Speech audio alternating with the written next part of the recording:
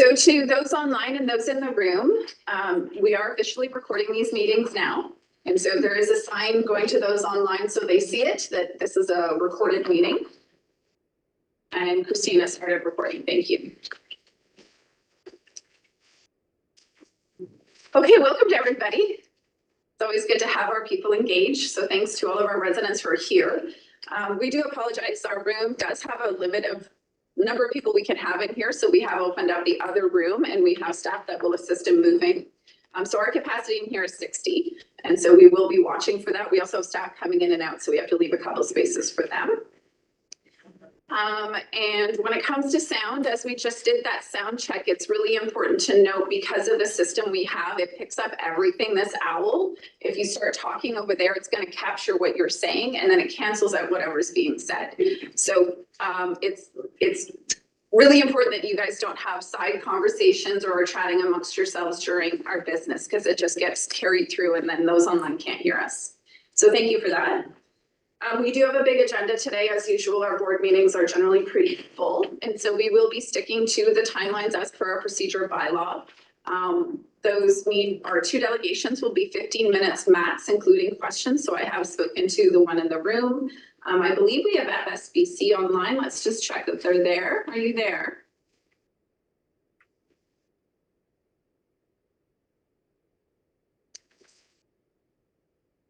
Sorry, 1 second. Let's just make sure. Chris Longmore and Brian Watson, are you online from SBC?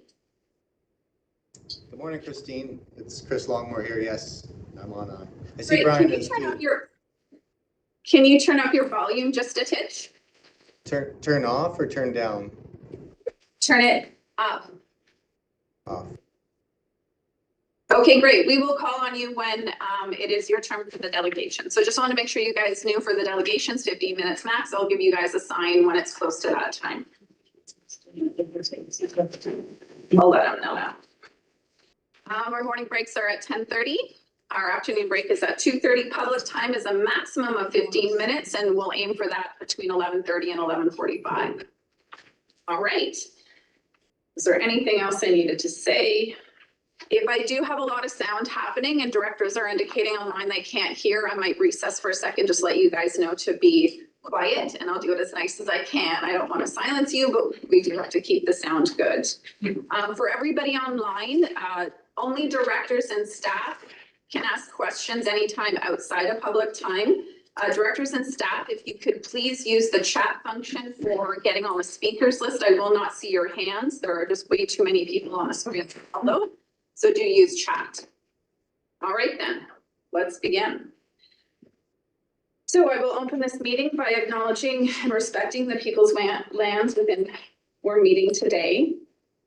And I'll ask for adoption of the agenda 2.2. Jackman, McLaren Co. discussion. Seeing none, all those in favor? Opposed, carried. Adoption of the minutes from March. McLaren Co. DeBoom discussion. All those in favor? Opposed? Carried. Thank you. CAO, you have some introductions. Yeah, thank you through the chair. We had a little bit of a domino effect in our HR department. So Alex Hadfield has left us for the city of Castlegar. Anna Micah Singh joins us in her role. Paige Lafranc moves into a role vacated by Regan Innes. David Barnhart joins us as a safety advisor. So we had a temporary leave for Andre Noel. He's gone till later in the year. So David joined us on a temporary basis, filling in with that role.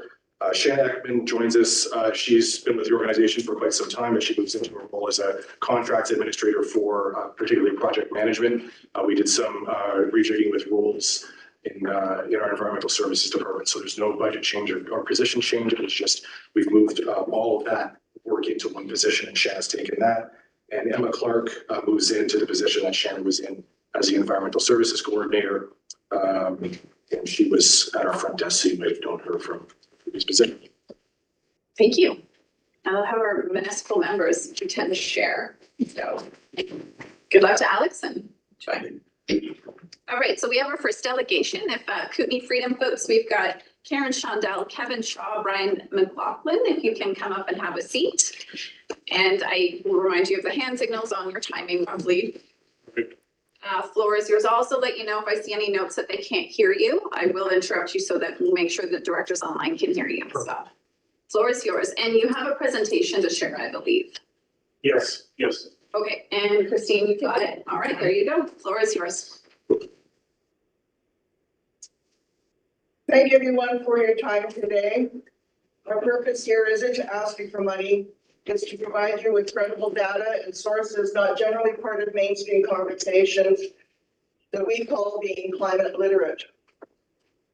In addition to reading and writing, literacy means becoming knowledgeable in a subject which requires research to determine the truth. We urge you, directors, before making any further decisions or actions or endorsements on anything climate related, including grants, ideas, plans, feasibility studies, etc., to become informed, because these climate actions are based on unsettled science, containing many erroneous claims. Like the staff's previous climate action plan claiming garbage and yard waste was 9% of rural carbon pollution. Organics and yard waste aren't carbon pollution, it's compost and a vital part of Earth's ecosystem. The package provided to you today, and I don't see it, so maybe you didn't get it. No. That's a slide. The package, well, there should be a package here, physical one with the USB in it for you, with all the backup science that we have. For each director contains documents, interviews, and presentations by credible scientists, doctors, professionals, and politicians. A petition we started 6 weeks ago, including comments, was handed over to Paris this morning with almost 800 signatures supporting today's delegation. And that is to stop the sustainable goals and to start getting back to common sense. As the UN IPCC quote says, this isn't about climate, it's about economics. And residents are waking up to this fact. We encourage the board to opt out of all globally driven climate actions and partnerships.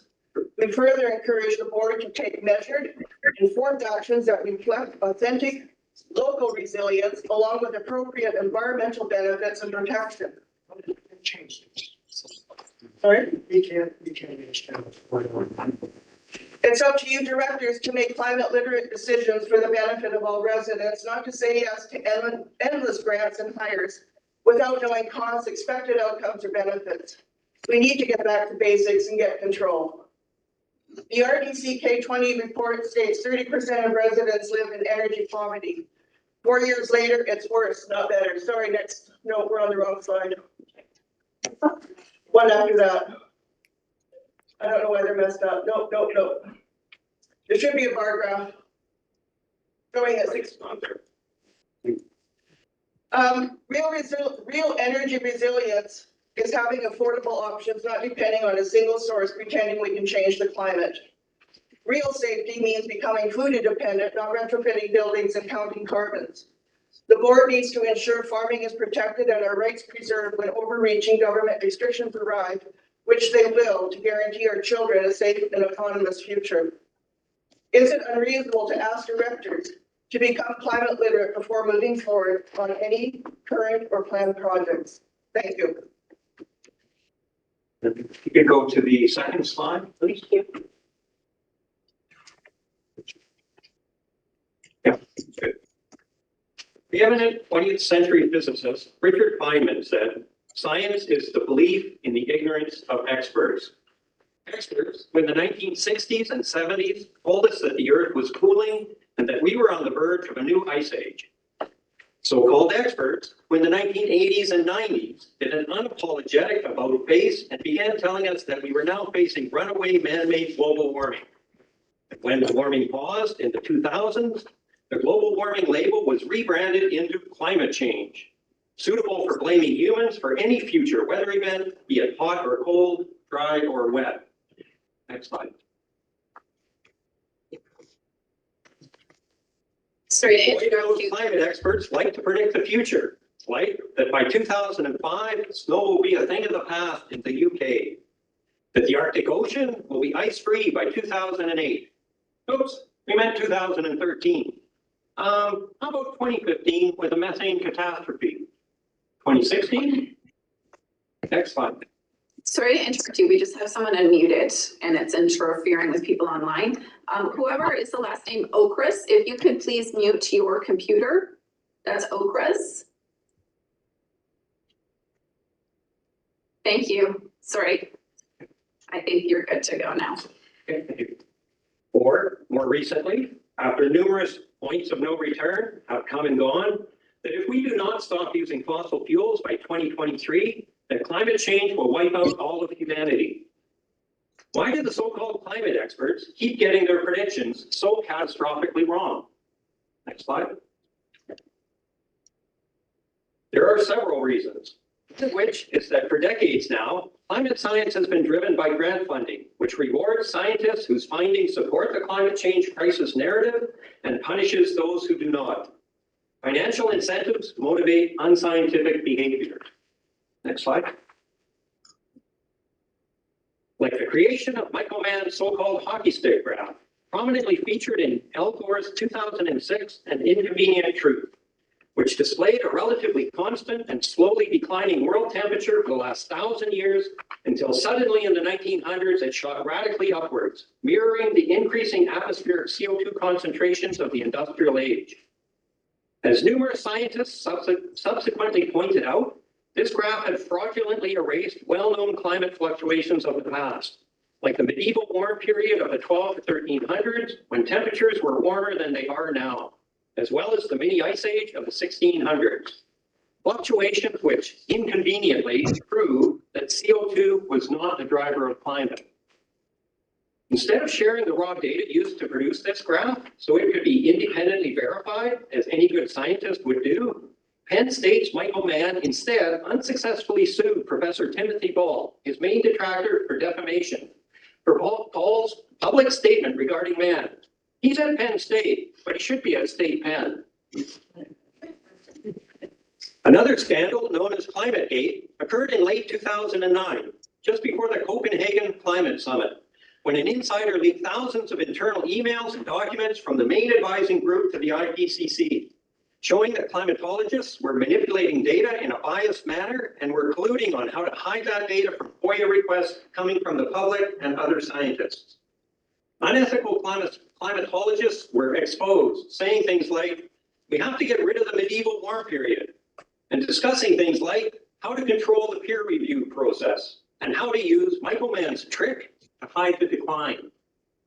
Another reason for climatologists' failed predictions is their reliance on computer models to tease out the minuscule effect of man-made increases in CO2 concentrations while ignoring vastly more consequential natural effects on the climate, such as changes in solar intensity, planetary orbital dynamics, volcanic activity, and cosmic radiation's effects on cloud formation. It's like trying to predict the temperature of the Pacific Ocean based on how many beachgoers are peeing in the water. Additionally, there are so many assumptions that need to be fed into these models that you can basically get any result you want by adjusting your assumptions. So the idea, as we're told, that the so-called experts are knowledgeable enough to claim that if the Western world were to achieve net zero carbon emissions by 2050, that the increase in global temperature by the end of this century will be limited to 1.5 degrees Celsius is ludicrous on the face of it. They have consistently shown that they are not up to this task and have no business making these kinds of predictions. They cannot predict the climate for the next month, let alone 50 years from now. Here in the Kootenays, we need to keep in mind that us achieving net zero by 2050 will have no effect on the climate whatsoever. There is no benefit to us in achieving this goal other than virtue signaling points. But on the contrary, there are real risks to the social and economic well-being of our communities in blindly marching towards an arbitrary goal handed down to us by hypocritical politicians and politically motivated science. Any actions we take must make sense on their own accord and not be motivated by outside influences. Thank you. Hello. Hi, my name is Brian O'Bloggin. I've been on the board of the Eco Society for 13 years. I'm an environmentalist. And before the global health crisis of 2020, I believe that climate change was a looming disaster. And if we don't lower our CO2, we're headed for certain death. As I researched more, I discovered that the science is seriously flawed. It is not about the environment. It is more about restructuring society and the economy. Could I get the emissions one with the blue graph up there? Yeah. We have to lower our emissions, question mark. By our own data, we are already there. RDCK rural residents are shining examples of low carbon lifestyle. We emit 1/3 of the national average in this region. The 2030, the next slide, please. The 2030-2050 agenda, with run by our corporate leaders who own the media and fly their Lear jets to these climate talks, are promoting electrification would mean doubling our power grid. At what cost? It is not diversification, it is dependent energy poverty. If the board were really serious about lowering emissions, they would look at corporate pollution and clear-cut logging practices, and poof, our emissions would be gone and solved. In 1992, Canada signed onto the UN Agenda 2021, and with the promise of big money, became a UN member state. The city of Nelson is now seeing how the UN agendas with its building codes is taking away public input. The science is settled. Then it's not science. CO2, the IPCC and their scientists, whose career is entirely dependent on climate research funding, do not research back far in history. The following information comes from the founder of Greenpeace, Patrick Moore. CO2 is only 0.04% of the atmosphere and is essential for life on the planet. 500 million years ago, CO2 levels were 6,000 parts per million. Today, we're at levels of 400 parts per million, the lowest level in history. 150 parts per million, nothing grows, we're dead. By releasing CO2 on the planet, we're greening the planet. The IPCC have ignored the effects on the sun and on the climate in the medieval warm period, where temperatures were much higher. If climate change or climate engineering is climate change, or is it climate engineering? Stratospheric aerosol spraying. What's happening? This has been happening for years. Drought conditions all over the world, including our local forests. This has been proven by access to flight logs by the Freedom of Information Act. We have soil samples showing these high levels of drying agents, aluminum, barium, strontium, magnesium. We can't, next slide, please. You are at 12, as you indicated. You wanted to know, yeah. We cannot talk about climate change without talking about our economic situation. Residents are suffering. Tent camps at City Hall. 15% of our citizens are living in RVs. Meanwhile, the RDCK has wage increase triple the national average. And excess hiring practices. Promoting electric cars and retrofitting our own buildings is not a climate solution. We need tax relief to buy essentials that could be possible if not more money was put into our $59 million reserve. Our board appears to have no choice but to approve the global climate plan, to receive grant money. There are other means to receive funding without a climate plan. Instead of endorsing globally influenced ideas, the board has its own strategic plan of creating policies, not following guidelines. Solutions. This is where we all come together. Let's get on track. Making policy that lowers poverty, emissions, increasing living standards for residents, helping families be healthier, self-empowered, and more resilient. Don't buy electric cars, buy good soil. Grow food, not your bank accounts. Biodiversity is biosecurity. Better irrigation methods, less chemical fertilizers, and gasification waste boilers to heat. Support local backyard farming. Money for retrofits? What about retrofitting the grow facility beside Rona to grow locally rich, nutrient food for us? Together, we have the power to make this happen. Let's do it. Thanks. Thank you.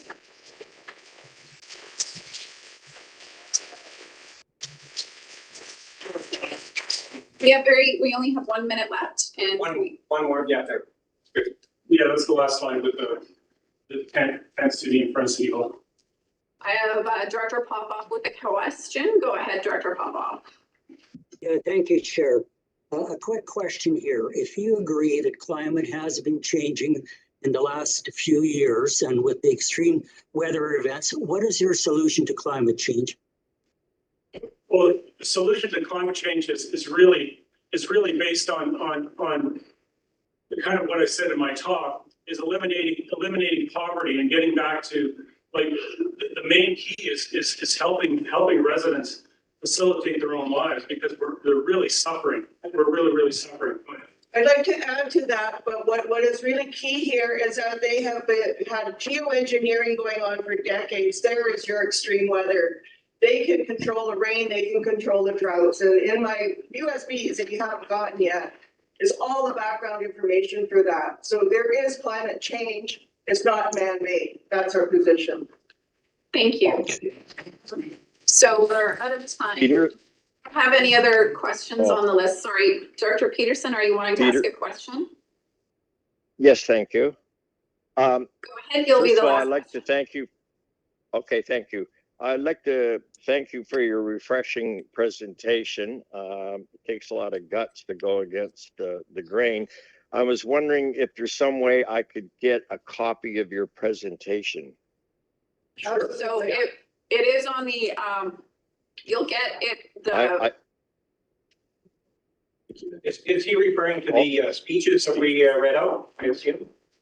I don't think those are in the That back. is correct. okay, we'll because, get those alternate circulated if you can directors- send them to us. Yeah, we can definitely. Okay. Thank you. And just for Thank information, you. Karen has supplied thumb drives to all the directors. Yeah, they'll be Yeah, circulated. so there's quite a bit of information in there as well. Okay, thank you so much. Thank We you. appreciate you coming in and providing your information. Yeah.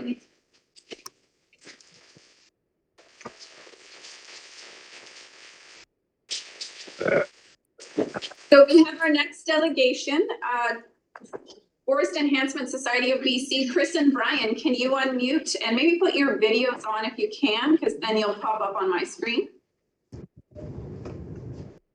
Good morning, Chair Christine. Audio. It's up to them online. They have to turn up their own volume, but we will ask them. Chris, are you there? I'm here, Christine. Can you hear me? We can hear you, but can you turn up your volume a bit, please? Okay. And do you have Brian as well that will be presenting? Brian is on the call here, yes. How's my volume there? Yeah, we can hear you. Thank you. Okay. And sorry, Chris, before you begin, we do have quite a few people unmuted. And before you share your screen, Christine, the last two digits of 88, can you mute them?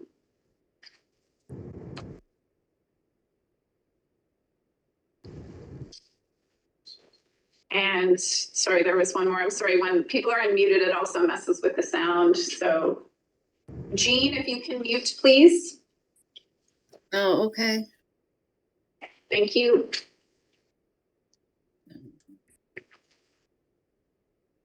Brian, I see you there now. I just flipped my screen. We have about 4 screens to get through to see everybody. It's Jay, if you can please mute. Anybody you see unmuted that's not Chris or Brian, if you can mute them, please. Sorry, Chris and Brian, we want to make sure people can hear you. Okay, where did Chris go? Do you have a presentation? You can go ahead now, Chris. And Okay, welcome. thanks, Christine. I'm gonna share it here. Christine, can you hear me? Yeah, we can hear you. It's Amy, Director Chair Watson. Okay. Thank you, Director. We can hear you. Yes, thank you. And we can see your presentation. Excellent. All right, floor is yours. Go ahead. Thank you. My name's Brian Watson. I'm an operations manager with the Forest Enhancement Society of British Columbia. I'm talking to you today from the traditional territory of the Tanaka peoples in Cranbrook. Thank you for having us. Chris, did you want to introduce yourself? Sure, yeah, thanks, Brian. Good morning, Chair, Directors, and Regional District staff.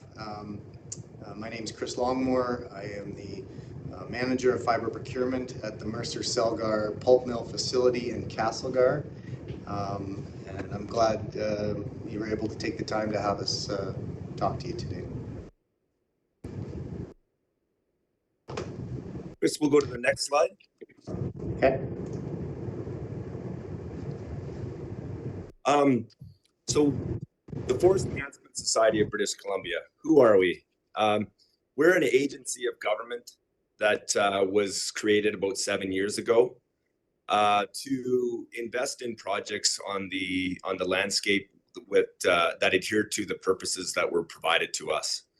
Wildfire risk reduction, the utilization of fiber, to participate in projects that had carbon benefits were some of the early purposes of FES-BC that remain today. We are a proponent-driven organization. We rely on eligible parties to submit applications to complete work on Crown land. We only fund work on provincial Crown land. We don't fund work on private land. First Nations reservations, we do not fund that either. So we're really just relegated to Crown land, which is a significant piece of the land base, as you well know. Our funding that we currently have is really just for us to participate in projects that reduce the risk of a wildfire around communities. Secondly, to utilize fiber that would otherwise be burnt in just normal forestry operations. And where possible, we'd like to do both, where we can utilize fiber that's generated from wildfire risk reduction projects. That's sort of like the triple word score for us. Over the last 7 years, the Forest Enhancement Society has funded approximately $23.5 million worth of projects in the Kootenay boundary area. So right from the West Boundary Community Forest to the Kimberley Nature Park, just in my hometown, or close to my hometown, is sort of where we've been. Next slide, Chris.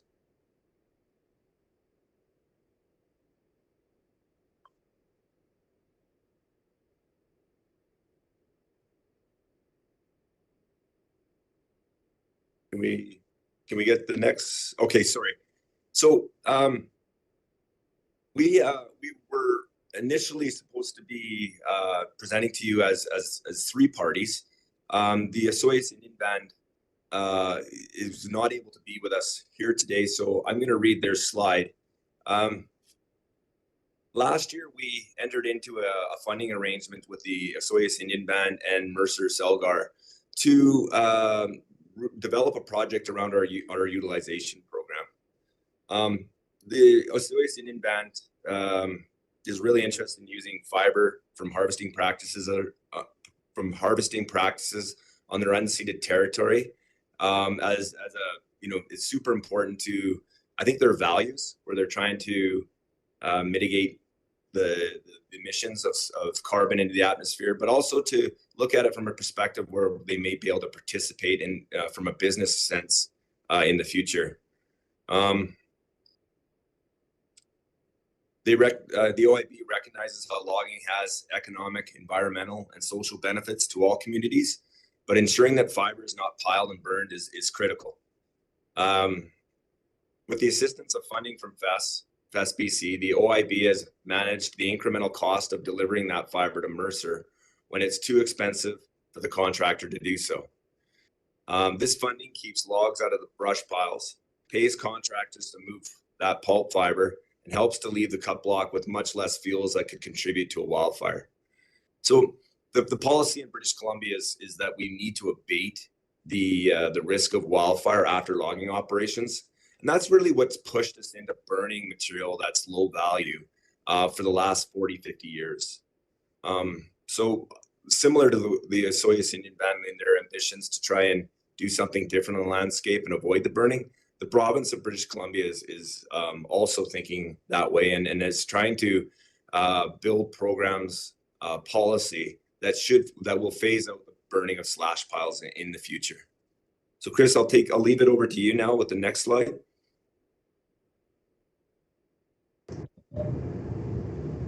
Okay, thanks, Brian.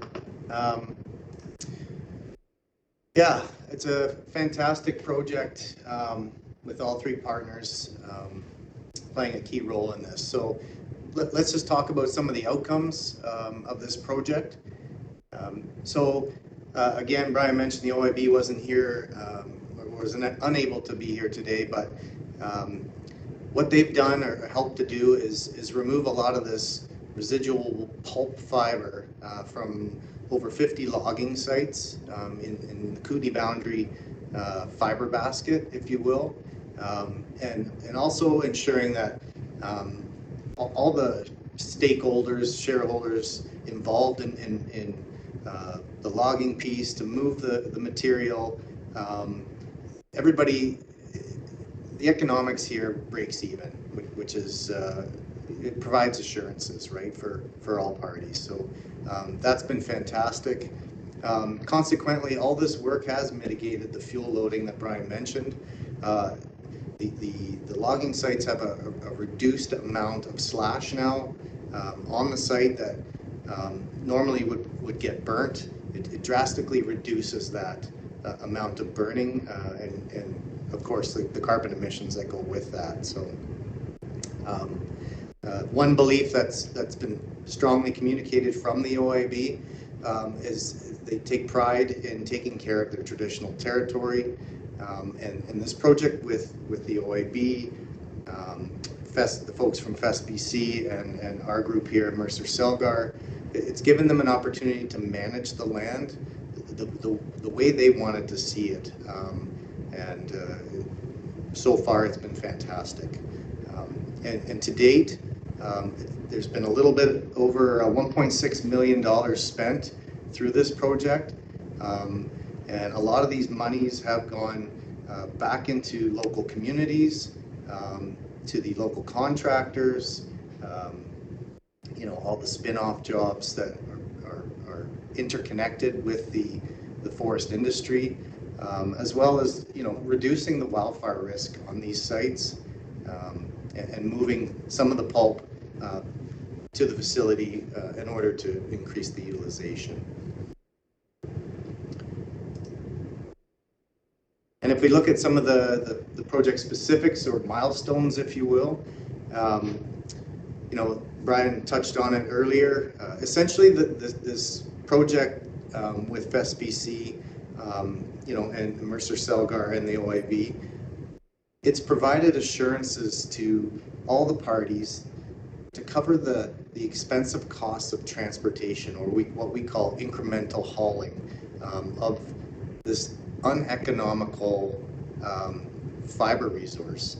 And what it's done is it's increased the utilization. It's helping to reduce the carbon emissions. It's provided the OIB an opportunity to responsibly manage their lands, and it wraps it all in where there's economic assurances for all the groups. So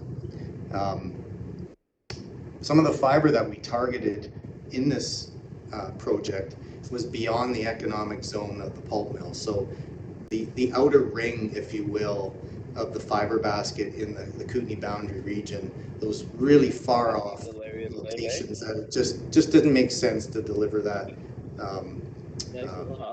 pulp log.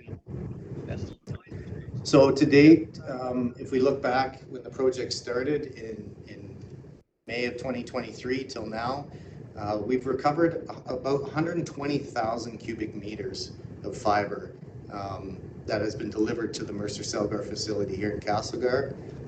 Some of you might think, well, what the heck does 120,000 cubic meters look like? So it's about 2,400 logging trucks of pulp logs.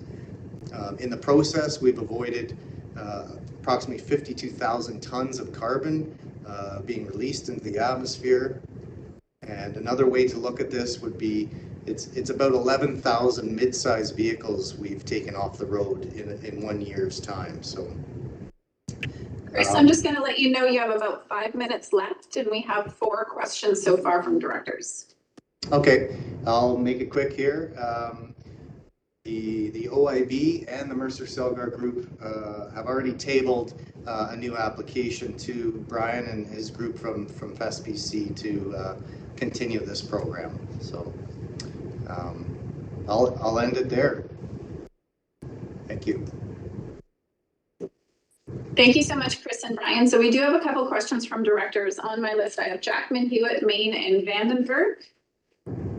Director Jackman. Thanks very much. Thanks for the update. Mercer has provided quite a bit of information over past years. My questions are going to be around the next step in energy production. First off, though, it's good. Less burning of low value is less smoke, and less smoke we have to breathe is better health. So thank you. We've seen though that the mills having to buy saw logs in the past to chip for pulp, and that's definitely the wrong path to go down. So kudos for getting the pulp logs to the mill. But on top of that, and I should say, I've seen a lot of loads coming off the shore with 3-inch tops, and cabled up so they'll hold together. But it's very encouraging to see how much more fiber you're hauling off the mountainside. But along with getting these pulp logs that weren't considered previously to a mill, what about the next step, the energy generation? Can you share with us anything? Have you had any more success negotiating with BC Hydro for long-term electricity provision agreements, which is necessary before Mercer can make its investments in additional energy production? The same question for Fortis Gas. I mean, I understand you can gasify some of this residual and provide renewable natural gas for some 10,000 homes. Can you share anything on the direction you're going there? Because Fortis has a 2030 commitment, and I understand you need several years to bring any of this into production. So short of giving away secrets, how long would it take you to shift to the energy production? Is FESBC behind that? And what can you share? Go ahead, Chris or Brian. I'll start. Thanks. From the energy side of things, you know, eventually what happens with this incremental fiber that comes into the mill is there is a hog component that is generated from this, which goes directly to the power production at our facility. I can't comment on the increased viability, I guess, of the power. I know with the recent droughts, we expect that Fortis and or Hydro will approach us for an increased production of that. But as far as how that looks with the overlap of with the FESBC group, it hasn't been explored, I guess, in our minds here.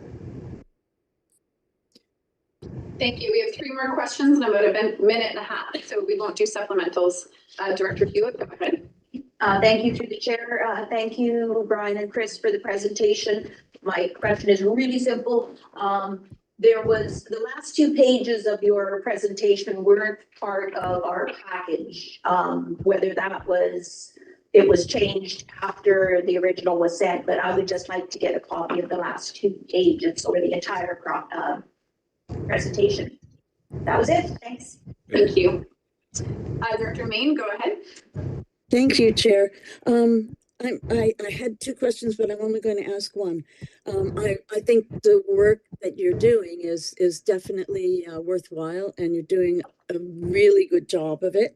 But I have a question about the intent of the program. Seems a bit like externalizing profit and internalizing costs to the taxpayer. So I'm wondering is there a buy-in from the private sector that is benefiting from cutting of wood in the forests, but these cleanup costs, some of these cleanup costs are being held publicly. So where's the balance between those 2 competing interests? I'll take this one, Chris. So I think the forest industry is changing. You know, we're looking to do more with less, I think, on the landscape as our harvest levels come down. The government's obviously looking to rural BC and trying to sustain jobs and economic activity. I mean, that's on the on the political side of things, and we're apolitical at FSBC, but I think everything we do is somewhat aligned with government because it is government money that comes to FSBC. When we calculate our investment rates, or when we fund a wildfire risk reduction project, we're really cognizant of the idea of fully covering the actual costs that would be borne by. We're trying to qualify the cost to move the log, say, from the back end of Kootenay Lake to the pulp mill, with what the value is. So we look at the cost quite closely. We assess the value of that log, and where the difference is what we pay. And Chris will attest to this. We're quite sensitive to this at FSBC. We do not want to overfund projects because it is public treasury that's very scarce, and we're trying to get as many cubic meters in the program as possible. So we recognize that everybody in the supply chain has to cover their costs, and part of those costs are profit and risk assignments, if you will, or every logger's in it to make money, and we recognize that. But we do not want to pay any more than we absolutely have to get that distant log to that mill.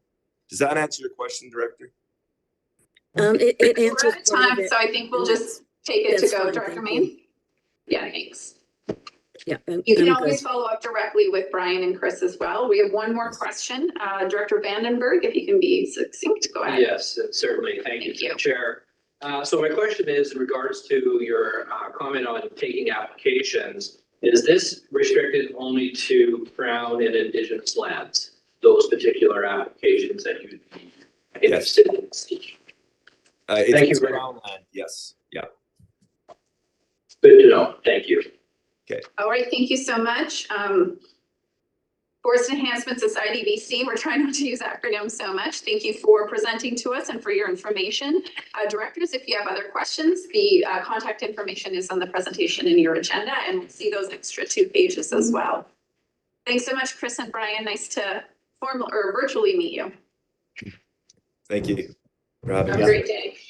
Bye-bye. Thank you. You folks too. Okay, directors, we're going to keep moving along. Items 3, we're in section 3. 3.1, 3.2, and 3.3 are just for your information. They're being referred to further meetings. We do not need to make motions on these at this time. Committees and commissions for information. We've received those for our information. Any edits can be submitted to to the meeting coordinator. I think they're all good. With recommendations, 4.2.1, South Slocan Commission of Management. Who would like to take that one? Is that you, Director Hall? Yeah, thank you, Chair. I'd like to move the recommendation that the board appoint the following individuals to the South Slocan Commission of Management for a term to end December 31st, 2024. Mandy Chutzkov and George Mentz. And further, the board send a letter to outgoing members Ian McGovern and Cindy Lawrence, thanking them for their service. Thank you. Do we have a second? Thank you, Director Lund. Discussion? All those in favor? Opposed? Carried. All Recreation Committee, 4.2.2. Director McFadden, I believe you're the chair of that committee now. Go. Sure. Number 1, the board approved the acquisition of Trans-Canada Trail. Proposal. That's what's the proposal. Anyways, reports for an amount up to $20,000 to be allocated for individual regional parks reserves, with each regional park service responsible for funding only their portion of the required reports. Do we have a second? Thank you, Director Hanegraaff. Further discussion? Again, those online directors, do put your name in chat. It's impossible to see any hands. Seeing none, all those in favor? Opposed? Carried. The next motion, go ahead, and then I think Director Page might have an amendment, but go ahead. Number 2, that the board approve the Community Service Access and Inclusion Policy Framework. Do we have a second? Thank you, Director Hanegraaff. Director Page, go ahead. Yeah, so we had a bit of this discussion before, and then listening to the discussion around concerns around budget, I did want to amend the Community Services Access and Inclusion Policy to replace the individual personal benefit limit of $100 for adults and $150 for youth with a total program budget not to exceed 7% of the annual user fee revenue within each recreation service. So do you have an amendment you're proposing? And if so, can you put it in the chat? Yeah, that we amend. Oh, yeah, I sent the resolution to staff. Yeah, please do put it in chat so we can see it for those online. Thank you. So I'm just going to read the proposed amendment and then we'll see if we get a second. Note David off, please. Amend community services access and inclusion policy to replace the individual personal benefit limit of $100 for adults and $150 for youth with a total program budget not to exceed 7% of annual user fee revenue within each recreation service. Is there a second for that amendment? Jackman has seconded the amendment. And so now we'll discuss the amendment only. David off, do you want to speak to the amendment or the main motion? On the amendment, Chair. Okay, and sorry, I failed to let Director Page open, so I'll come back to you. Go ahead, Director Page, you can open on your amendment and then we'll go to David off. Yeah, so we had a discussion about removing the personal benefit completely, a new piece of the policy that didn't exist previously. I did want to note for the board, this work was initiated from Recreation Service 5, the one I chair, and the largest recreation service within the district where this benefit is the most utilized. The reason for this amendment is to looking at the historic funding for the Leisure Access Program. It comes in at approximately just under 7% of total user fees. And so in the spirit of containing costs and making sure that we're accountable to our taxpayers and that we understand what these programs may cost, and then also appreciating that when an existing user goes and accesses the general admission part of this program, they receive upwards of $500 worth of benefit throughout the course of the year to take care of their health and invest in their well-being when they have issues financially or otherwise accessing the facility.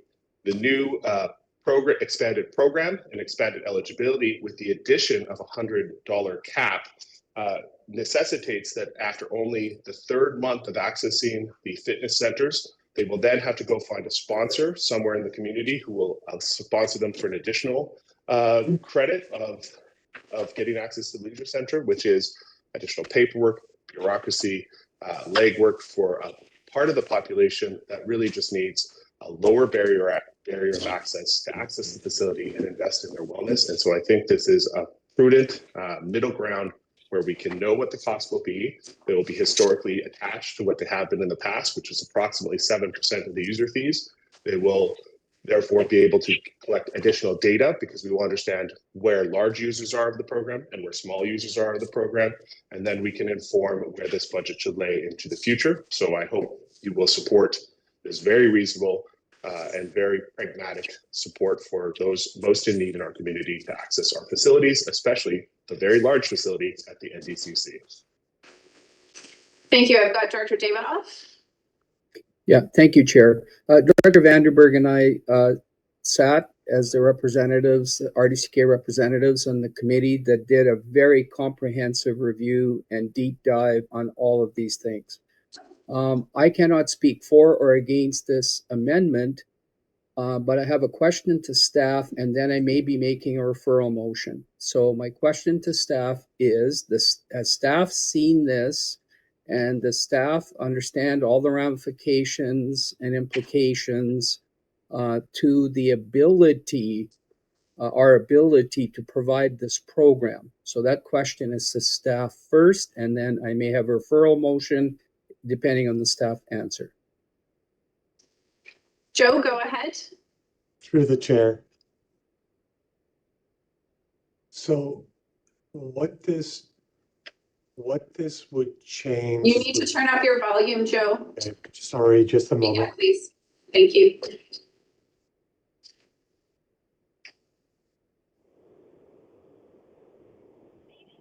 The number ending in 23, if you can please mute your computer, it does affect our sound.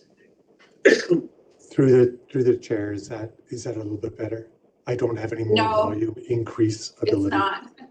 It's not. Just put your mic like in your mouth. Sorry, through the chair, is that better? Sorry, Can you mute 2-3? Thank you. Sorry, Joe, go ahead. Is that better? Little bit, just go ahead. Okay, through the chair, what it means is where the point of control is for the cost of the program. So part of the, so I can understand the concerns of Director Page. It would for some people, and I don't know the numbers, but Director Page is absolutely correct that for some people, this would mean more work than they have right now. The program is expanded, so it doesn't change the scope of what is eligible to be funded. It changes the way we control the budget amount. So the way that we would have to do that at using the individual budget amounts allows us to control it through the software piece. So it's an administrative, a little bit of an administrative ease. This would mean that we would need to control it on a budget level. But that is perfectly, it is possible. It just won't be quite as accurate. Some ways it actually might be better information. So it hasn't been totally fleshed out, Director Davidoff, so I was aware that this was coming, but we haven't totally fleshed it out. But what we would have to do is actually track it at the budget level to meet what the intent of the motion is. I don't know if that's clear enough. You're muted, Director Davidoff, but I know you're speaking. Go ahead. Sorry, Just unmute. yeah, that helps me because what we have done is that we see this is not a paradigm shift in what will happen, but I'm going to speak against the amendment because I think we can bring this in after in our all rec meeting, we talked about doing this for a year, seeing what happens with the way we passed everything and what we recommended. We had extensive conversations on this. So this is something that is not a paradigm shift, but again, to bring it at the last minute here without any fulsome discussion or referral back to the committee, that's why I'm speaking against it. It may be a good thing and it may not be a good thing, but we can do this later. We can proceed with what the All Rec Committee debated at length and then look in a year as to the impact of what we passed at All Rec, and then look at other options and tweaks such as this. So I speak against the amendment. Thank you, Chair. Thank you, Director Davidoff. So on the amendment, I've got Vandenberg, McFadden, and Jackman. Vandenberg, go ahead. Great, thank you, through the chair. The question that Director Davidoff presented is exactly what I had in mind as well. This was new to me. I wasn't expecting this. We did talk about this thoroughly. Thank you, Joe, for your response. You're telling me that you're kind of not sure, and I don't think that that's a good place to be. So therefore, I will not be supporting this amendment. Thank you, Director McFadden. Yeah, thank you. Through the chair, I have the same concern as Director Page, but probably on the opposite, and maybe it's me misunderstanding the policy. My concern is if we put a cap of 7% of revenues, what happens if we use up that 7% in the first 6 months and someone comes the next month needing the service? Does that mean we can't provide the service for that person that needs it? Whereas right now, if we have a cap per person, then it at least allows that everyone will be able to access it and will have some information. So unless I'm misunderstanding, and please, Joe or anyone, if I'm misunderstanding, that is my concern with it, and we'll speak against it on that, unless someone can give me an answer. My fear is, and it probably won't happen, I get it, that we usually have only done right under 7%, but what if all of a sudden now we have an influx of people needing the service and then we can't provide it, is my fear. Okay, I'm going to ask a question to Joe just to feed off of what Director McFadden said. So our next All Recreation Committee meeting, I believe, is late June. If we do approve this policy today, can we still make changes at that point? And that's through to Joe. Yeah, through the chair, the implementation time for the policy is September. So So you would have some time. It shortens down our time to prepare for the administrative processes. That's what it would change. And I haven't had a chance to talk to Tricia or our team that would lead that implementation process about timelines. Thank you, Joe, and Director McFadden. I hope that, I just want to get a timeline on there. Director Jackman, you are next for the amendment. Yeah, thank you. For every speaker adds new thoughts to what I was going to say, but to part of the comments Director Davidoff made, which is quite valid, about how much we discuss this. I do feel we did discuss this kind of approach at the last All-Rec. We had quite a long conversation. We just came out not providing the flexibility. I think it was flexibility that Director Page is suggesting here. So I think if everybody thinks back to that meeting, we talked about a lot of ways to approach this. In terms of a 7% cap, we can make amendments. We have, monthly and quarterly tracking of what's going on. So we can shift, make a financial plan, and whatever has to be done online pretty quick and easy. We will be doing that anyway. We always do. So I hope that wouldn't be a barrier, because as Director McFadden said, I don't want to see people being told, sorry, you came too late in the year. You're a winter user, but we're already out of money. That's the last thing that we have now. We're active outside in the summer, then fine in the winter, they're out of time. So I think we can manage that. But I do think this will give us more data, because we'll see the extremes in user access, that we won't arbitrarily just cap somebody else and say, sorry, you're done for the year. I would rather in this transition year that we have this approach, more flexibility, gain a little bit more data, then revisit. That it seems to me this is a logical evolution as to how we used to allow people to access the facilities, and staff are very good at understanding making those calls for where they benefit to society, individual health, all of that rests with letting somebody in the facility more than just $100 worth of access. So I like this. This is, to me, transitional. We did discuss it. We just didn't land on it at the last meeting. And I wouldn't want to wait too long and end up in the same spot again. So I think the amendment is a good one. Thank you. I have no other speakers on the amendment. Director Page, as the mover of the amendment, do you have any final last words that are short? In the interest of the board, I do not. Okay, thank you. So we're going to vote on the amendment. All those in favor? 1, 2, and online, 3, 4. Those opposed?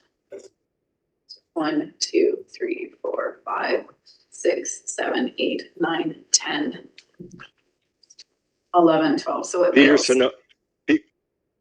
Peterson opposed. Okay, thanks, Director Peterson. So the amendment fails. That does not mean we can't rediscuss it in June at the next All-Rec meeting. And we're back to the main amendment now, which is still on the floor, and that is that the board approve the Community Services Access and Inclusion Policy Framework. Is there anyone like to speak to that? Page, go ahead. I will just say I am going to vote in opposition to this change in the policy.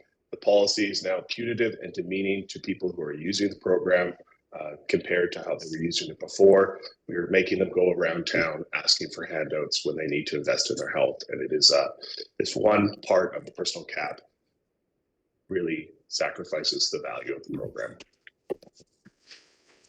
Thank you, Director Page.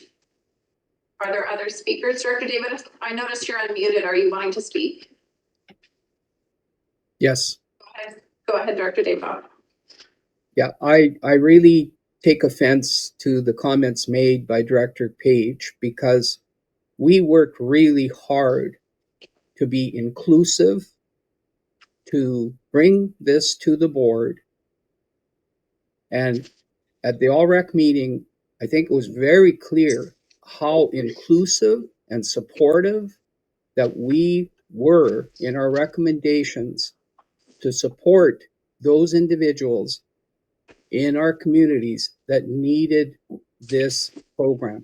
So I just take offense to the comments made by Director Page about, people looking for handouts and things like that. Like, it also I also just want to commend staff's work in everything they did on something that was really complicated and has not been reviewed for a very long time. And I think all the members of the All Rec Commission saw and heard how hard we tried to be inclusive. So I just needed to say that, Chair.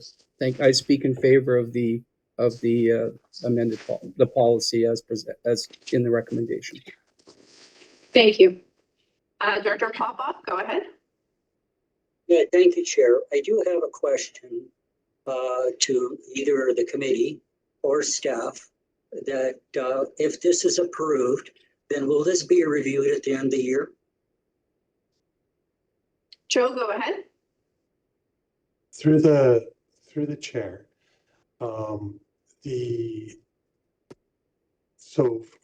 next thing is that we have to put this into a policy, into the policy framework. So it's going to be coming back to the board as the policy. So this is kind of like the preamble of where you're giving us direction to bring this back as a policy. So just so you know, so that this is coming, it's coming back to you. Through to Director Popoff's question, the intent was that the new policy would come into effect for the fall season. So yes, you could get a report on the last 3 months of the season of the year in January of 2025. Yeah, thank you, Chair. Based on being reviewed, how well it worked, I would support this. Thank you. Thank you. I have no other speakers on the speakers list. So on the main motion, all those in favor? Anybody opposed? Paige is opposed. Would you like to be recorded? No, okay. Thank you. So we're moving to number 3, Director McFadden, go ahead. That the board approves the following schedule of fees and charges for admissions be implemented for September 3rd, 2024, as per the All Recreation Commission or Committee, March 27, 2024 minutes. Thank you. Do we have a second? Thank you, Director Hanegraaff. Discussion, looking around the room first. Looking on that line, all those in favor? Opposed? Thank you, that carries. 4.2.3 Water Services Committee. And I can't remember. Newell, yes, thank you. Sorry, I always think it's. A lot going on. I'd like to move the first recommendation that the board approve an amendment to the 2024-2028 financial plan. Reduce for service S2 55 water utility Balfour user fees to $296,826 and further to reduce contribution to reserves to $124,367. You second that, Director Graham? And you want to speak to it? Go ahead. Thank you through the chair. I had a meeting with Lily after the Water Services Committee meeting. There was some miscommunications that had gone out from the regional district with regards to some of the charges. And there was further a miscommunication from the advisory committee meeting that I was not at, which I will never do that again. So in the end, I just wanted to say thank you to Manager Wolf for helping me work through this. And I would appreciate the board's support in this amendment that we are making to the water services program today. Thank you. Further discussion on the motion? I don't see anyone in the room or online. All those in favor? Opposed? Carried. Go ahead, Director Newell. Second recommendation that the RDC Clean Water Utilities Rates, Fees and Charges bylaw 2951/2024 be read a first, second, and third time as amended. And to repeal or replace the document. Thank you. Do we have a second? Thank you, Dr. Jackman. So the as amended, of course, is the motion we just moved. Further discussion? All those in favor? Opposed? Carried. Go ahead, Director No. And said bylaw for adoption. Do we have a second? Thank you, Jackman. No discussion on adoption. All those in favor? Opposed? Carried. Flip the page. One more. Go ahead. Yes, and this one is interesting situation. So that the RDC, that the Regional District Water Services Committee recommends that the board direct staff to provide metering refunds to water customer accounts that the four are listed there for the amounts of actual costs for metering costs incurred. That's our administrative costs. And the refunds are estimated at approximately 5,000, 15,000, 4,500, and 9,000 respectively. That would have otherwise been covered under the Phase 1 Erickson metering program. Second, Vandenberg. Discussion. That was at 9:59. Okay, all those in favor? Opposed? Carried. All right, Community Sustainability Living Committee. Director Main, do you want to move this motion? Yes, I will move that the board direct staff to review the current Community Sustainable Living Advisory Committee terms of reference and bring forward a report for the June 18th, 2024 CSLAC meeting. Do we have a second? Thank you, Vandenberg. Discussion? In room, online, all those in favor? Opposed? Carried. Joint Resource Recovery Committee, Director Jackman chaired that one. Go ahead. Yep, thank you. So there's 9 of these, and I don't think we should try and group them, especially since there's a bylaw or in the middle. So I'm just going to read the intro to each one. First recommendation, all vote weighted. The board approves amendment to the 2026 financial plan for West Waste Service 188. Transfer reserves to increase by 799,644 and capital expenditures to account for the increase in the amounts listed for the 3 projects. Second. Yeah, seconded. Discussion. Looking in the room first. Online, Director Davidoff, go ahead. Yeah, I this was a surprise to me at our meeting yesterday, and I know we ended up with unexpected costing, but this is pretty heavy duty money, and I'm just wondering, like, when we were doing our budget deliberations, was staff aware that this was a possibility? Because, and did staff remind us of that during our budget discussions? Because I don't remember it. So I just want to ask a question to staff, to the chair. Was staff aware of this potential huge $800,000 swing? And did staff inform us at some point that I missed it? Is Uli on the line? Uli, are you there?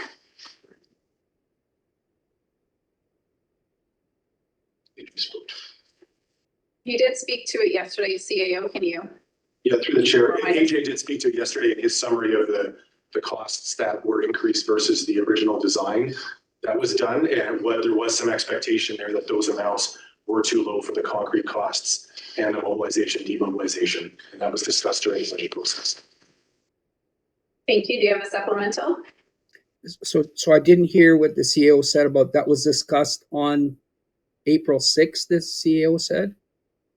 No, through the chair, I didn't say an exact date. It was discussed yesterday and it was discussed during budget. Okay, then I missed that. So I'm sorry. It seemed like a surprise yesterday to myself, and I don't know if it was a surprise to anybody else. Thank you, Chair. Thank you. Further discussion on the motion? I recall the concrete prices for where we are with the significant changes. All those in favor? Opposed? Carried? I'll go ahead, Director Jackman. So the second item is loan bylaw, loan authorization bylaw. So now we go to first reading, then it goes to the ministry, I understand it comes back. So move the West Waste Management Subregion Refuse Disposal Recycling Service, the Cusco Dam Transfer Stations, loan authorization bylaw 2962/2024. They were at first, second, and third time. Thank you. Do we have a second? Thank you, Director Tierney. Discussion? Being in the room first. Online. All those in favor? Opposed? Carried. The next one also all vote weighted, which most of these are. Move the board authorize staff enter into a services agreement with North Mountain Construction Limited for West Roseberry and Spokane Transfer Station upgrades in the amount of $2.6 million as stated. Thank you. Do we have a second? Thank you, Director Hanegraaff. Discussion. I'll look online first. Just Go ahead, Vandenberg. right, thank you to the chair, and I know this is not particularly in my area, but I'm wondering, is stating not including GST, is that accurate? Is that what you want to have in there? Yeah, through the chair, normally that's what we include because it shows the cost of the regional district. We get a rebate for the GST, so we don't put that in there. Okay, thank you. Further discussion? All those in favor? Opposed? Carried. Go ahead. Yesterday we had somebody recused. Oh, yeah. Did it right again. We had it noted. Director Hewitt, please make your statement. Go ahead. Sorry. Chair, I, Director Hewitt, wish to declare at this time that I'm not entitled to participate in the discussion or vote on the next item of business on the meeting agenda. That is item number, it's 4.2.5, resolution number 4, by reason of in conflict, a direct pecuniary conflict, and that I wish to leave the meeting at this time and request that the minutes record my leaving the meeting for the reasons stated. Thank you, Director Hewitt. Do not rely on me to remind her because I completely missed that yesterday. Somebody can open it. Director Jackman, once we're done this item, can you let her know? Yeah. Or Newell, actually, sorry, we're running them. Or tomorrow over. Okay, go ahead, Director Jackman. Item 4, all vote weighted, another contract, the board authorized staff to enter into a services agreement with Brenfit Industries Limited, the HB Tailings Facility 2024 erosion control works in amount of $87,490 for payments, not including GST. Second. Thank you. Discussion, looking in the room. Anyone online? All those in favor? Opposed? Carried. Now let's let Director Hewitt back in. Thank you. Go ahead, Director Jackman. Okay, item 5 on the agenda, another all vote weighted. Move the board accept the insurance deductible modification for SRK Consulting Canada Limited's professional errors and omissions liability insurance and increase the deductible from $50,000 to $500,000. Further, board also accept the modification to the professional errors and omissions liability coverage to reduce the aggregate amount from $10 million to $500. Seconded. Thank you, Director Hanegraaff. Discussion from the room. All those in favor? Opposed? Carried. The item 6 is all vote not mooted. So move the board authorize staff to proceed to the Central PB Invasive Species Society 2024 Option 1 recommended treatment options for all sites, which involves use of herbicides and or mechanical treatments to control invasive species dependent on site-specific conditions. Do we have a second? Thank you, Director Newell. Discussion. We discussed a lot of these yesterday, but okay, all those in favor? Sorry, that was very hard to tell. 1, 2, okay. In favor. 1, 2, 3, 4, 5, 6, 7, 8, 9, 10, 11, 12. That passes. Opposed? I'll be opposed. Thank you. Okay. Jackman, do you want to be recorded? Not recording is necessary, possibly in violation of Robert's rules because I moved it. Somebody else remind me that later. You can oppose your own motions. Yeah. Yeah. It's called democracy. Yep. And Chair, I'd like to be recorded opposed as well. Okay, David, I'll record it opposed. Thank you. Still passes. Go ahead. Item 7 is also an all vote. I move the board authorize staff to apply for an organic waste to energy business case grant for the Green Municipal Fund to access viable waste to energy systems and business models for Crefton and Udashenia landfill. Thank you. Do we have a second? Thank you, Newell. Discussion. Vandenberg, go ahead. Thank you, through the chair. Yes, we spent some time talking about this yesterday, and I guess in in terms of reflection, I'm still concerned about the use of our staff when our resources are low for the value or the benefit that we're getting out of this. One day it's going to be valuable, but the timing of it, this doesn't strike it right with me. And I think our staff could be working on other bigger picture items and certainly their work plan. And so I just wanted to point that out again, that I will not be supporting this further to considering our conversation on it yesterday. Thank you, Director Vandenberg. Further discussion? Jackman, go ahead. Sure, but Mike, I don't think we're gonna learn a lot about Preston from this, because we pretty well understand our incremental closure, what we're getting out of it. I don't think it's too early to start looking more closely at the shed yet. Because I don't know how incremental closure is gonna roll out there, but it's a lot bigger than pile of garbage. So I think this is one case where I hear don't take the grants. This is one case. We're gonna end up doing this anyway. Just in case people are listening to grants associated with our costs, we're gonna do this anyway. This is one I do agree with starting on now, like pretty well all of our waste management initiatives to get ahead of the curve on what's gonna be put on us regardless of what we decide. Thank you. And I do believe I heard yesterday, and CEO remind me if you recall as well, that there was quite a timeline. There was quite flexibility in terms of applying for the grant, so they don't have to do it immediately. And that gave me some comfort because I do recognize the importance of the current work plan and when we divert from that for an opportunity. But this one has quite a long length period on it to apply, so it does give them some time, and I'm comfortable with that. No other speakers? All those in favor? Opposed? Vandenberg reported? Yes, please. Graham reported? Okay, so just Graham and Vandenberg. Okay, Lockwood reported? Lockwood reported, please. And you're noting that? Yeah, thank you. Number 8, go ahead. Yeah, 2 to go. So number 8, also all vote waived. I move the board authorize staff to purchase 6 roll-off bins for the Fusion West Manufacturing for total cost being $103,445, and as the rest of it distributed between the 3 services. Second. Thank you, Newell. Discussion? All those in favor? Opposed? Carried. And the last one from yesterday, all vote waived. Move that the resolution number 5724 being I won't read the whole thing with respect to the lease agreement for Oakney Creek Marina Limited, be amended to read that the board authorized staff to extend the lease agreement with Oakney Creek Marina Limited for the lease of lands associated with the Oakney Creek Recycling Depot until July 31st, 2024. Second, thank you. Discussion? Seeing none, looking online, all those in favor? Opposed? Carried. Okay. 4.3, Director's Reports. This is the month we do, well, we actually referred it last month, that's right. But I'm going to recommend we postpone this to the end of the meeting again. Director Hewitt? I think I would just like to recommend referral to the next meeting because we got a pretty heavy agenda. Okay. That will be my motion. So see if we get a second on that. Referral to May, which would be when we would do them again anyways. That's 3 seconds. Okay. On the proprietary of referral? Nope. Okay, all those in favor? Opposed? Carried. Thank you. And Christine, I'm sorry, I keep forgetting to check in with you. Just let me know if you need something.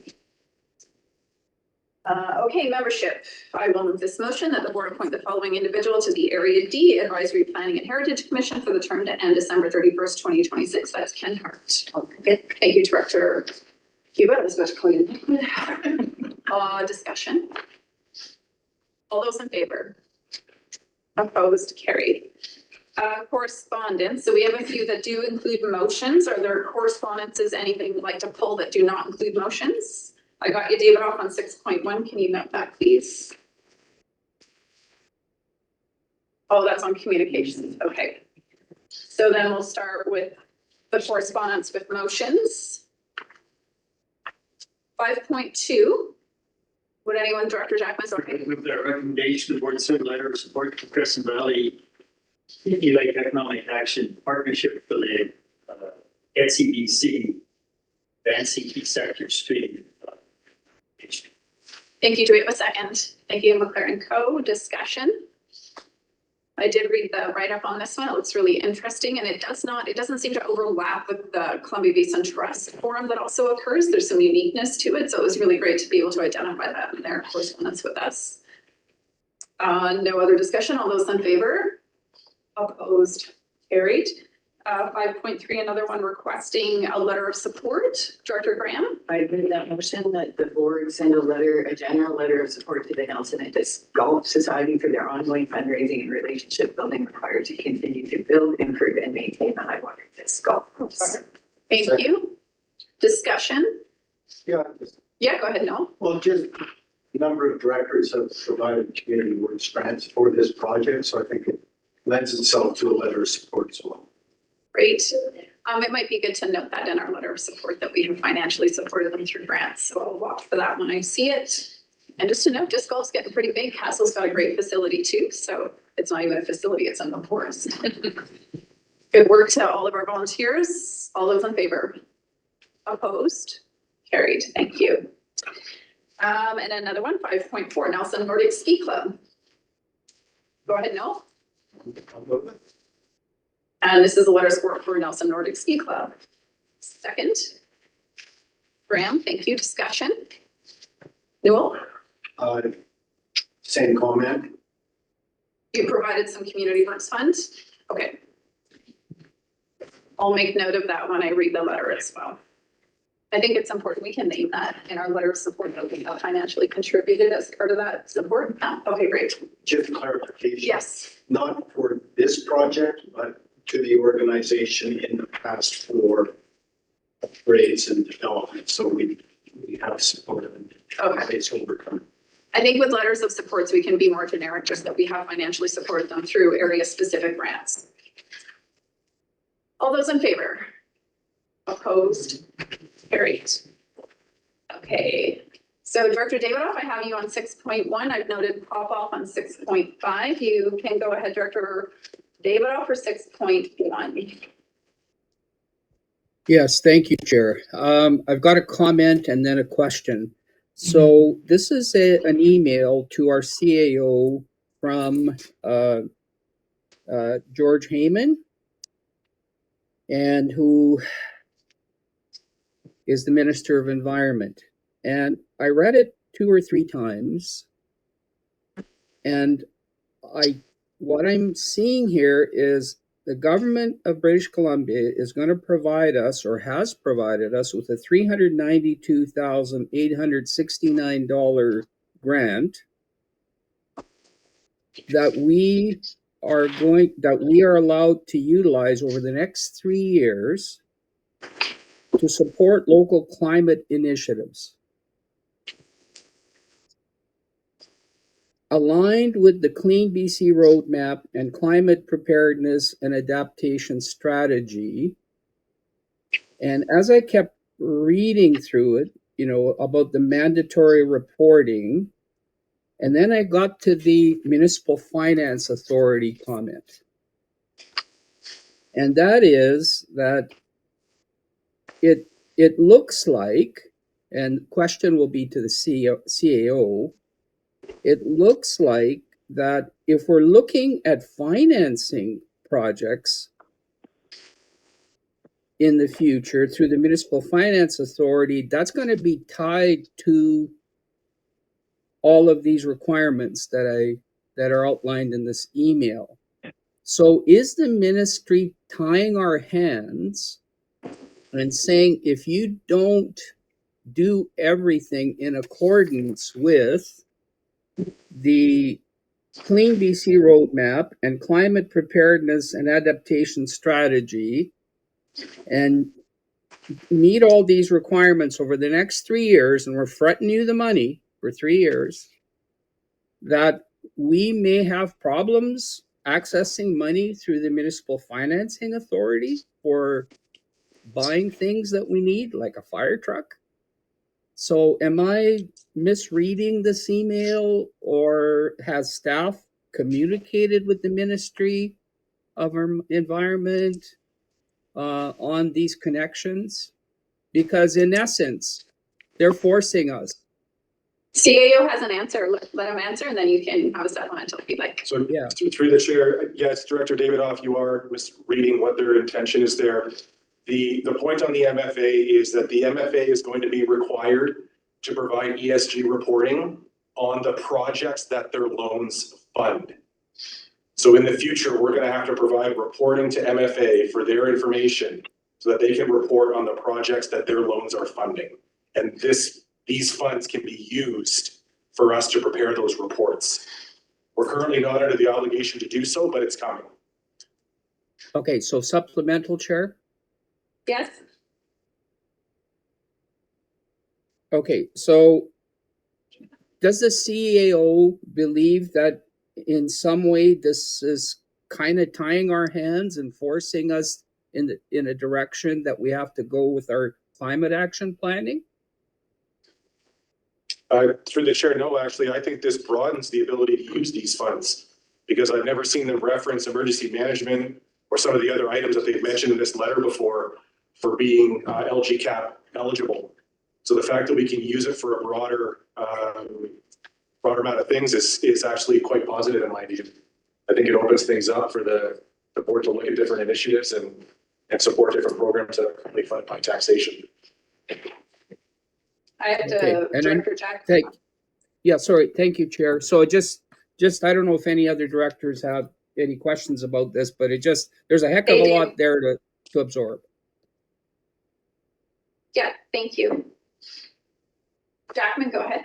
Thank you. So actually, I'll pick up on Stuart's comment about broadening opportunities. Like it says in the middle of the letter, in addition, you may also consider preparing for the emergency disaster management act, which isn't on us yet, and it's forecasting now 2026. So recently, we said to staff, yes, go ahead, staff another position. Part of the reason that was needed was for this.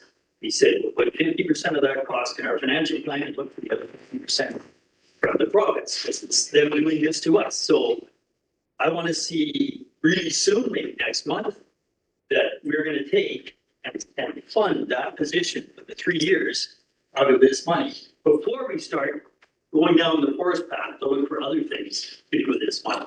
So I'm not going to try to make a recommendation because of where it sits on the agenda, but I'm really looking forward to that next month. If we put that in that line item, that budget, then that staff person knows that we're fully supporting them.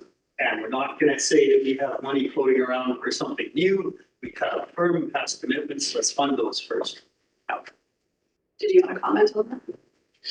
I will comment that when I read through the whole agenda, Stuart gets a little package for me with all my questions, so you guys have time to ask yours. So one of mine was on this one, and it was related to those very notes around this does expand our ability to fund the things we're going to be required to do, which is great because the LGCAP has been more so related to the things that we might discretionary do while we're still dealing with stuff we have to do. So it does broaden our ability to fund those. And my question through to staff at that time, which the answer was yes, is that being able to go beyond the sustainability service, looking at these funds and where they can be used. So staff will be looking at that. And it definitely goes across all departments in terms of what qualifies. And so I anticipate in the future, we'll be seeing some kind of, is it a report back or just as items come up, we'll know what this fund could be used for? How will that be kind of reported back to us? No, I think through the chair right now, we bring funding opportunities for the local government climate action plan funds ad hoc because we get an annual allotment. I think because we've got such a large amount here, it's supposed to cover until 2026. But we'd like reports in our longer term plan as to how those funds would be used. Yeah. Okay, so that'll be a future discussion for the board, and I think emergency management will be a large part of that consideration. So as you noted, Director Jackman. Okay, so on this one, Director Vandenberg, on a different correspondence, which one? Just give me the number. 6.2. Okay, go ahead then. That's next. Okay, thank you through the chair. So my question will be directed to staff on this. In my mind, there's a lot packed in here again. I guess I'm not real clear as to what new inclusionary zoning really is meant to be. Maybe that's not the main issue. My big question is, will this help then to reduce staff's work plan time in terms of zoning and land use updates in our OCPs? It looks to me like the government is saying, here's what you need to do. And so build it in. So does that help then reduce our work plan workbook for our staff in this, what is the takeaway that you would have on this? Sure. Through the chair, for me, it's kind of to be determined. I don't know if Cindy has anything to add to that, but we're still working through how this can apply to our specific situation. Because it is about affordable housing and development projects and density, which we don't have a lot of in the rural areas. So I'm not sure of the impact. So I think we'll be receiving something back to us again when we get a correspondence. It's for our information staff need time to incorporate what that looks like and then bring it back to us. And is that correct? Okay, thanks. Great. Supplemental, yes, go ahead. So typically, we don't have a forum or a committee that deals with the opportunity of talking to our planning and zoning personnel. There is no mechanism in the rural affairs or, you know what I'm saying? We don't. We can discuss it at Would that then just come back to us in board and not through a committee? Which in a committee, we get to massage things and talk about things. On the board, yeah. We will likely do it through rural affairs, but invite the municipal partners because there's that provincial planning component. So I would just leave it there and note for the executive to make sure that I would not recommend this come back to board because it's a big discussion. It likely will be in wrap. Thank you. Okay, so that was 6.2. 6.4, Director Jackman, go ahead. Sure, thank you. Interestingly, I have notes on 6.2 and I scribbled them out because I'm gonna loop them back to 6.4. So better saying there's a big chunk of change, $250,000 for regional growth strategy. So I'm worried about this starting off kind of as if square one, and I think we're at square 5 or 6 or way well down the path. We had a workshop, we had lots of ideas. We looked at a different model for local community planning, it's local input, and that would be used as part of what's embedded in official community plans, which in my mind have to be fairly professionally drafted, make sure they concur with legislation. And then that would be the stepping stone to whether or not we want to do anything to change zoning. Meanwhile, we have dozens and dozens of suggested changes to zoning right now, right in front of us, answer like April 30. I want to step back and say, well, we had all this great conversation at a workshop about, is there a different way to do this? And that seemed to start back with talking to the people about their local needs. And that's what I want to see this money go to. And when we talk about local needs, and then you go back to the provinces sort of push against mostly municipalities on zoning in general, I saw words in there around restricted residential densities. And I asked months and months ago, and if not years ago, why do we have R1, R2, R3, R4, pretending that we're going to make our rural areas look like a suburban little cluster? We're not. We had cluster development permits, none of them ever were enacted. Right, we said we'll just take out. So again, we need to go back, not to step one, but to where we've already had our conversations. But if we're going to wrap our heads around this, are we restricting things that the province is telling cities and municipalities don't do? So in the rural areas, let's not do that. Let's talk to community, which we've already done off and on intermittently, wholesome manner, and then go from there to OCPs to zoning, instead of jumping into all these zoning changes. So I want to see that $250,000 come back to discussion with rural and necessarily municipalities, one more loop with rural, and go to board to talk about why are we at the end of a process changing zoning, and the province has given us $250,000 to maybe take a very different path. We only just began to talk about it. So we do have quite a bit of a speakers list on this one. And first, just to note, we didn't apply for this funding. It was just given to us. So it is a bit of that cat and mouse game where we have a lot already to do. We're getting more and more to do because the province is requiring us to do things. And then they're like, and here's some money to do this specific thing without addressing the fact that we have a lot of other things to do. Before we get into a planning 101 conversation here, which needs a lot more time, are we going to see this correspondence or this amount of funding also come back to us in the format in which we just referenced for the previous work, where we can discuss all of the work plans, all of the considerations? Is that what will occur? Will it occur in RAC? Can you kind of just give us the process framework? Because I don't want us getting into the details when that's an actual discussion we need to have at Rural Affairs.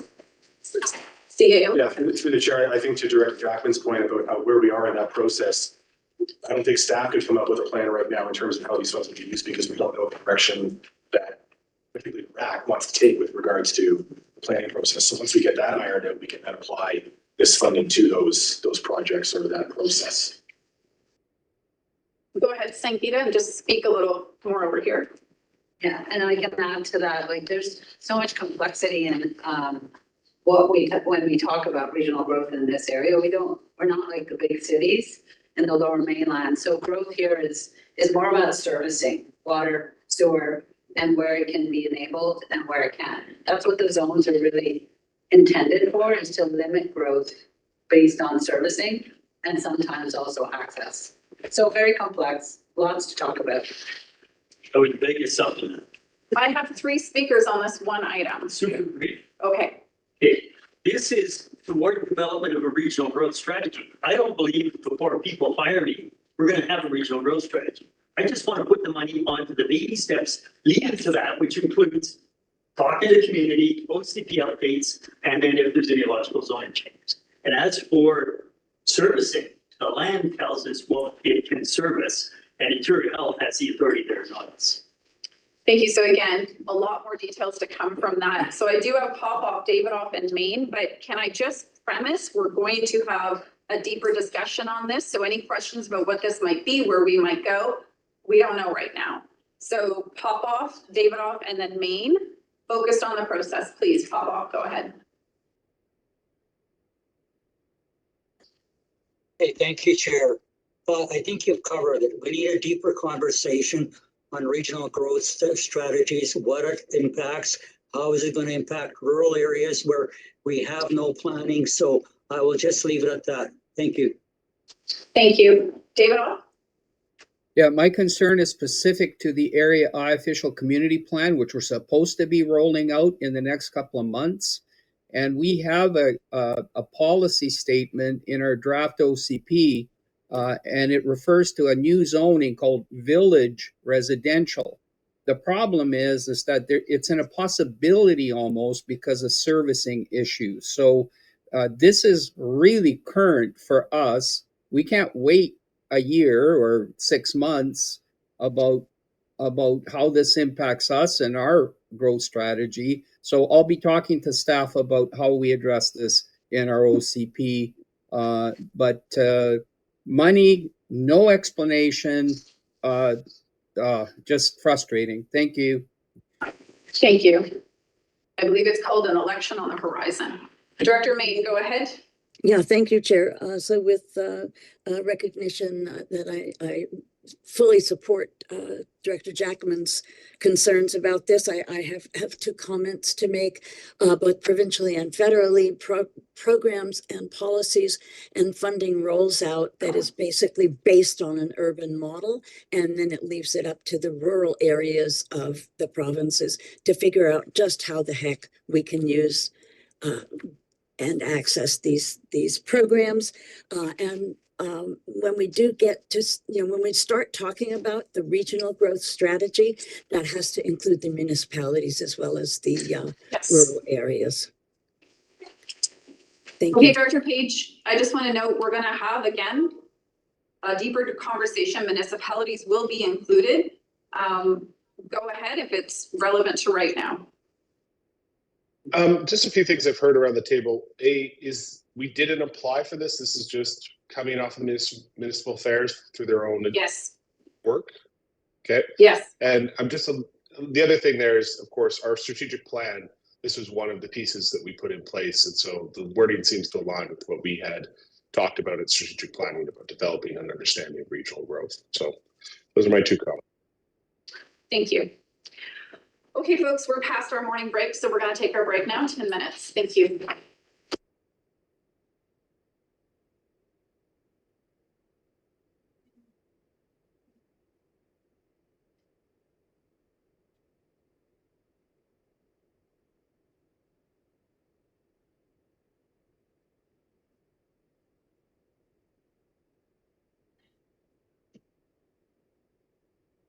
You're on it. You're on it now.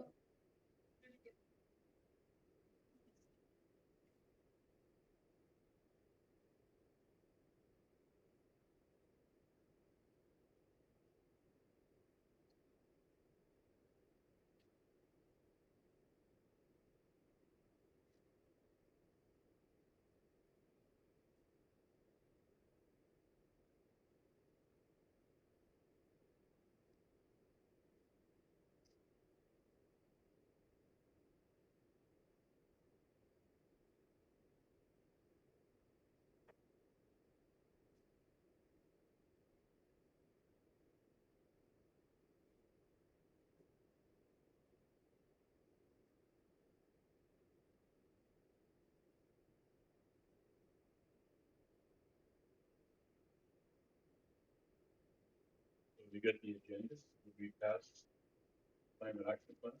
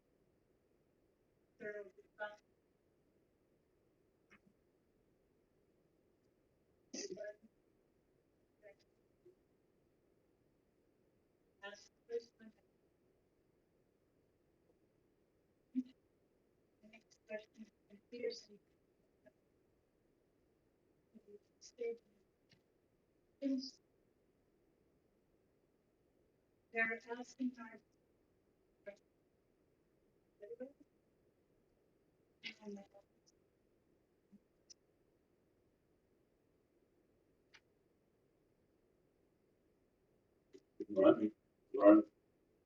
Nope. Ready.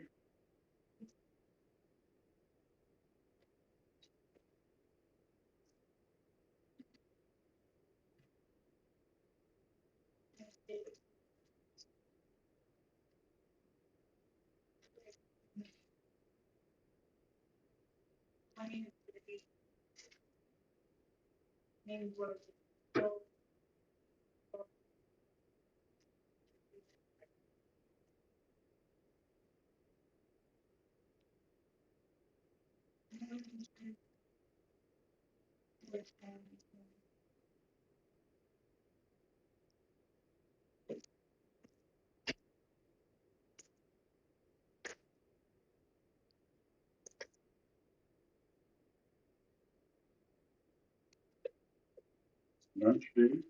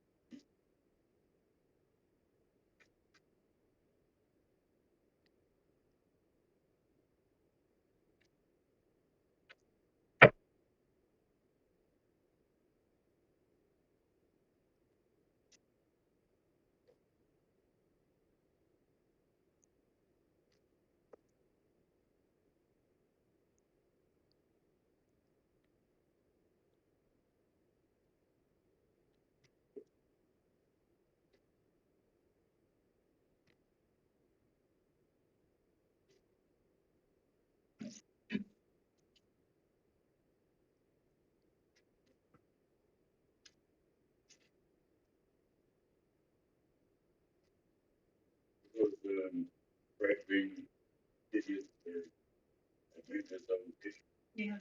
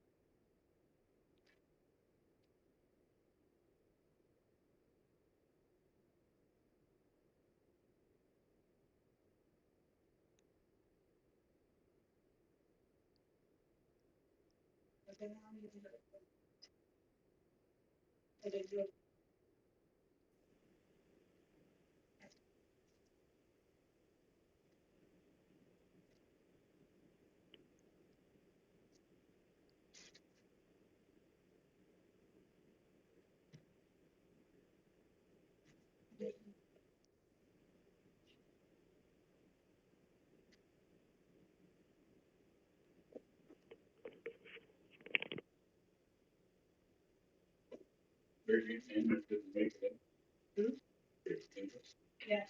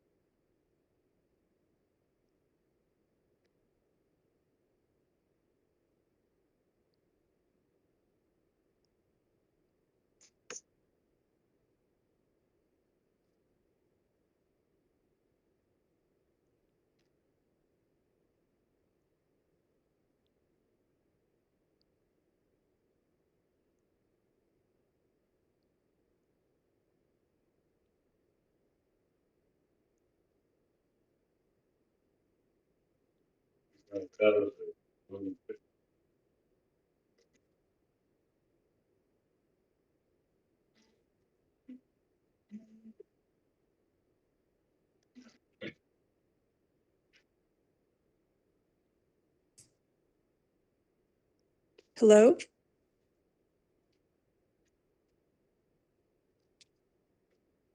Ooh. Hello?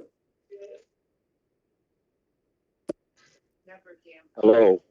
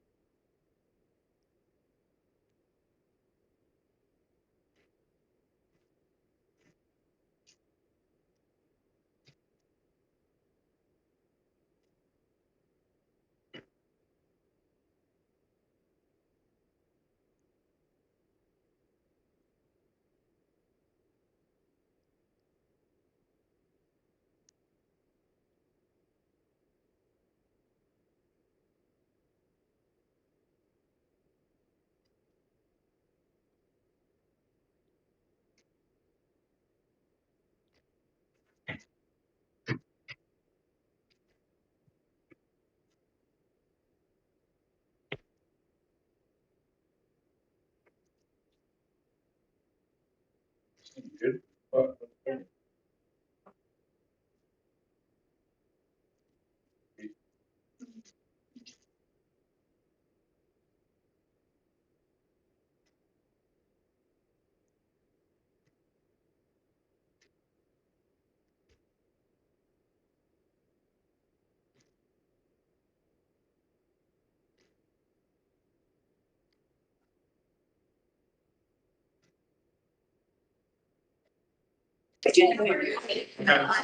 Okay, folks, if you can take your seats, please, directors.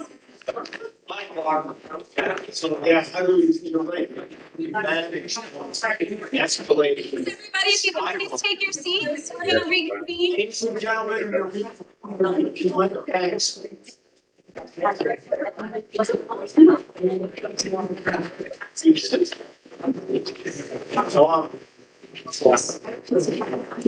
Mike, guys are online. If you could please mute your computer.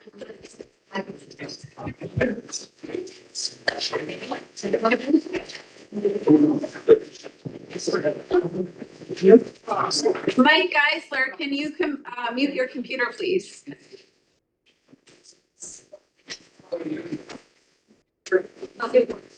Christine, can you mute that one? Okay, great, thank you.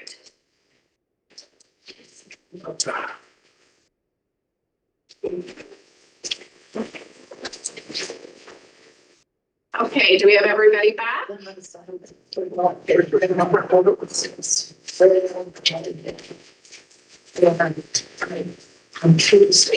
we have Director Cunningham? Oh, there he is. Thank you.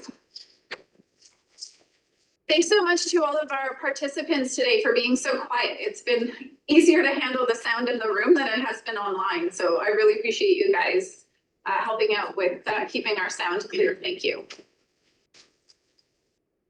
All right then, so we're gonna finish up correspondence. Director Popoff, you had pulled 6.5. Go ahead on 6.5. Yeah, thank you, Chair. 6.5 is the resolution about the challenges facing BC seniors or rural seniors in BC.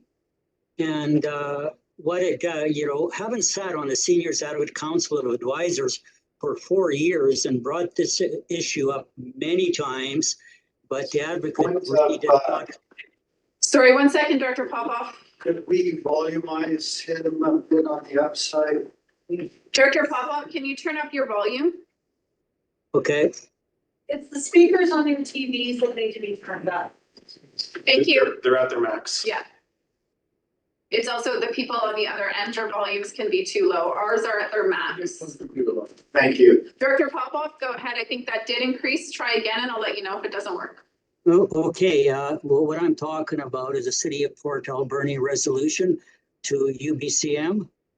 Yes. And I believe my volume should be okay now. And I have sat on the BC Seniors Advocate Council of Advisors for 4 years. And at that time, there were 30 advisors, and most of them were from the bigger municipalities. There were only 2 rural advisors, myself and a lady from Savanaugh. And we brought up the challenges that face us truly rural people, the seniors in the rural areas. So when I look at it, that report is long overdue. And I am glad the City of Port Alberni is putting forth a resolution to UBCM. And if not endorsed by the UBCM, council, then I would strongly recommend that we support that. If for the directors that do go to UBCM, support that at the convention. Thank you. Thank you, Director Popoff. Okay. So that was it for correspondence. I'm just going to go back to the screen here. Number 7, for information accounts payable, were there any questions from directors? Graham, go ahead. I just have one question through the chair to staff, and it's regarding a payment to an employee, Eric Graham, no relation. For $5,000, just seemed like a weird. For the chair, moving allowance for a new Castle Fire Chief. Yes, might as well note. Castle has a new fire chief. Eric Graham is his name. Not related to Director Graham. Other questions on accounts payable? Seeing none, thank you. So 8.1, bylaw 2923, this is a defined Area D medical first responder service. This is going out to alternative approval process. I'm happy to make the motion. This would initiate the process of alternative approval. Thanks, Tom. I see you standing there. We have questions. I'll second. Okay, moved and seconded. I'll just quickly note that this has actually been on the list for quite a few years, but it's lots of different changes, so no discount to staff. First responders in the Lardo Valley and Ainsworth Woodbury will definitely benefit from this because we will have a vehicle, we will have more people, and we will have training available. Currently, there's only 2 in the Lardo Valley for all of Area D outside the fire service. And we will be at the emergency fair on May 12th in Lardo Valley for different details. So that's just an update. I'm looking forward to seeing how this goes. Further discussion, questions? All those in favor? Opposed? Carried. Thank you. 2949 Wendell Lakeside Fire Protection Local Service Area. This is for adoption. Sure. Move adoption of the amending bylaw. Thank you. Do we have a second? Second. Thank you. All those in favor? Opposed? Carried. 8.3, freedom of information. This is an update to a very old bylaw that we're cleaning up. There's motions. We can ask questions. What would you like to do, directors? Move the recommendation. Thank you, Director Cunningham. Do we have a second? Thank you. Discussion. Looking online. Seeing none. All those in favor? Opposed? Carried. That's the first motion, and the second one. Thank you. Someone's unmuted. It's unmuted. Wayne, if you can mute your computer, please. All those in favor? Opposed? Carried. I should have noted this at the beginning, but This is one of the ones I sent in advance. The rates applied in this are standard across the province. We don't set them. So question, Chair, it wasn't appropriate in the motion, but do we have a separate initiative to source floppy disks so we can floppy disks and microfiches? I did notice that. No response. I was surprised by that one. Standards. Okay. 9.1, were the Kootenai Boundary Farm Advisor contract. So East Kootenai did this one for the first 2 terms of the contract, and now we're into 4th? Oh, 7 years. It's, yeah, total is going into 7 years. Okay, I always think of it as our election terms. Questions or motion, either one, directors? I'll move the recommendation. Thank you, Director Main. Do we have a second? Thank you. Discussion? You're on the table. First, Cunningham, go ahead. Back from this organization and see what they, we get reports back from them, or do we? Yes. They're usually received under correspondence, I believe. We get their, I think it's quarterly reports. And then if you're on their newsletter, I get a newsletter every month from them. Cynthia, was there anything you wanted to add to that? No, through the chair, that's what I wanted to, I can send out links to everybody after. I do find their newsletter so that their quarterly reports are more about what have they done from like for the funders to know how they're achieving things, and then their newsletters are a lot more about what are the actions outside to the farmers. Yeah, so they're good to get both because then you see what they're doing. Thank you. Paige, go ahead. We're on 9.1.1, right, Kiefer? Yes. Yeah, so I'm just wondering on this one, the rationale why it's coming out of general S100 versus rural affairs or sustainability? Generally, because the Kootenai Boundary Farm Advisors is not limited to the service areas that would only be rural affairs or sustainability. It's for farmers all across the Central Kootenai, Kootenai Boundary, and East Kootenai. So it's all farmers. It's not just sustainability participants. Thanks for that And clarity. some farmers are not in the rural areas, they're actually in municipalities now that we're getting into urban farming. Was that good, Director Page? Yep, thanks for that clarity. Appreciate it. Further discussion? All those in favor? Opposed? Carried. Emergency flood response plan. So this is a motion to amend the previous one to increase the grant application. Dan, I saw you come in. Is there anything you want to add to your report? Questions on the motion, directors? Gotta do something, question or motion. Graham. I'll move it. Move the motion. Thank you. Second, Director McFadden, discussion. All those in favor? Opposed? Carried. So we are at 9.1.3.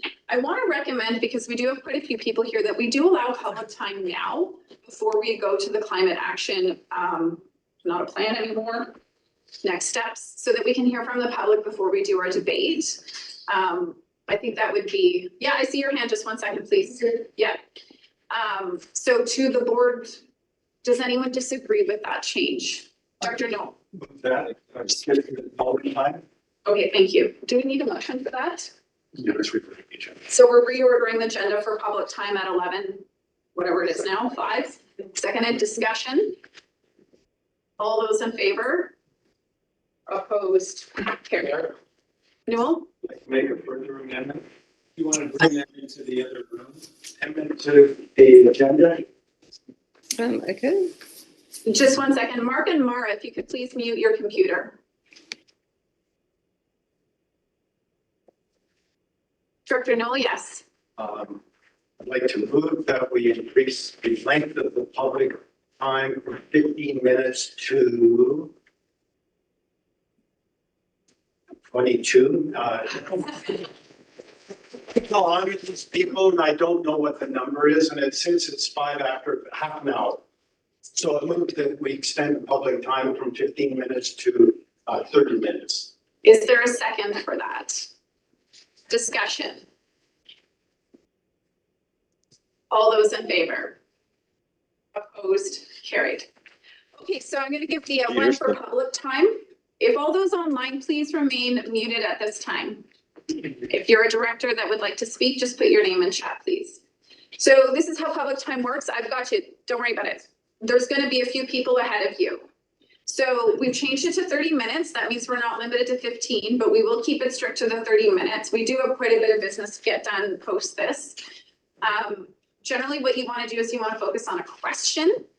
With 30 minutes, I won't be super strict about around a minute. 2 minutes should be your max. There are 2 people that had asked questions previously at committees that we weren't able to answer, so they are going to be first in line. That's Deb Randall and Diane Luckton. And I'll start with those in the room, and then we'll go to those online. So Deb Randall, are you here? Do you want to start with your question? Go ahead. I did get a written response from Paris, but I will, since you go ahead, Deb. invited me. My question was whether or not the climate action plan is mandatory to get FCM and GMF funding. And because at the February 15th board meeting, Director Popoff asked the question and the response was yes. And then the memo, the board memo, sort of phrases it like option 1, you'll get funding, option 2, you'll get funding, option 3, you won't get funding. So I asked the question and the answer is no, it's not required. There's a list of requirements. It is one of the things that satisfies it, but so does any energy plan. So it wasn't, the board memo didn't contain all the details of how you could satisfy the requirements of funding. So that's, the question was answered. Okay, thank you, Deb. Diane, you're next. Welcome, Diane. I wanted to applaud everybody for being so engaged and for the work that you guys do. I don't think it's very easy. I have to say that I'm for as much climate action to make us more resilient as possible.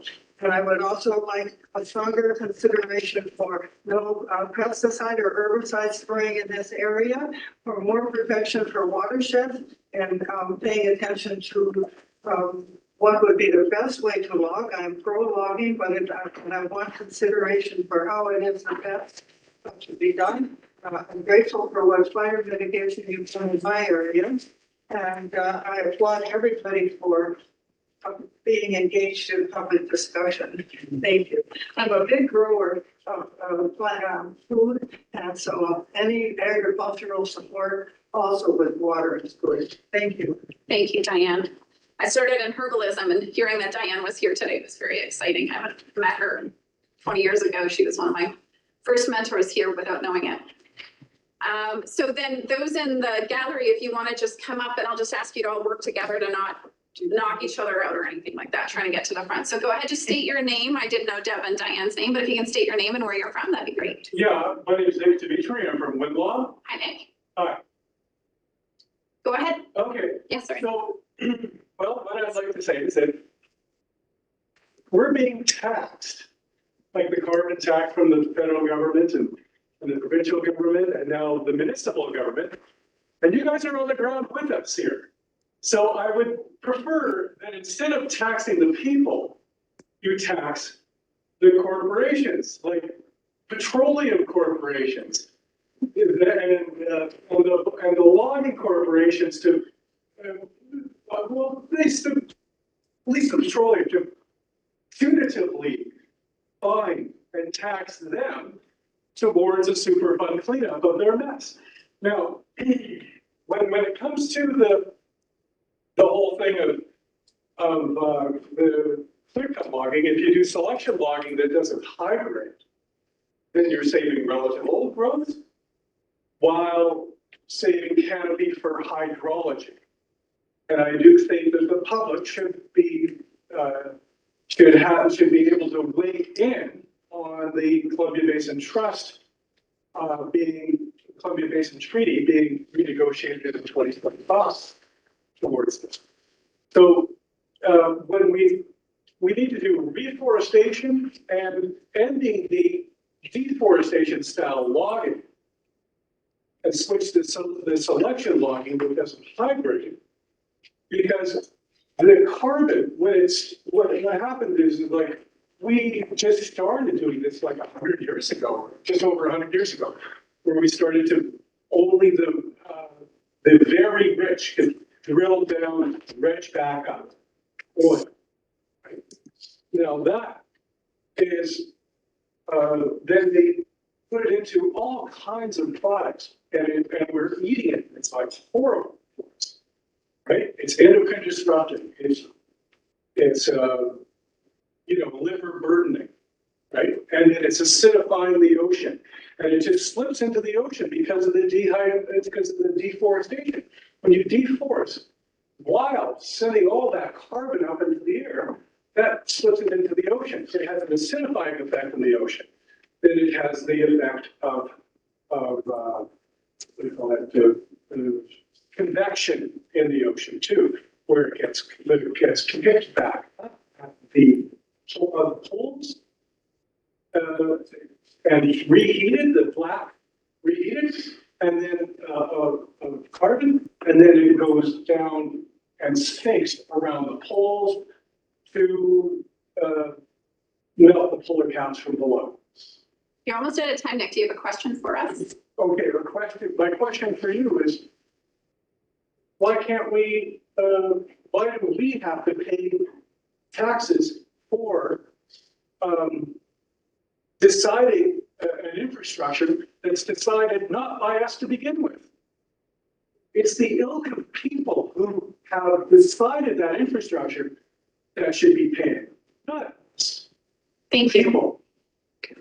So there are a couple things I can give back to you. The Columbia River Treaty Agreement in principle will be coming to the public for engagement. Those meetings are yet to be determined, not by us. They'll be determined by the province, but just FYI for you, because you mentioned the treaty. Our taxation base is always on land. It's on property, and that's set by the set by the province. We don't get to choose other entities to tax. But they do tax at their levels. And then welfare mitigation, we have focused quite a bit on shaded fuel breaks, and any mitigation we're leading is always based in community engagement. And a lot of that engagement is about shaded fuel breaks, keeping that ecology strong, the hydrology, and there's about a 2-decade history on our work in that front. So thank you, Nick. We're going to move on to the rest of the speakers. If the taxes do raise your income, then maybe you'll be able to pay. So next on the speakers list. And we'll go to, can you watch the time so that we give equal time to those online? In the green, did you want to ask us a question? Come on up. My name's Keith Wiley. Thanks very much for hearing me today. I want to congratulate the RDCK on having a climate plan. I think it's really important that we go ahead and have a strong one. I think it's very easy for local politicians to talk about adaptation to climate and the dangerous things of flooding and extreme weather events that we face. And that's a no-brainer. We need to do that. So congratulations on that. It's harder to talk about emissions reductions and reducing fossil fuel use, largely because these are much bigger topics controlled by the global economy. But there are things we can do locally. So the first part is adaptation, and the second part is usually called mitigation, preventing the climate disaster from getting worse and worse and worse. And that's what we're facing.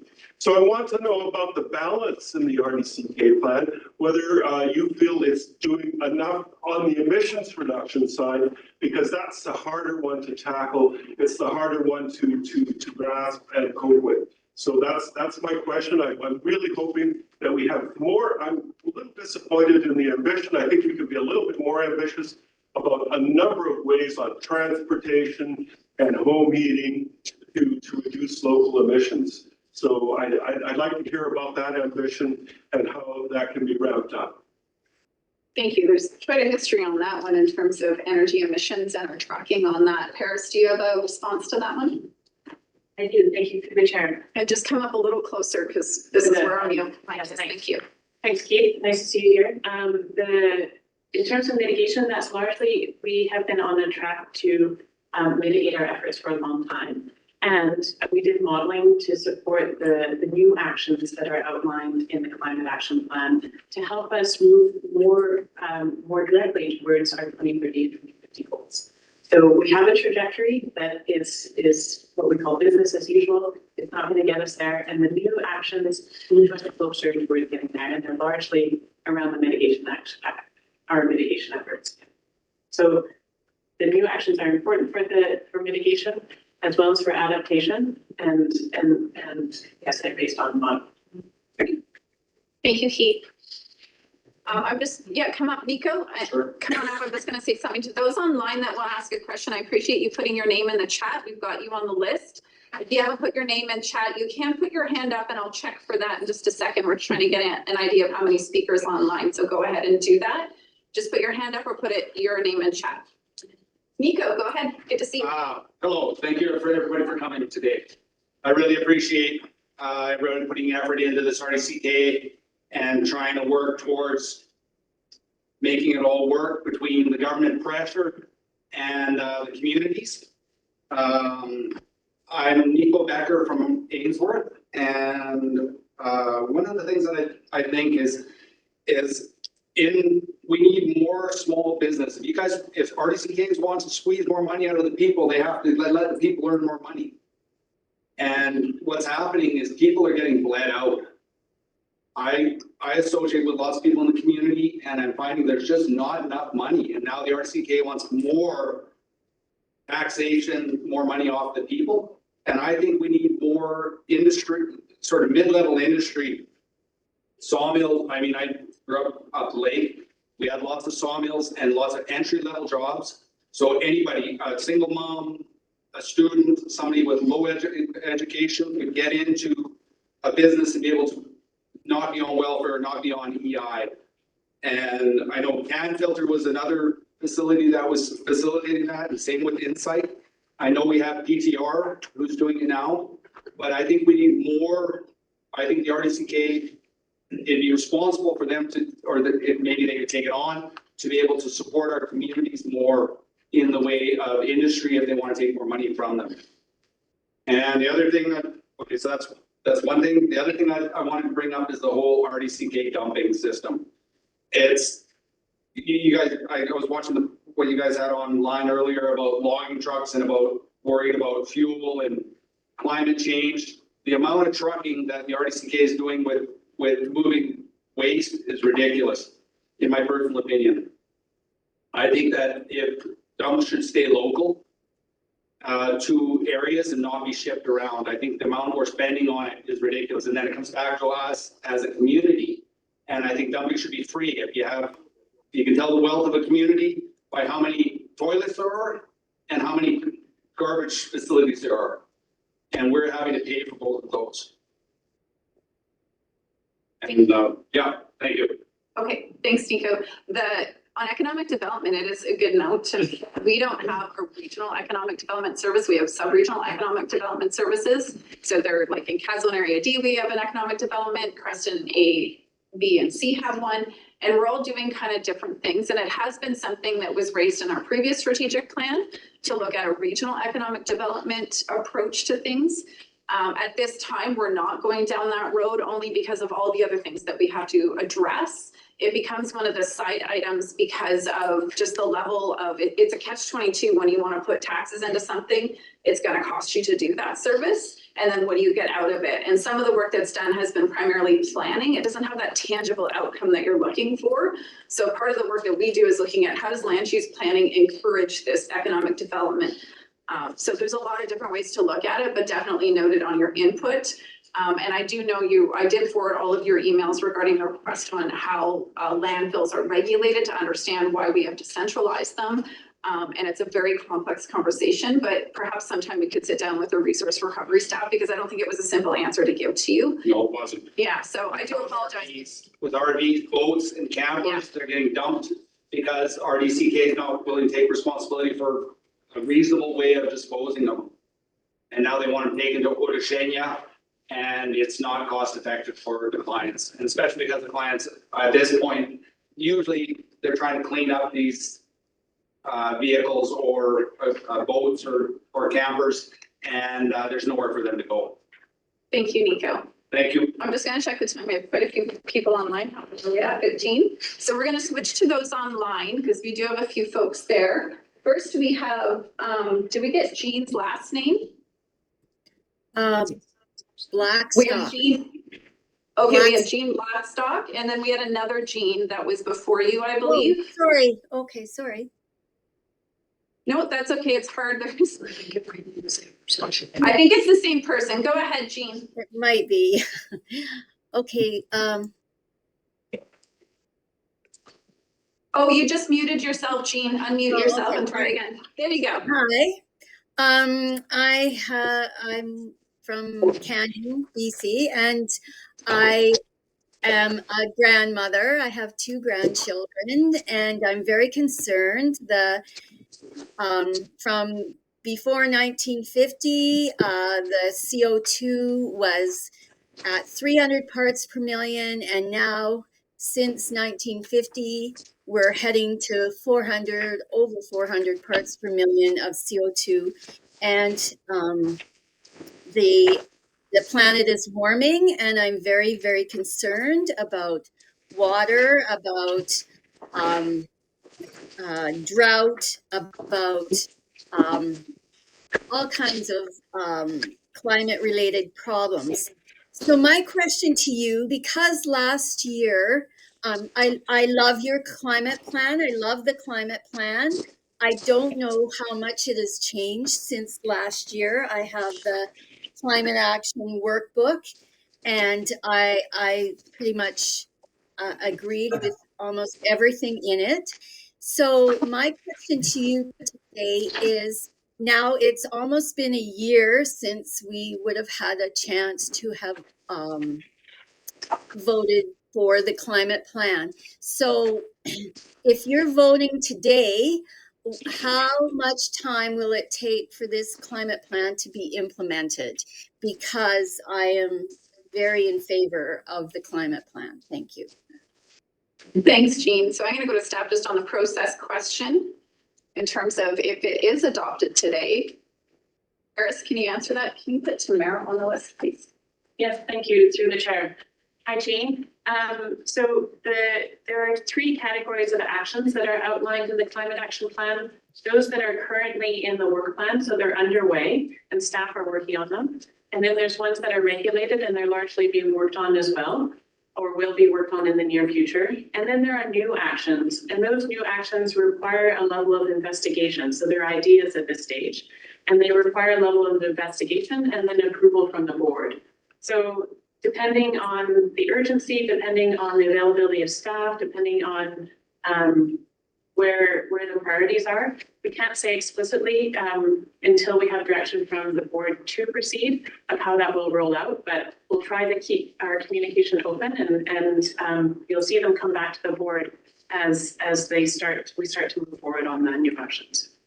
So Jean, I'll just add to that, if you look at our agenda today, there's 2 different options for the climate actions. And depending on which one the board goes with, if the board does choose one, the main staff recommendation includes those ideas that would be a part of that. And those would all require a feasibility assessment. So those are the ones where you can't necessarily give a date on them. Because it depends on what comes forward first. It depends on what the feasibility is on it, and then if it even moves forward from that point. So they have a whole additional process to them. If the board does go with that one, either way, the ones in the work plan are already in queue, and you can look at our quarterly report to see where some of those are at. So hopefully that answered your question. Okay. Thank you. So I'm going to go to Diana.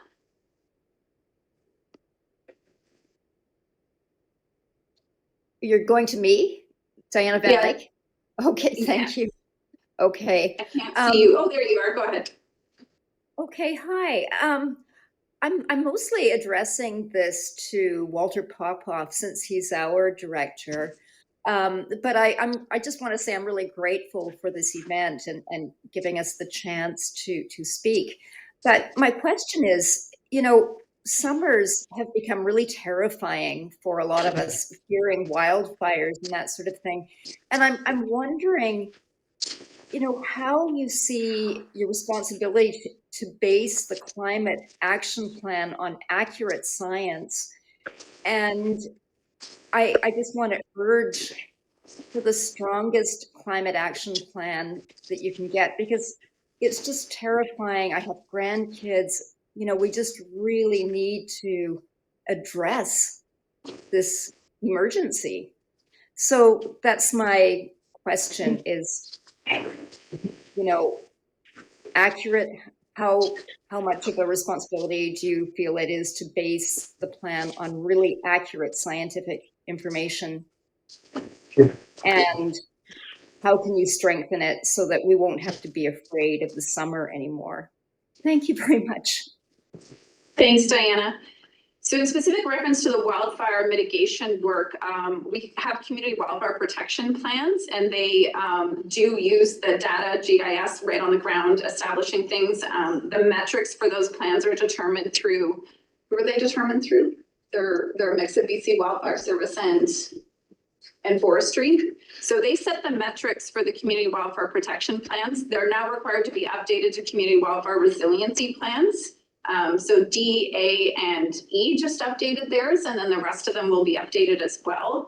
So you can see those plans, and they'll give you some very specific and very detailed data. And then out of that, there's recommendations to look at where do we go from there. So that's one aspect. We have our Fire Smart program, which is, you know, the residential assessments, the community assessments, where you get neighborhood recognition.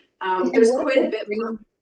Sorry to interrupt, but what about bringing down the emissions so that it's less of a risk in the first place? So I'll go to, I think Paris kind of addressed that one earlier, but go ahead. Thank you, through the chair. Hi, Diana. Yes, so we do understand that there's both a response side, so adapting, and also mitigating so that the problem doesn't worsen, and appreciate both you and Keith for highlighting that. The actions that are outlined, they address some of our key areas where there are emissions in terms of buildings and also in terms of transportation. And so we have robust programs around that are mostly regulated through the province, through STEP code. We also have a program called the Regional Energy Efficiency Program that supports residents to improve the efficiency of their homes and reduce both the cost of operating it, but also reduce potential fuel switching their heating sources. And then also transportation is something that we're looking at as a regional district, because it's a big regional district. And so understanding how we can improve access to services that are really community driven and make sense for individual communities around active and decarbonized transportation. And that's an area of investigation at this point. Thanks, Diana. We have quite a speakers list, so I'm going to keep going. Okay. Thank you. Thank you. So, and just, yes, someone wanted me to clarify, when the directors go to the item of the climate action work, there are three options. Option 1, option 2, and the third is if you don't want to do it at all, that is an option as well. So just clarifying, someone wanted me to note that. So Nick online was next. Go ahead, Nick. I didn't get a last one. And Stuart, Nicole Stoltz. Oh, okay, sorry. Ann and Stuart Hurd, go ahead. Well, I would like to applaud the efforts of the RDCK forward planning for climate change. I understand that circumstances and budgets will require adjustment in this living document. My family are worried about the future of life on our planet, and we are changing our way of living to help us feel proactive. Our family is changing, and we're always on the lookout for another action to help reduce our personal impact. We are encouraged to see supportive action in local government and in the world. I'm trying to look forward to seeing sustainable development and being excited about that rather than letting my fears overcome me. And I really thank you all for your efforts. My question is, under resource recovery in the RDCK plan, organic waste recovery is referenced as a door-to-door collection with transport to regional processing. Are community-based strategies being considered to allow the compost resource to stay in the community without long-distance hauling? Yeah, thank you, Anne. That's a good question. So our resource recovery plan does identify an organic waste and diversion strategy that is 3-phase. The first phase was the municipal, kind of where the volume is. And so that is a mix of having direct to, which is at Central and Preston landfills. And that's more so for kind of the south end of the district. The second phase is looking at those areas that buffer that could see curbside, which is currently out on referendum. And then the third phase is looking at our rural communities where hauling is really not going to work, or the facility is too far, as you say. And so we're not at that third phase, but it is part of the plan to get to that point, and there'll be a lot of different options we might look at. For Area D, I do currently fund different electric fencing and different composting ideas. So looking at how to really encourage those in-community options when the hauling really doesn't make sense. You don't want to be doing that and you're too far from a facility. So it's a three-phased approach. And if you want more details, you can email us and we'll send you that. Right. Thank you. Thank you. So we are starting to run out of time. I'm going to keep us moving, and anyone that is not muted, if you could mute now. David Berenger, hopefully I said your name right. Go ahead. Oh, is that you? No, but I'd like to speak. Okay, we're running out of time. David, go ahead.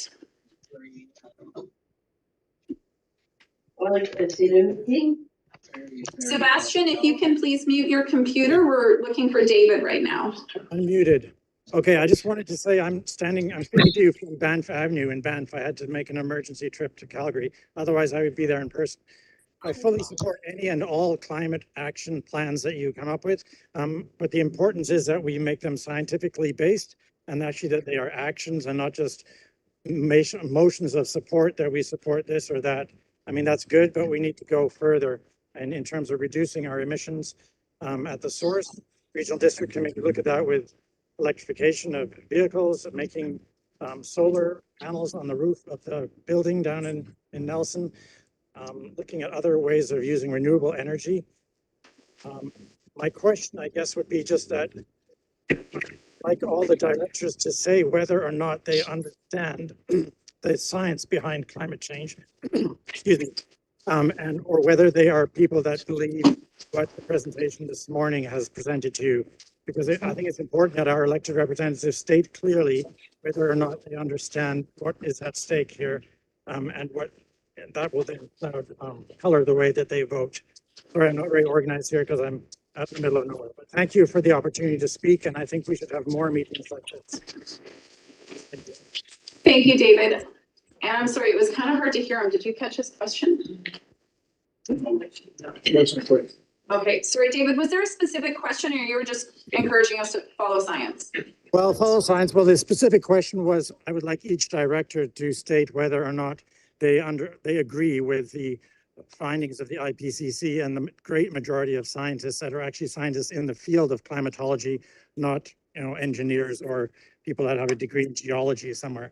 So that's I think crucial to know who understands the situation and who is being more of a politician in sort of the worst sense of the word. Do you understand what I mean? Okay, thanks, David. Thank when you. we go to our debate, I'll leave it to the directors to make the comments they would like. Okay, thank you. Do any directors oppose us going to noon for public time? It is a motion that Director Davidoff would like to make. Does anybody oppose that? Can we just do that without a motion? Well, Chair, question. Yes. Because people are sitting here waiting to hear the start of our. It means they'll have to come back at 1 o'clock. We will hear repetition of the questions. Every question is important, but are we gonna break for lunch at noon? Yes. Are we gonna postpone lunch so people can hear the start of the discussion? It means we're breaking at lunch and coming back at 1 o'clock as per our schedule. So I'd rather people hear us talk now about what we were gonna do rather than extend these questions. Honestly, we're not going to get it done in the 25 minutes we have, plus the speakers we still have. So I think regardless, we're going to have to come back after lunch to debate the item.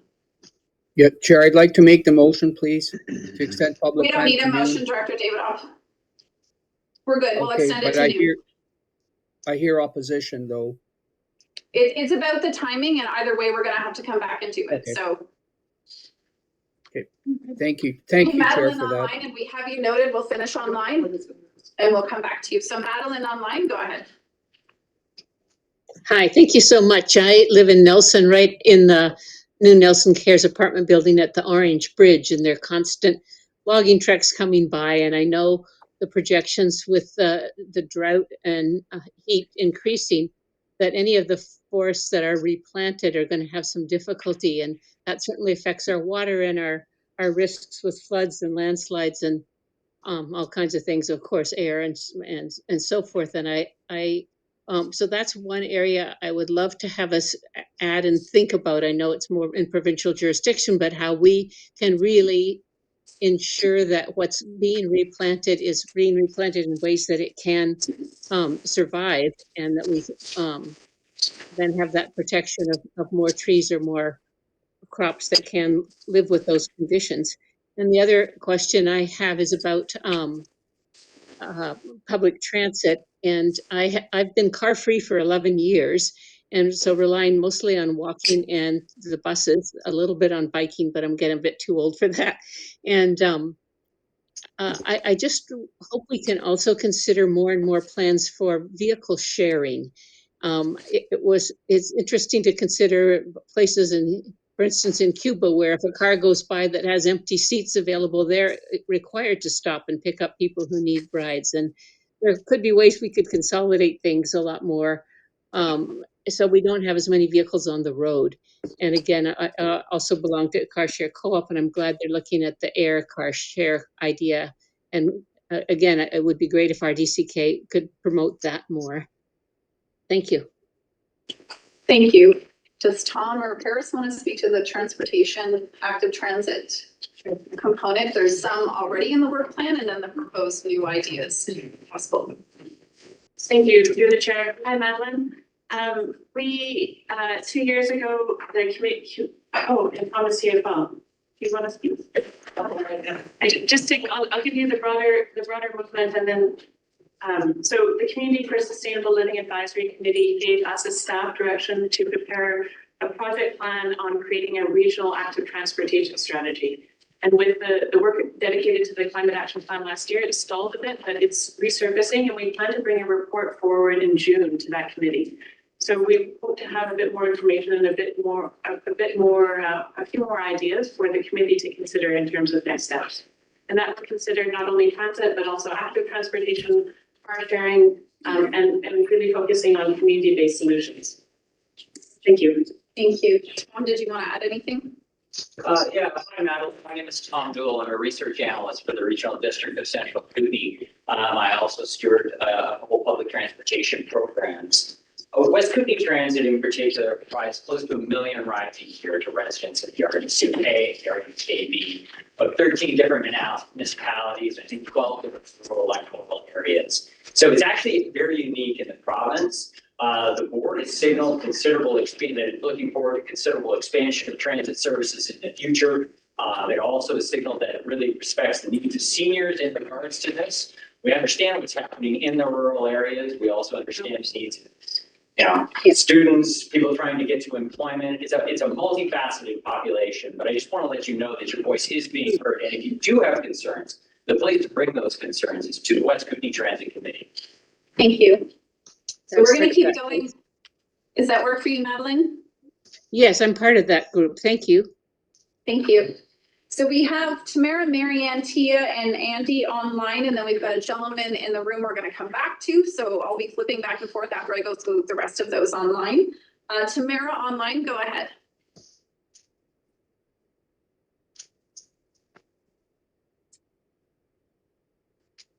If you're speaking, you're muted, Tamara. Oh, you're muted. There you go. Yeah, that helps. I'll be as quick as I can. I wanted to say first, thank you to the RDCK and all the people who've been working on this. I am very personally concerned about climate change globally and in terms of the future of my 2 kids. And I don't think any place is immune. And so I'm glad we're looking at both mitigation and adaptation.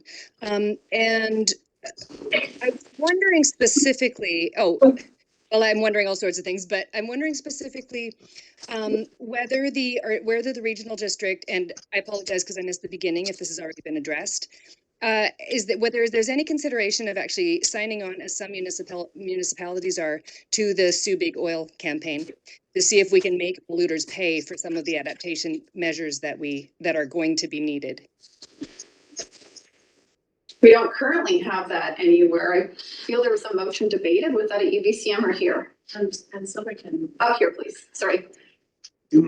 Hi, thank you, through the chair.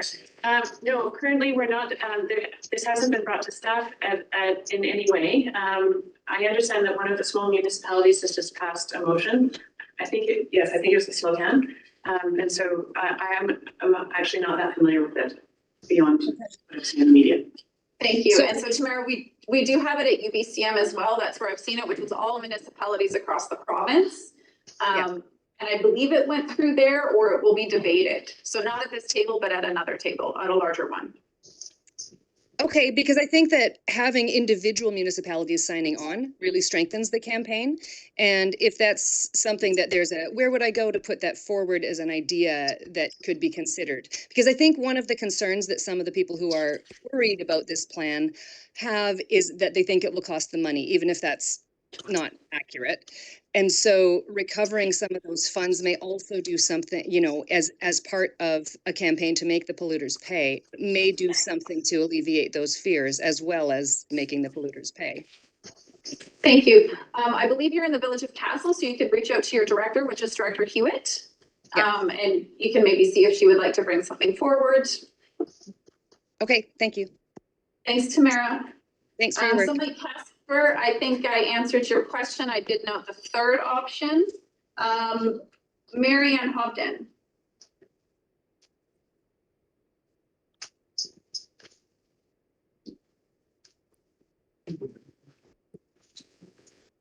Mary Ann, are you there? If you're speaking, you're muted. We have two people here. Yeah, well, you're waiting for Mary Ann. Well, I have a list I'm sticking to, and then I'm coming back to the room. Mary Ann, I'm sorry, we don't hear you. Oh, you're muted. I see you now. You're still muted, Mary Ann.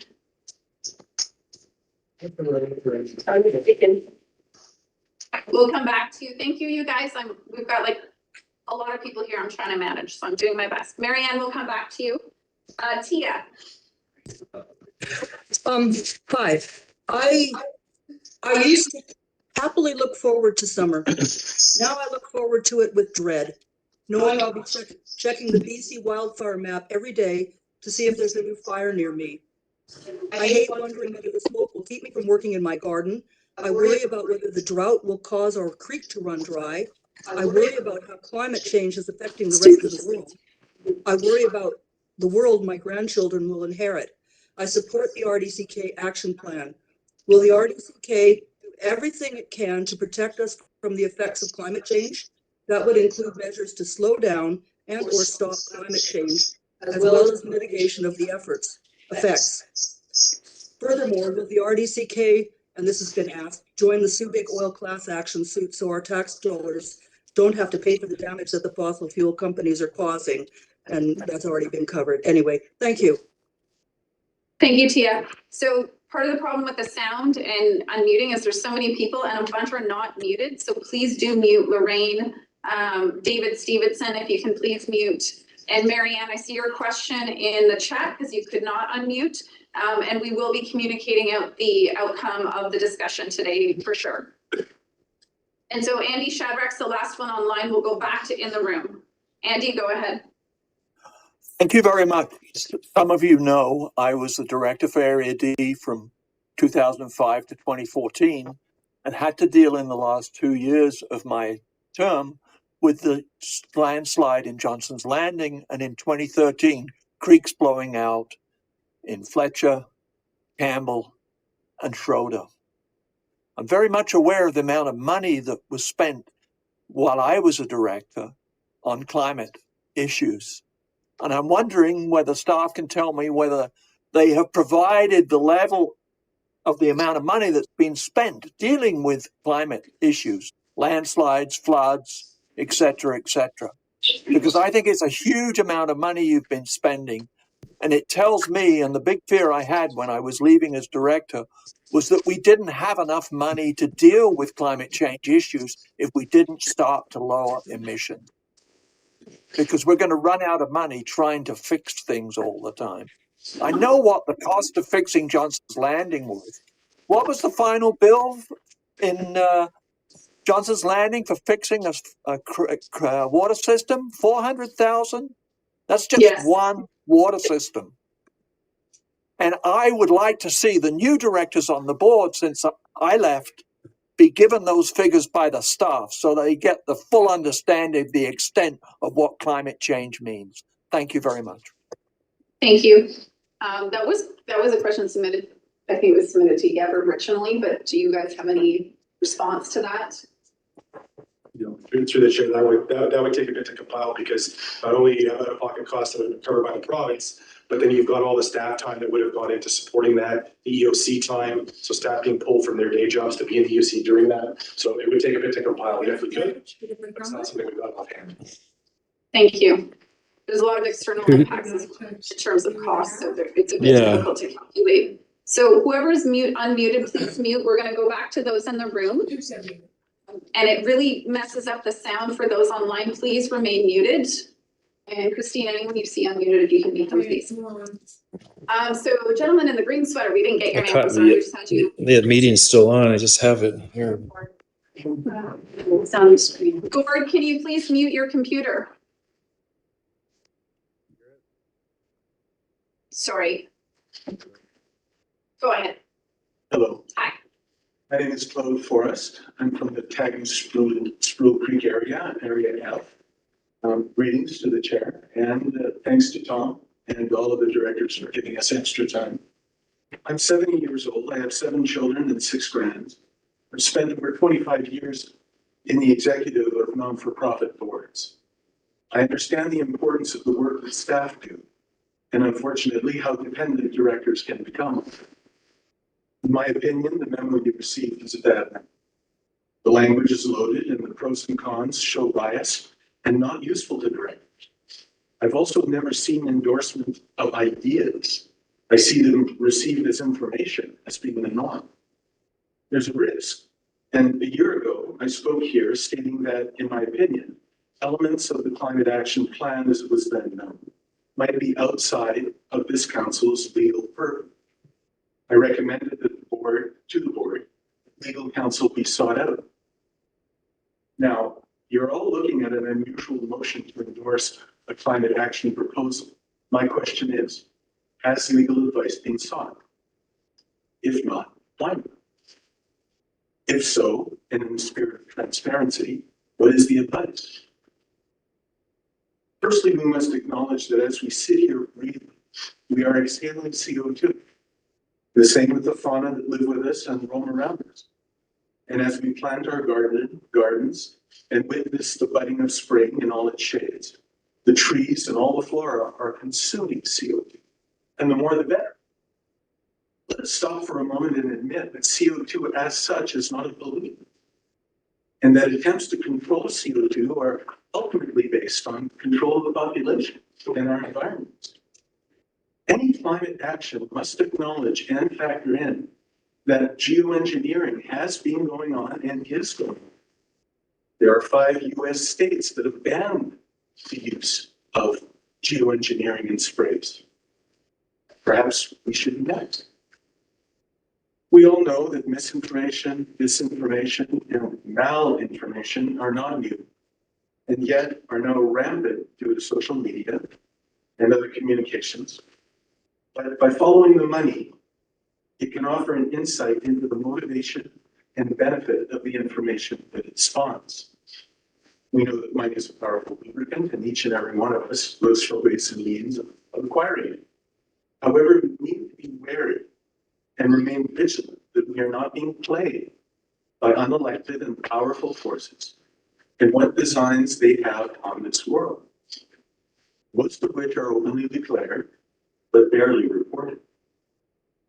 Voting no does not prevent you from going forward with any of the actions or ideas in options 1 and 2, as was stated on February 15th by Mayor Maria McFadden of Castlegar.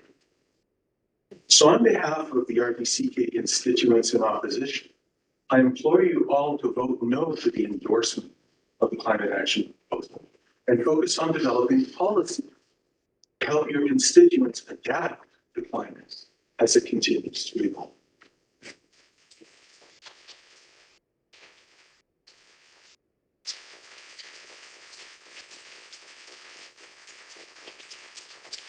we're running out of time. Someone in a purple sweater. Sorry when we don't know your names. Me? Oh, it's blue. Oh, Hi, my name is Shirley Gerte and I live in Area I. And lots to talk about, but I'm just going to focus on finances because the finances of this climate action plan worry me a little bit. First of all, it's scattered everywhere in the budget, so it's really hard to know exactly what is being spent on it. But if you start looking at the document in the agenda, the language is so vague and it's full of words like may, anticipate, could, should. For example, page 346, I quote, staff anticipate many of the costs would be covered through grants. So the definition of anticipate is to regard as probable, as likely to be the case. So what happens if the staff anticipated incorrectly? Who pays? And then on page 348 of the agenda, I quote again, staff anticipate that many of the costs can be funded through LGCAP, with the remainder being covered primarily through grants. So while this sentence suggests that there's a possibility or a potential for the cost to be funded, it implies that the staff foresee the potential for funding, but it's not a guarantee. So not only does anyone know if and when the money will be there, but this is for option 2 and 1, which are for ideas. So we have unknown funding for ideas, and those are the choices that you're given on. Vote option 1, which is ideas, vote option 2, which is only ideas, and vote option 3, which is no. So I thought the whole document was going to be vague language until I got to cons under option 3, which emphatically state, I quote, loss of grants and funding opportunities. No ambiguity, big, my French is coming out. Thank you. But this is not what Gab found out earlier today and what was said to Director Popoff when he asked that question directly, whether funding was tied to CAP, and it's not. So I think it's really hard for anybody to make a really sound decision from this document because you're being asked to sign on without knowing what the costs out are or where the money's going to be coming from. My question was going to be, how confident are you that funding will come through for these ideas and that RDCK residents won't have to dig into their pockets again for more taxes? But I decided my question is going to be instead, do any of the directors know since 1875, which was the coldest period since 10,000 years, how much the temperature has risen since then up to today? Does anybody know that answer? How much the temperature has risen in 150 years, starting at the coldest time in 1875. Anybody know the answer? so generally it's just through the chair and to staff. It's not Okay, direct the chair and staff. You guys know the answer? No, Want to take a guess? just let us know. We're running out of time. There's lots of people. 1.1 centigrade Celsius. In 150 years, that's how much the temperature has risen. Thank you. Thank you.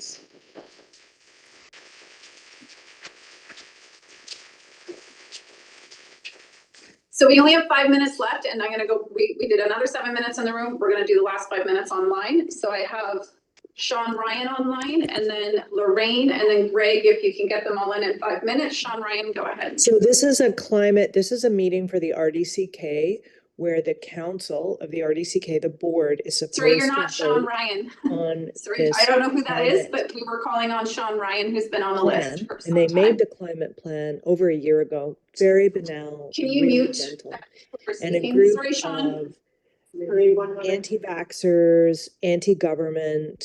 They're I'm ready to speak when I can. Okay, Sean, you're up. Go ahead. Sorry about that. Thanks. Someone was unmuted. Sorry, folks in the room, please. Sean, My name's Sean Sean Thank you Ryan. for your patience. Yeah, no worries. My name's Sean Ryan. I live in Nelson. My question to the RDCK board is, are you fact-checking submissions by the presenter this morning, as their presentation was full of if I'm being kind, misinformation.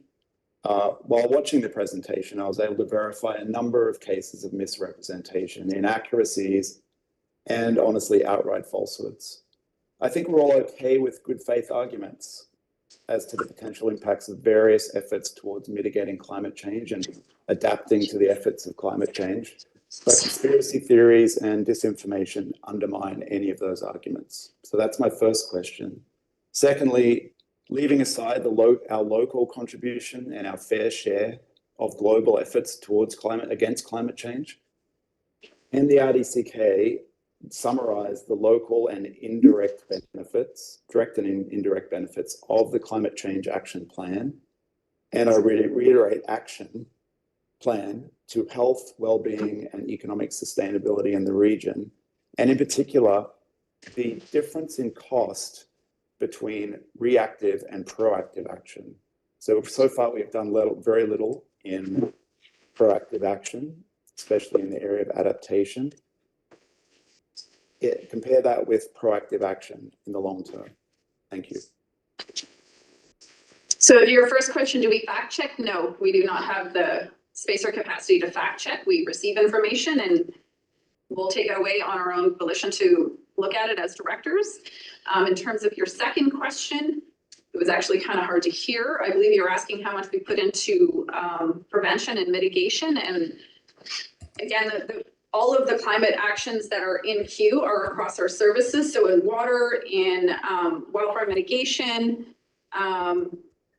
across several different departments, you have up to, well, with wildfire mitigation, it's been 20 years we've been doing that. So again, it would be similar to Andy's question around how much does it cost us to deal with emergencies. It would take some time to put all that money, all that information together in one answer. And we've got 2 more people in 2 minutes. Lorraine online. Yes, this is Lorraine Sims, and I'm from Caslow.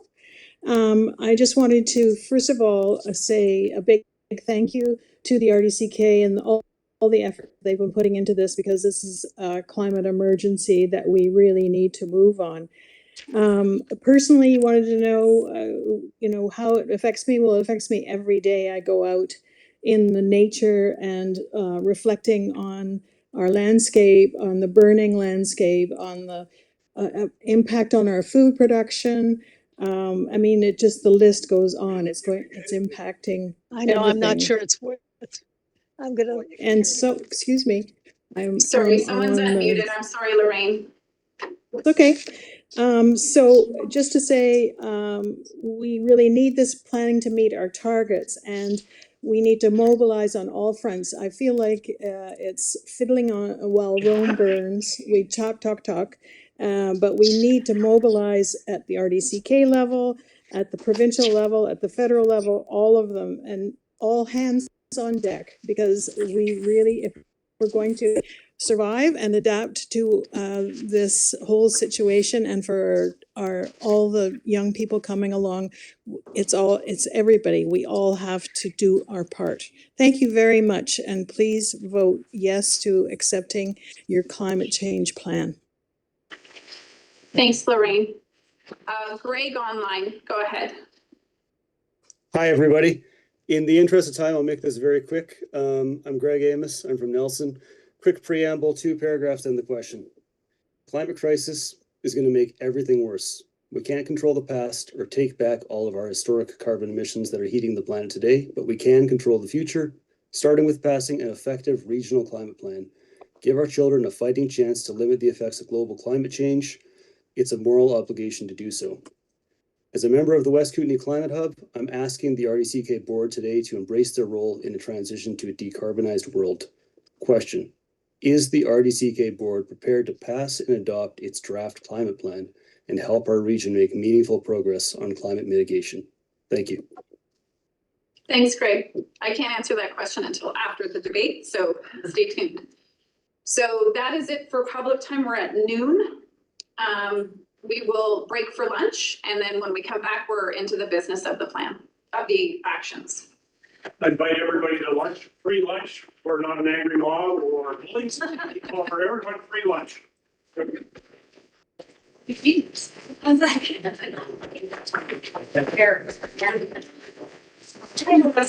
No.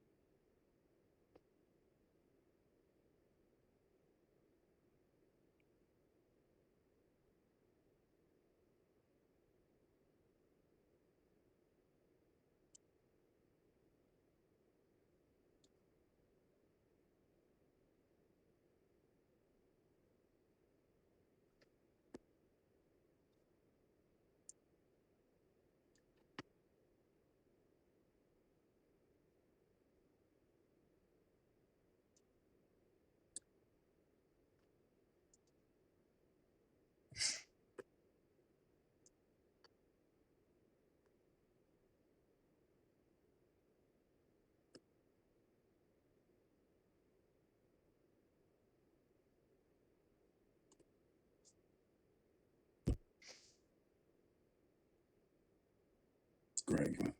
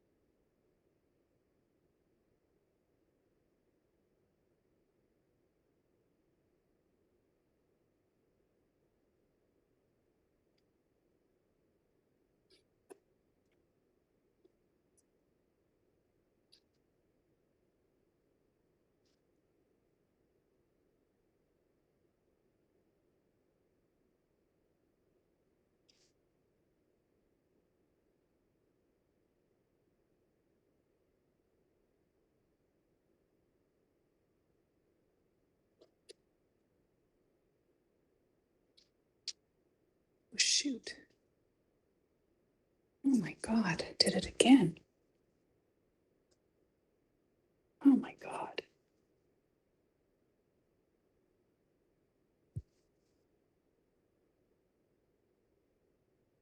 Oh. Cancel.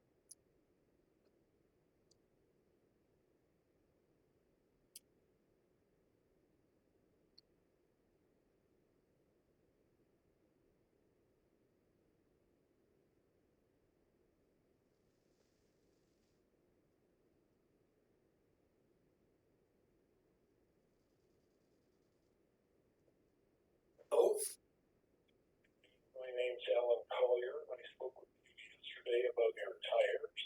Yes. May I come in the next half hour? Yes. Okay, you're at 6:10. Yes. Okay, I'm on my way. Okay, I'll see you. All right, thank you. Our front door, the doorbells don't work, so just knock on the door. David, you're not on mute.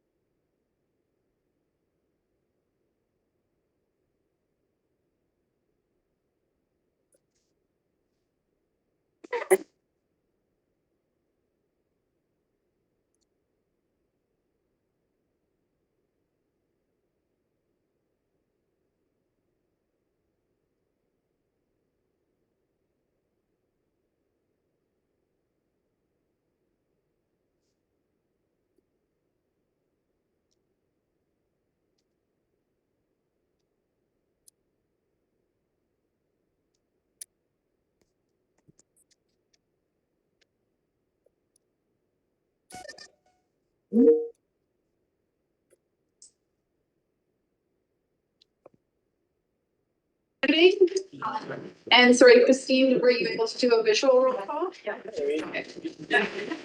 So I'm just gonna check in here to the folks online. I see a lot of comments and we appreciate seeing them all, but now that we are reconvening and going into the business part, our chat is actually akin to you being in our board meeting and speaking.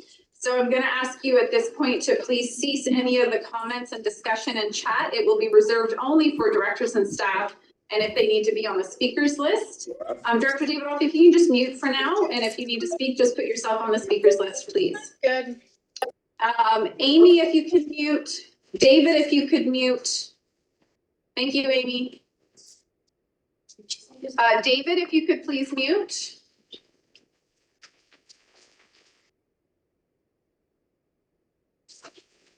And I'm so sorry to be always on people about muting, but it really affects those online being able to hear. Okay.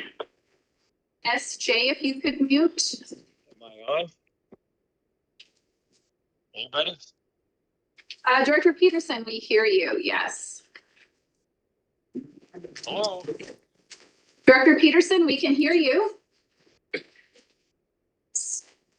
Can you hear us, Director Peterson?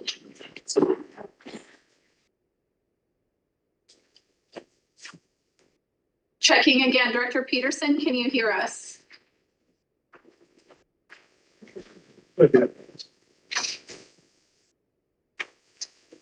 Sorry, folks, I just need to make sure we've got one of our directors here. Director Peterson, are you there? I am, Madam Chair. Okay, great, we can hear you. Okay. If all cell phones can be turned off in the boardroom, please. Okay, do you need to do the recording thing again? Yeah, that's right. Okay, but do you need to put the sign up or you just do it at the beginning? Okay, thank you. All right, so we're back to the business part of the meeting and we are on item 9.1.3. And I did have Director Popoff on the speakers list before we went to public time. So we will start there. Director Popoff, go ahead. Yeah, thank you, Chair. First of all, I'd like to thank the staff and their efforts through the public input meetings that we had throughout the whole region. Sorry, Director Pop, we're as loud as we can get. It's online that they have to turn up. So Director Popoff, is there any way you can turn up your volume? I've got it cranked up all the way. Maybe if I shut my video off, it'll be better. You could try it. Okay, can you hear me any better now? No, it's the same. Okay, let me just check here. Director Popoff is coming through to me really loud and clear. Maybe the problem is at the board office. No, it's each computer is different. We're at our max level without canceling each other out. So just go ahead, Director Popoff. I've cranked it up as high as I can go. All right, go ahead. Okay. I lost my track of thought here, but anyways. First of all, I'd like to thank the staff for all the work they've done on this. You know, so many public input meetings, and we had 4 in Area H, in the northern portion 2 and the southern portion 2. The 2 in the northern portion were not well attended and not too many comments were provided. But in the southern portion, there's very good attendance in Slocan Park and the one in Appledale.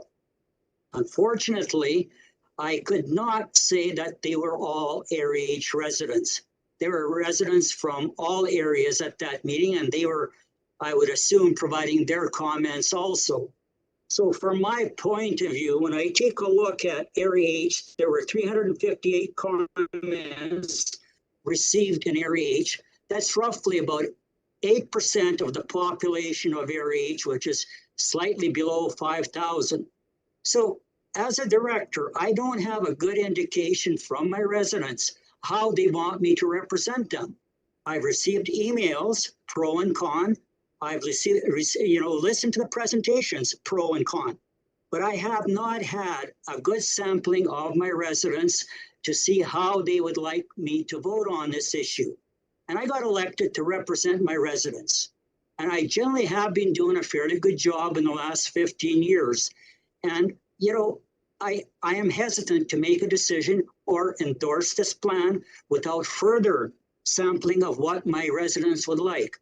And I did suggest that at our board survey that a mail out be sent out with a condensed version, 4 pages or less, of the revised climate action plan and ask whether the residents support it or not. And that would satisfy my requirement, and that would give me a direction on how I should vote on this climate action plan. So currently, I'm not prepared to endorse it. Thank you.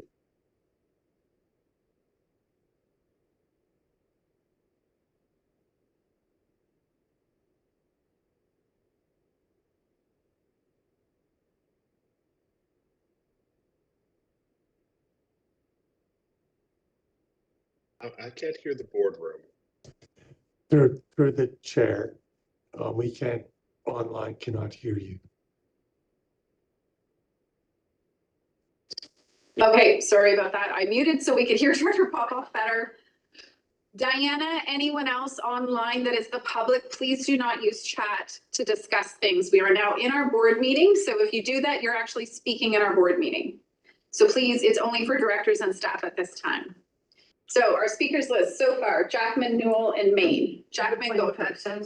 Point of process. And this is, I'm a new director, so I'm just asking a point of process here because we had a delegation here today and now we are discussing the same day. It's not their item. It's not their item. No, okay, thank you. Jackman. Sure, thank you. All of us put a lot of thought into this, and so it'll take 2 minutes, but I'm leaning towards option 2. We already have a lot of work underway. Option 2 being that we get listed new items to be maybe filtered more closely. We have a lot of work underway. And I don't think we need to restate that work and then blend it or mix it with a list of new or possible items.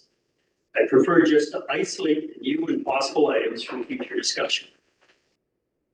I have a concern with option 1 around the strength of the board and public commitment to some of the actions. I'm going to ask you to bear with a bit of an example.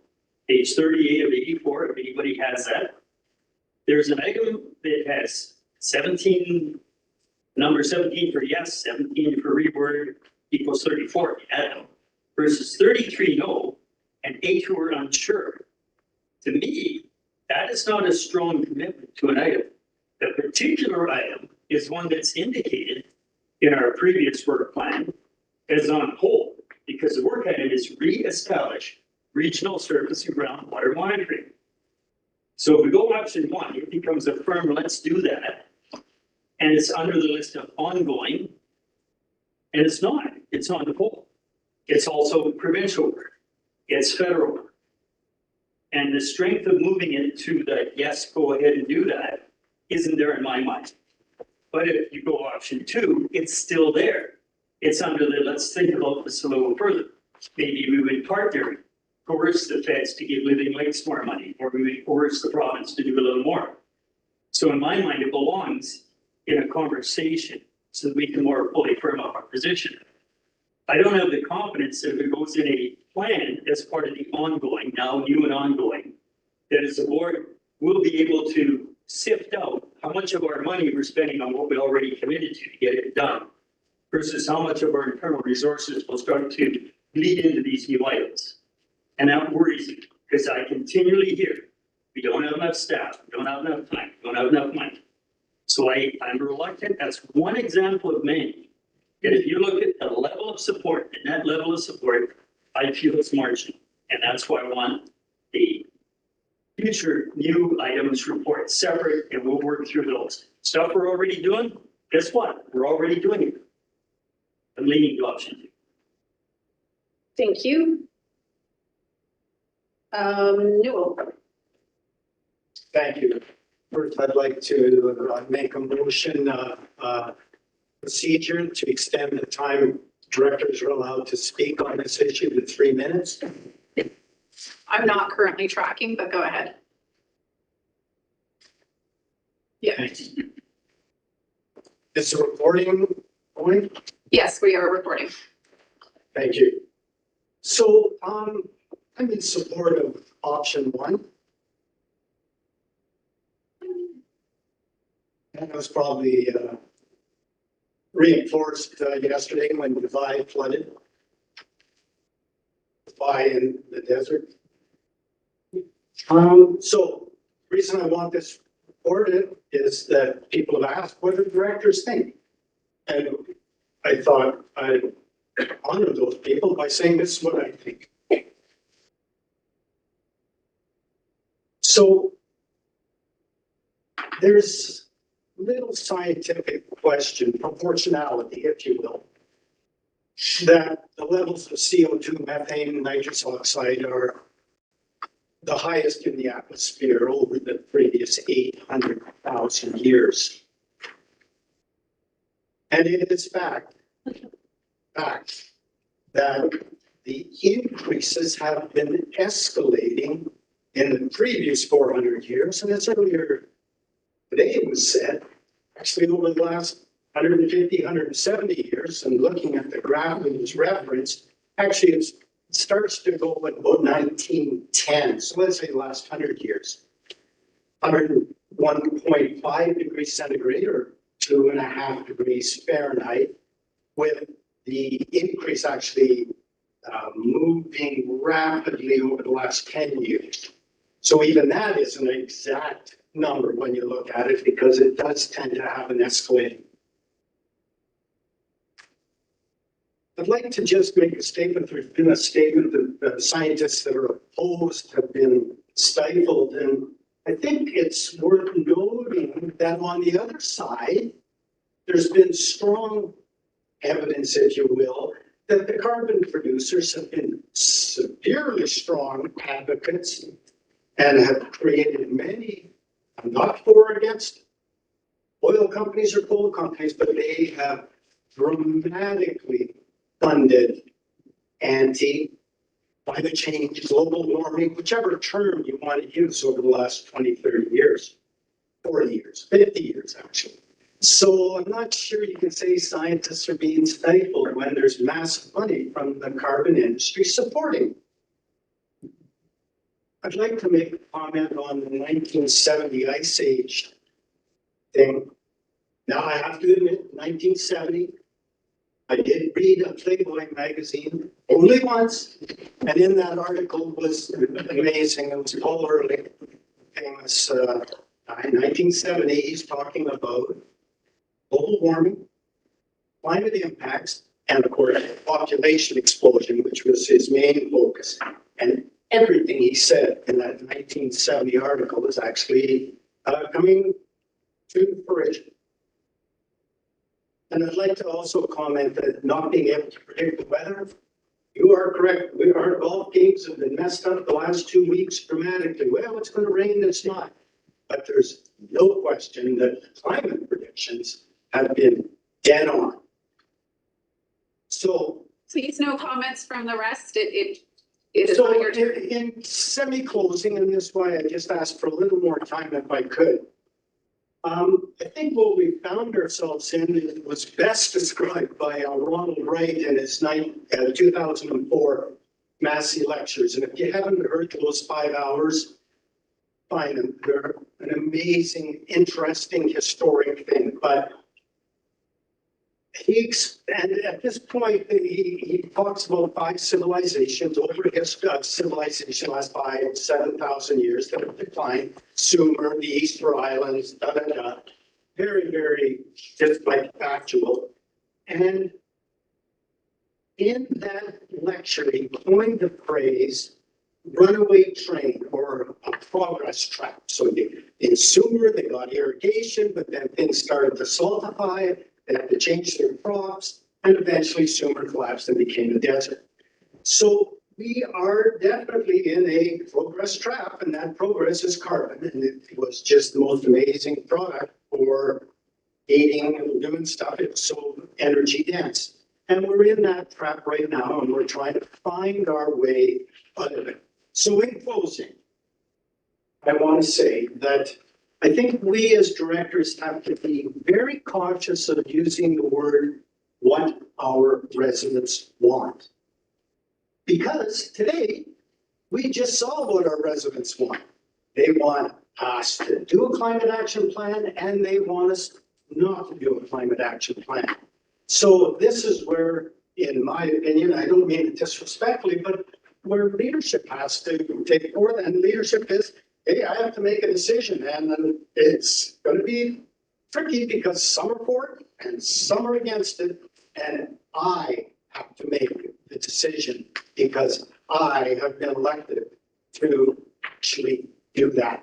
So I do not use the comment, what do my residents want? Because they are in different places and different positions. So now it's what do I do with all of the information that I have garnered and studied and looked at and researched and made my decision based on. So thanks for the extension. Thank you. And I'm sorry to the folks in the gallery, but when you're speaking or making extra comments, it means no one online can hear what's being heard because it cancels out the conversation. So please, if you can refrain from comments inside conversations, thank you. Director Main is next. Thank you, through the chair. This is, in some senses, it's a difficult decision to have to make, and in other senses, it's not difficult at all. I'm not going to add to the science lessons that we have had recently and today. I will say that over the course of the last number of months, the communications I'm getting from residents, and I'm speaking of residents of Area H, not just of residents of Silverton, because I'm the face that they see, so they talk to me. No disrespect to Director Popoff, but I get stopped in the grocery store a lot by residents of the rural areas. At first, there was a whole lot of resistance to the climate action work that we were doing, and a whole bunch of people got really vocal and really, sort of aggressive about it. We don't want you to do anything that restricts our freedom, kind of presentations. Recently, I'm hearing from more and more people who are who want us to be doing more climate action work. I think that our focus has been really narrowed to climate action work, and we tend to sort of lose sight of the fact that we are charged with protecting and nurturing the well-being of our residents in many, many ways. And that includes our non-human residents as well as our human residents. We have environmental issues, species that are becoming extinct in our lifetime. The number of birds that we see are falling radically. There's a lot of things that go into it. So I've been listening to people, and I'm hearing a growing groundswell of people who are willing to step forward and say, I am in favor of you guys doing this. I support this. You have our best interests at heart. So listening to, sort of both sides of the resident input, and then going, okay, I'm listening, I've heard it. I've done, I've done the educational pieces that I have needed to do. And I'm in a position, we're all in a position of balancing, representing the wishes of our constituents and leading our constituents toward a better life in the many ways that we get to do it, by resource recovery, by recreation, all of the things that we do. So it's not just, I want to know what my residents want me to do about this. It's what do I want to lead them to? What kind of life do I want to lead my part of the world to? So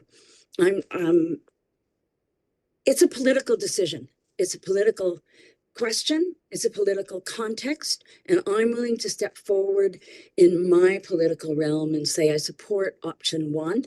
And I absolutely support us continuing to do the work and expanding the work that we do, not necessarily through staff or at the table, but in our lives as well. That's the only way I can look at it. So thank you for the opportunity to speak.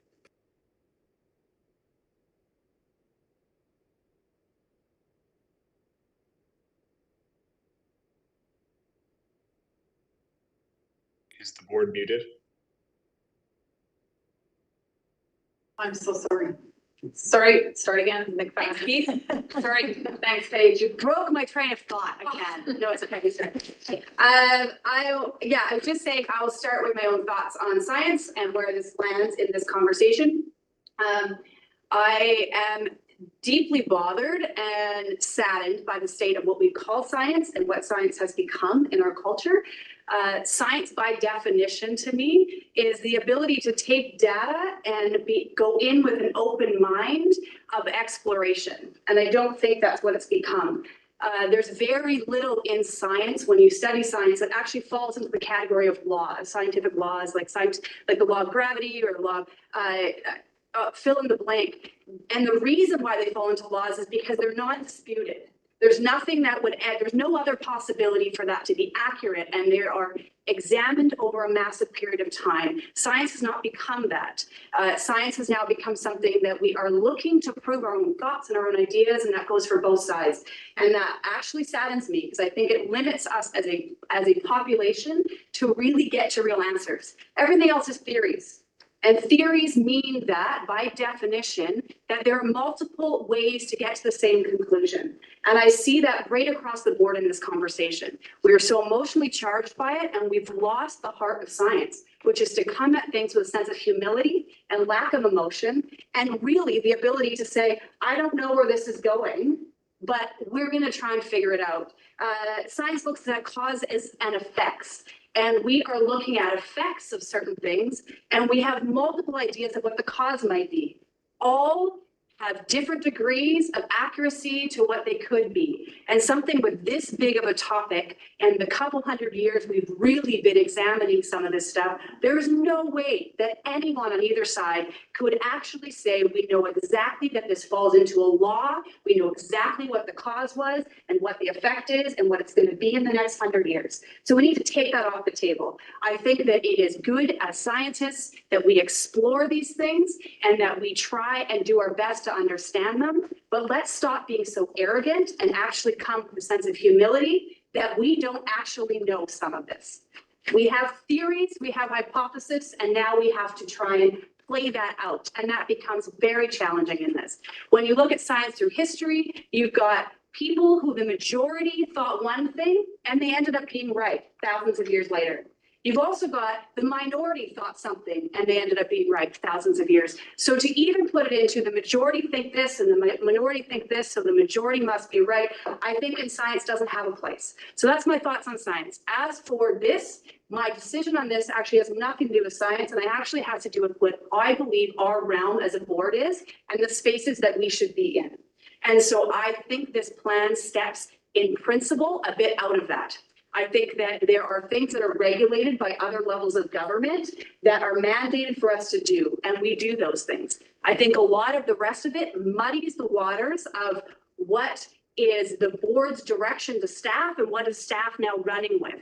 And I think that that becomes challenging. I would rather see projects and ideas and thoughts and technologies come to us individually and us weigh those things individually than to put it in a plan.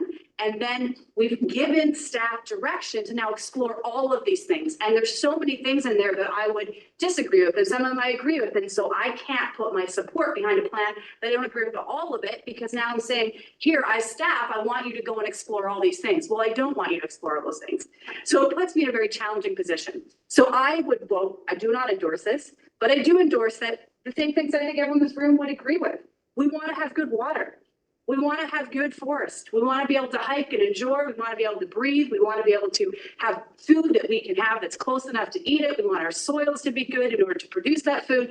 And I think so for me as a director, I'll make decisions based on that when they come to me. But in an entirety, I can't make that decision unless I'm evaluating the information on each one of those decisions.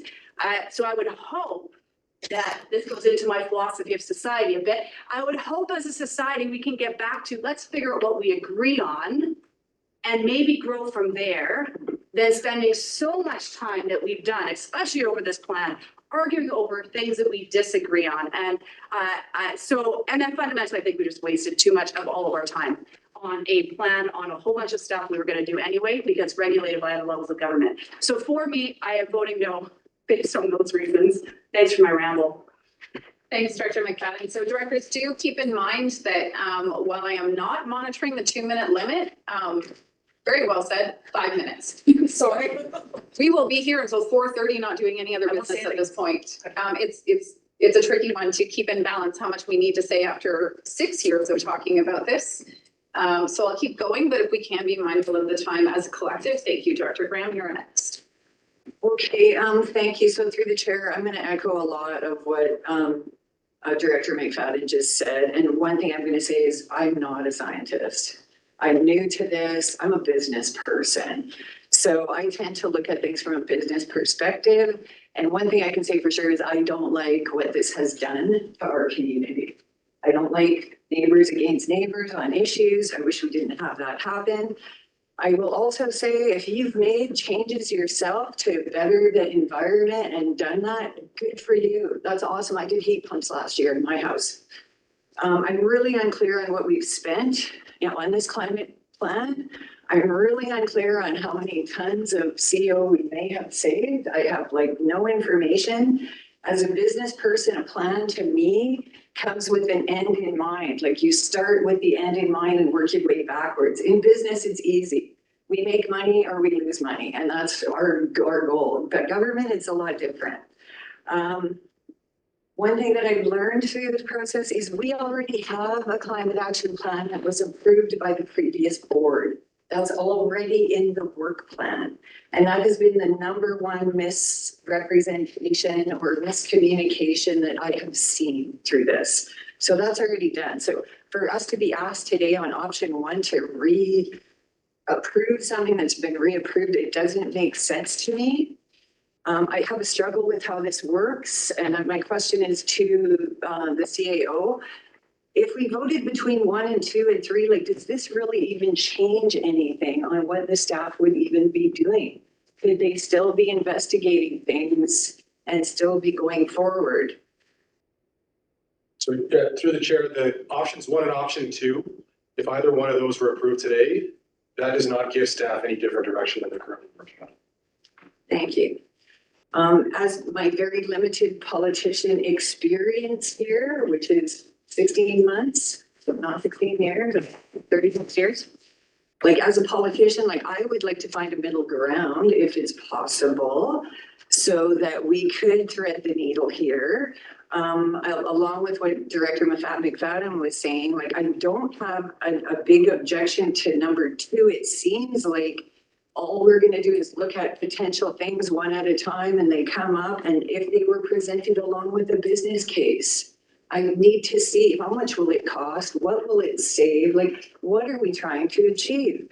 One thing I will also say is that people are leaving this area for fear of smoke and fires.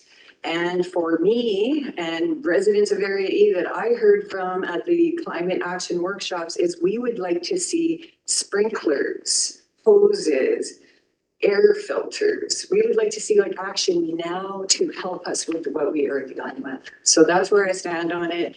I could go with option 2 if it was presented with a business case. Otherwise, I would be with option 3. Thank you. Director Graham, I just want to note, we do not currently have a climate action plan that has been approved. Just to be clear about that, we have never approved a climate action plan. We have a reporting document that captures documenting, but that is not a plan. So just to clarify that. And the sprinklers and the different assets that communities can acquire are actually being funded at a mix between CBT and RDCK, and they're led by community recognition groups. So that is occurring. So just to clarify those 2 points. Who is next on the list? Vandenberg. Great, thank you, and through the chair. Thanks everybody for being here today. This topic is highly divisive. This is the first time as a new director I am actually able to speak openly about this at the table, believe it or not. And I may wish to propose a 4th option or amendment to the 3rd no-go option. I can't support the plan as a whole as it is. We can expect to disagree on around GHGs and the CO2 narrative and the state of the planet relative today and over the previous millions of years. We're not going to agree. We could agree on promoting and sustaining good practices in environmental stewardship, as our future is important to our children. That we can agree. There are many lectures available on many sides of this issue. I know because I've tried to listen to many points of view. I spent a lot of time researching the subject to understand where RDCK's role ought to be. My personal priorities around water resource sustainability and continued wildfire mitigation. I feel we need to couple renewable energy to include technology and innovative solutions from the energy sector in a common sense transition that's led by consumer demand. Federal and provincial policies are under tremendous pressure from taxpayers. I will point out the consulting firm currently being referenced in the report, Community Energy Association, has a particular bias I'm not comfortable with. They were formed back in 1993 under a number of BC ministries and the UBCM. So I am kind of leery about that. We have 4 people on our staff right now: climate action assistant, community sustainability manager, senior energy specialist, and a community resilience coordinator. I have to say staff is probably motivated differently than I am as a director. I believe all climate and environmental stewardship initiatives going forward need to be pre-approved by the board with a proper business case that defines outcomes defined in measurables. So I will just say again that I am leaning towards supporting option 3 no-go, but I think that there's still some work that needs to be done, and perhaps I would put forward an amendment to achieve that. But at this point in time, that's where I stand. Thank you. And another just clarification on what is if we went with option 1 or 2 or 3, basic processes, anything that would come back to us as an action requires some assessment. In either 1 or 2, that requires a feasibility assessment. So that is a part of this proposal. And even without it, anything that comes before us comes with that process behind it about why, what does it look like? And if we want more details, we can always direct that. So that is a part of what would be, regardless of which direction we go, that process is inherent in the way we operate. Supplemental, go ahead. Based on what you just said, agree. Feasibility is one form of looking into a project. Business case is a more rounded form. It has costs associated with it, outcomes associated, measurables associated. I'm not seeing a lot of business case type stuff coming for me. And so that's the distinction that I want to make sure whatever we do going forward, we must have a business case. Thank you. David, we'll put you on the list. Again, please do not put details in chat. It's just very difficult to keep track of everybody.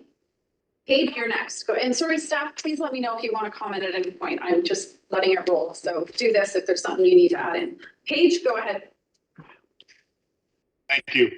I think one of the analogies that makes the most sense for me is the emissions that we're putting out there in the world right now are a kind of debt. It's a multi-generational debt. It's a debt that will be paid off by everyone that comes after us, and it has real impacts. Real interest is now coming due. We're seeing that in how we're reacting to everything from atmospheric rivers to wildfire to drought and to the shifts in our biodiversity that are happening as a consequence. In a truly, as a small business person, as a highly technical person who does a lot of repair and does a lot of problem solving, the debate around is it or isn't it happening, and whether the theory is that we can just continue to go on as business as usual, really lends more to the side that we need to be cautious on what the impact of more emissions actually looks like. We know we can't just pull it out of the atmosphere. We know it's increasing, and we know the consensus across the field of people and experts in this field tell us predominantly that it's a problem and that we need to avert the trigger effects that are already happening as we release, as areas of the world like the Arctic warm and start releasing additional greenhouse gases. So if there's any theory that we need to test, it's the theory that we can just keep putting these kinds of emissions into the atmosphere, like we used to put the aerosols in the atmosphere in the first part of the last century. And everything that came out of the Montreal Protocol in terms of how it was causing damage to us, how it was causing ozone depletion, how it was exposing us to additional solar radiation. We followed the science and the expertise. We pulled back our commercial endeavors. We associated a cost when we're talking about business plans in the current narrow spectrum of how humans spend money in the existing financial system that we currently live in, but has not always been the same system. We do not capture the costs. We don't capture them for ourselves or for the future of what just dumping these emissions into the atmosphere, into the water actually does, and what it will do for the long-term viability and success of our future generations. So for me, it's about being conservative with the kind of debt we're incurring that is non-financial, but it's a debt in and of itself. And so I support, and I'm sure none of you are surprised, but I've listened to all of the debate.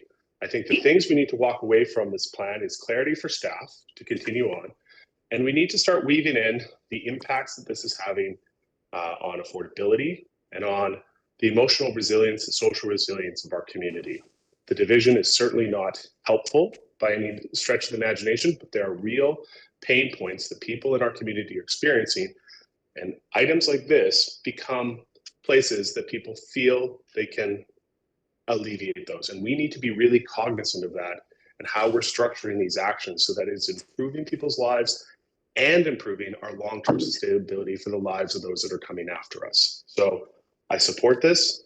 I want us to figure out how we can support the communities in our area and ensure that these are win-wins as we go forward. And I want to give staff the clarity to continue to move on with costing these out, evaluating their impact on emissions, and executing and completing so that we're not constantly in this dithering component of discussion that doesn't let staff get on with the getting on of it. That's how we really keep taxes low and deliver value for our dollars, is by letting staff have the clarity to complete projects and deliver results and cost those business cases for us. So thank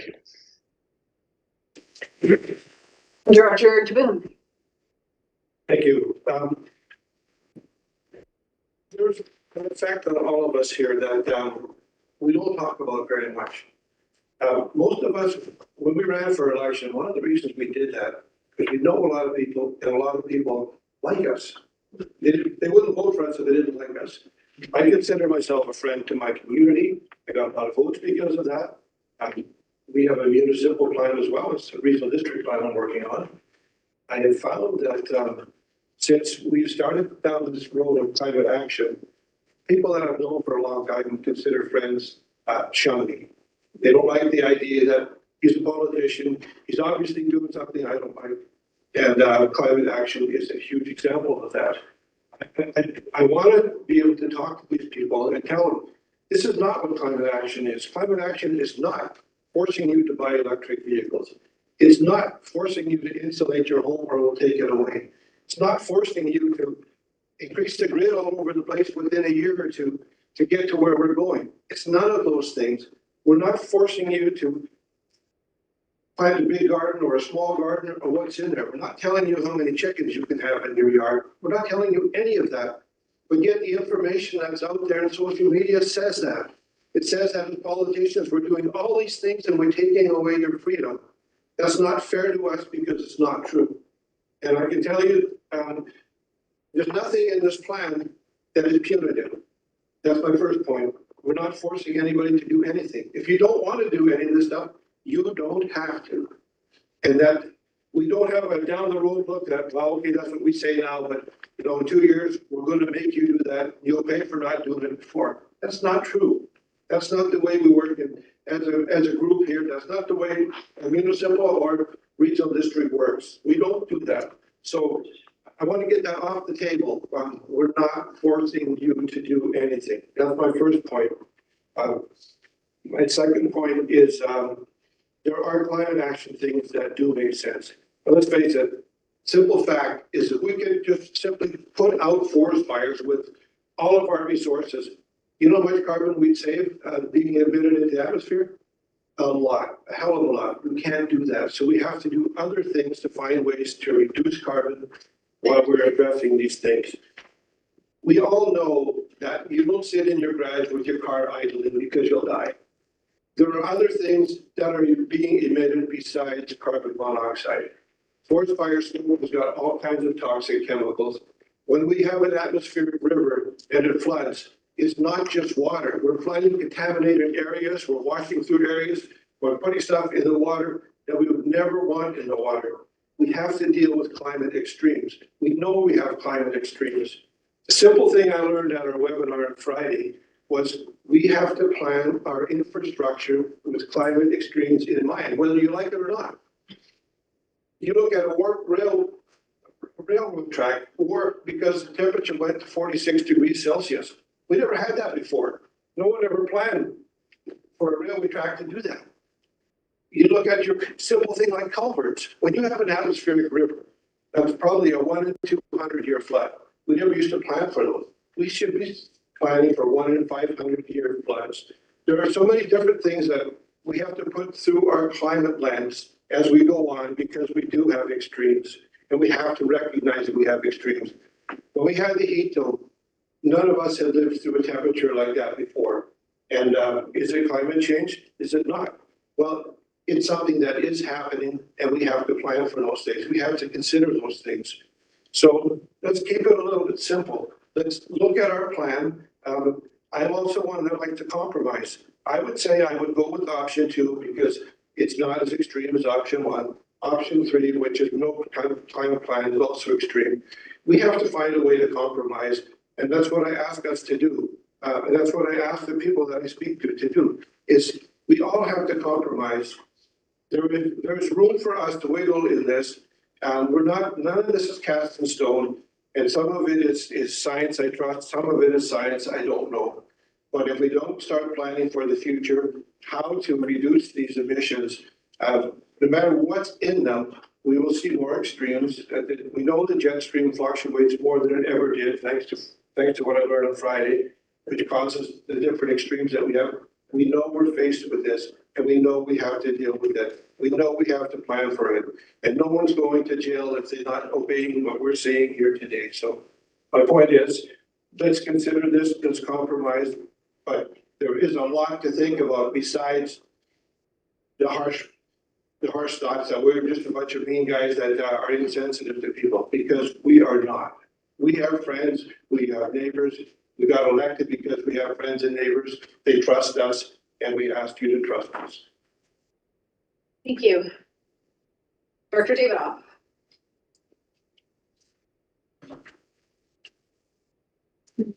You're muted, Director Davidoff. Director Davidoff, you're muted.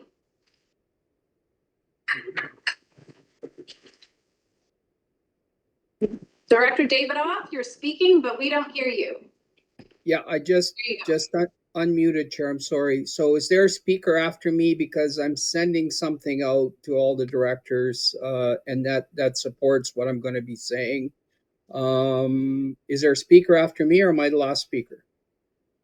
Well, currently I don't have anyone else on the list. That doesn't mean you're the last speaker, and please don't email stuff. Not all of us can go back and read an email in the middle of a discussion. If you have a motion, you can put it in chat and read it out. Okay, then I'm going to make some comments and then I will decide whether to move what I posted in chat. What I've already sent out to board members is a document that I prepared for our climate action meetings that we had at the Brilliant Cultural Center, which was very well attended. And I spent 3 hours doing a town hall format with residents of Area I and other people that came from other areas. We've had excellent feedback in Area I from at least 15 to 20% of constituents. Huge feedback.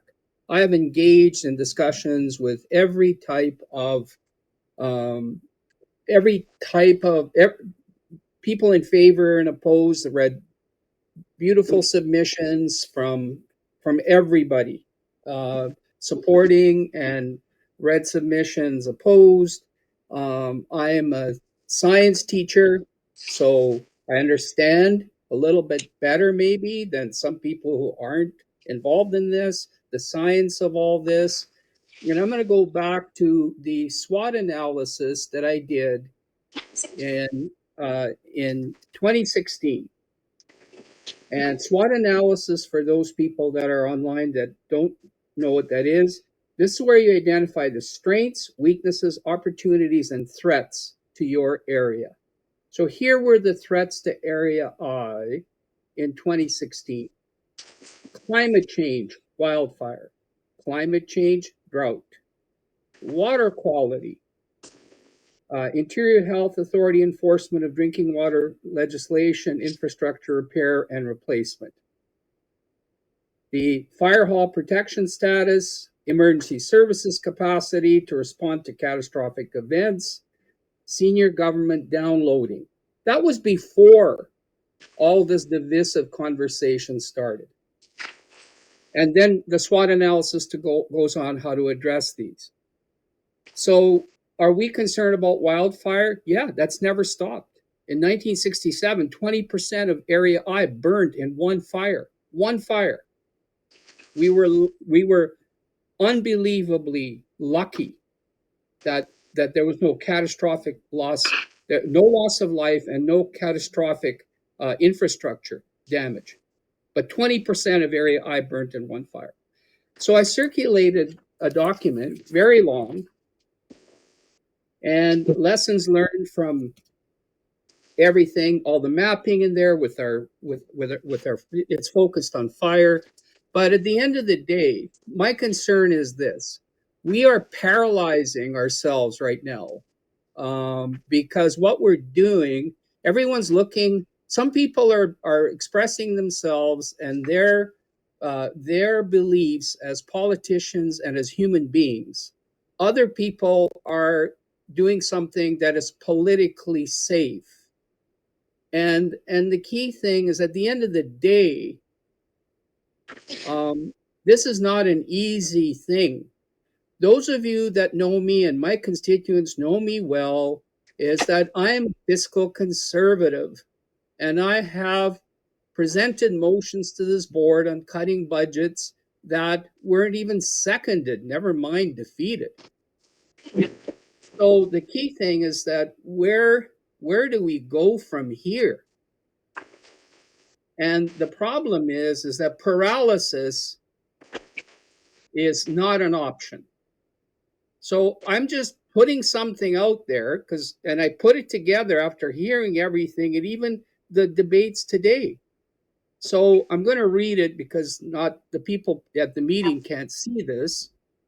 So this is a potential option 4, that staff be directed to explore new climate action items impacting RDCK residents and make recommendations to the board on those identified as high priorities in our consultation process, and make a business case for proceeding on individual items that are practicable, fiscally feasible, and funded by polluter super funds. And I had the word ideally funded by polluter super funds in there because that's who should be paying for this stuff, not our residents. So the key thing is that I'm throwing this out there as a compromise, because paralysis is not an option and political expediency is not an option. And we are human beings, and basically I am imploring the board members as human beings to say, no.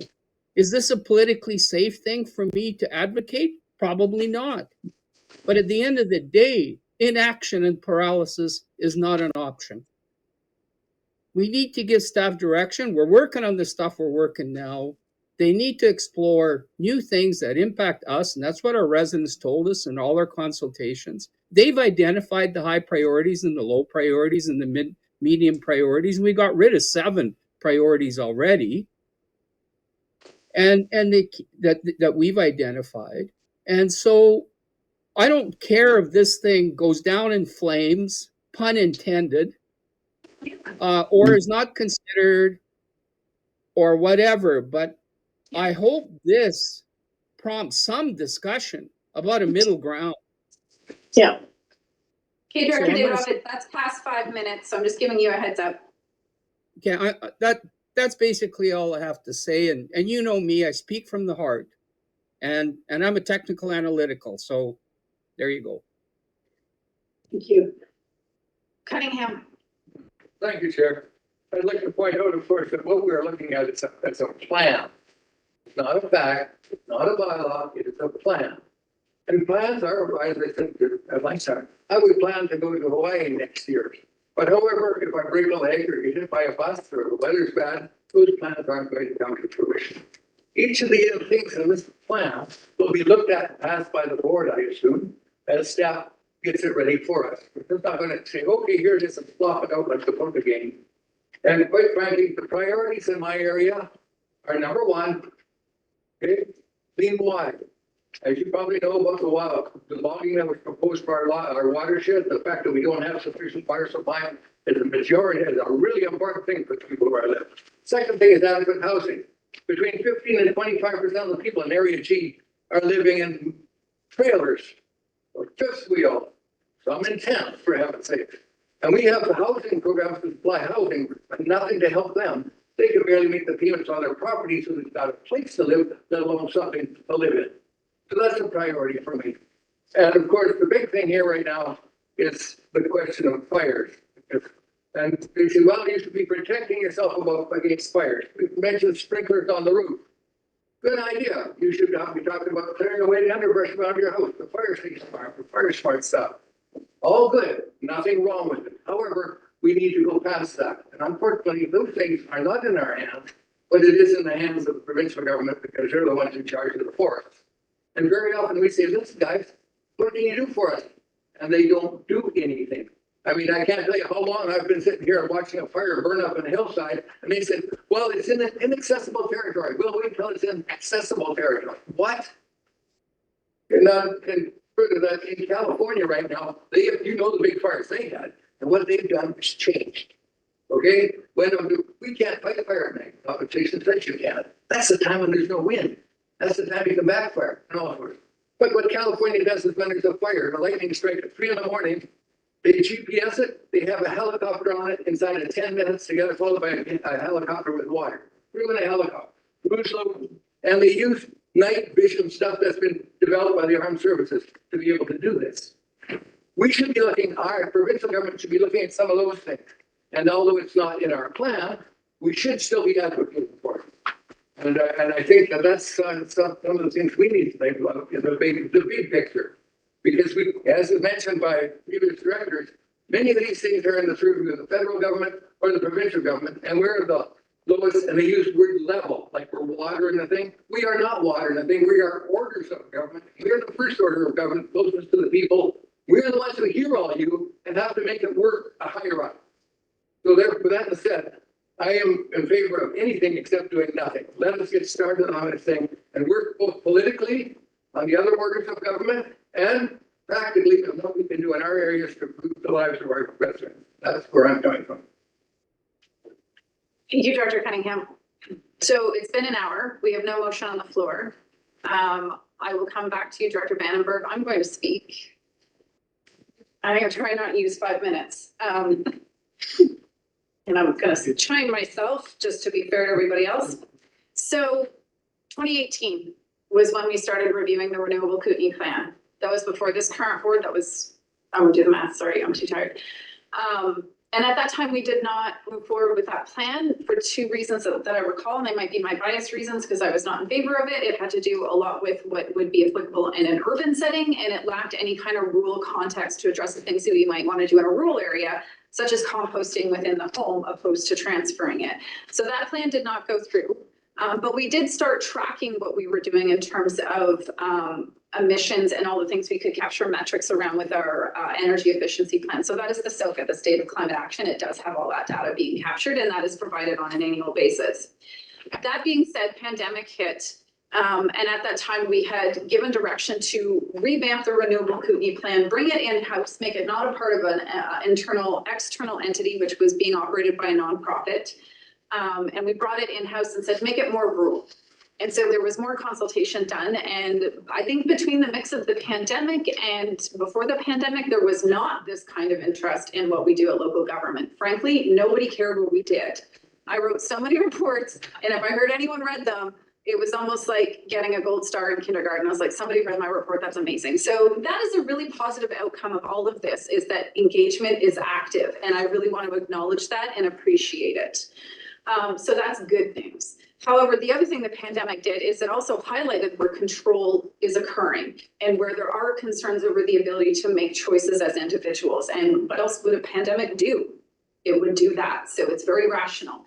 That being said, staff did go back out and revamped it and now included all these other considerations that were really elicited through the pandemic process to really be aware. And again, that engagement piece and education came in. So I just want to note that staff have been at this for many, many years, and they keep going back to say, what is it you want? How do we do this? Within a very complex regional district, we have 20 jurisdictions where 60% of us live in rural areas with no servicing. So a lot of the stuff that is applicable or that the minister or the province is asking us to do, such as housing and land use, doesn't even apply, because Prairie D, I have one community out of 24 that has zoning. That's not even heard of in Victoria. They don't know what that means. So we're in a very different element that way. I got to state in my notes.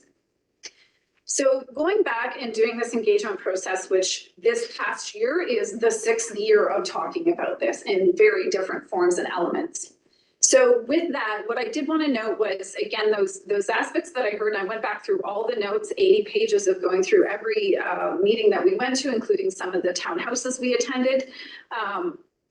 And the things around control were noted, the things around telling you what vehicle you can drive, controlling the type of agriculture you're going to do, controlling your water, things like that were all kind of like, I'm summarizing here because again, I'm limited and I'm already using 3 minutes. All those things that could have been conceived as control, which we don't actually have the jurisdiction to do that. And I don't think any of us would support controlling the type of vehicle you buy or removing wood stoves. We've actually been advocates to make sure wood stoves are still accepted given our grid vulnerability.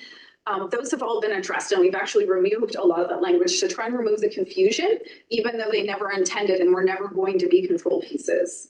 So from that perspective, what we've done is we've gone from a very detailed plan that did give you a budget by item to a very vague, this is what we are doing. The work plan is the work plan. We've already given direction on that. So in option 1, where it describes what's in queue, that goes on regardless of what we do today. So even option 1 is kind of like that component is just giving a refresher on all the things we're already doing. If we were not doing wildfire mitigation, if we were not doing water conservation, if I couldn't have done the farmer innovation program with staff support to really encourage local farming and change the meat inspection regulations so that small scale was supported, then I'd be saying that's what we need to do. But we have been doing those and we did do those. And so I think part of this is actually bringing people up to speed that we've been leaders in this realm for 20 years with Director Faust and Jackman talking about fire mitigation before other regional districts would even touch it. So we've been doing so much. I'm going to be out of time. So the irony for me is that where we are now is that with this plan, either direction we go, it does not change that we have been doing a lot, we do a lot, and we're extremely responsive to the public that come to us and say, this is a problem for me. How do we fix it? And I've had great staff support, although sometimes I've had to explain it many times to explain the details of Lardo Valley or the intricacies of a one road access into Argento where there's tons of cars piled up at the end. You've always been receptive to understanding, even if it took a lot of conversations, and I appreciate that. So all that to say that we don't have a motion on the floor. I tried to track where we were going so I could get us moving forward. And it's quite a mix. I don't know that we're going to get anywhere today, but I would say option 2, which was essentially what were the new things that came forward through the consultation process that did receive ample support to continue but not give you direction to just do it, that you still have to come back to the board by project to do a feasibility. If it needs a business case, then we could make it that instead, depending on what it is. Says that, yes, we can explore these things further, but no, it doesn't behoove us to do it. And Chair, so I'm going to move option 4. I'm speaking, Director David. I Oh, know I'm you don't sorry. like it when I interrupt you. Yeah, I'm sorry, Chair. I apologize. I just get something on the floor, so that's why I'm doing it. I'll come back to you. I generally try not to interrupt you guys, so bear with me. And Vandenberg was next on the list. I'm just gonna stop because my 5 pages of notes will not get done in this time. Vandenberg, and then Davidoff, and then Maine. Thank you through the chair, and thank you for that time that you just spent going through all that. For a lot of us, that is a nice little summary of where this has been going in the intended direction, and I thank you for that. Because we don't get to hear that being fairly new to this, and you say six years ago, well, we've only been here for 16 months. And we've never had the opportunity to be able to speak and talk about this like we have. That all said, I would like to propose an option. It would be option 4 for Director Davidoff. And I have sent it to Christine, although there's been a couple of, you might want to follow along, just a couple of changes. What I'd like to do is propose forming a working group of directors representing rural, unincorporated, and municipal to assess and evaluate the climate action program. I'm going to refer to it going forward as a climate care program, to create a direction and a business case template for board approval of any and all initiatives. Further, that the working group present a terms of reference within a reasonable timeframe to the board. And further, that any work currently underway continue with no new initiatives started until after the board endorses the working group's recommendation. Is there any way you can put that to chat? Christine, I can put it in chat. Thank you. Yeah, and Christine, did you make those slight word changes? No. Great. If you just put it in chat, we can deal with any kind of edits. Is there a second to that motion? McFadden second. So the motion is on the floor. I'm going to stick to the speakers list. The opening? On the opening, yeah, if you need to elaborate, go ahead. The opening is, we need to do something. I totally understand that with our directors. The problem is that it's so far out here. All I'm trying to do is pull it back. Let's refocus and let's give staff direction that we, as part of being the new directors, feel comfortable in as well. But allow them to continue their work, whatever it might be. There's so many, the opportunities out there are great, but we need to pull this back.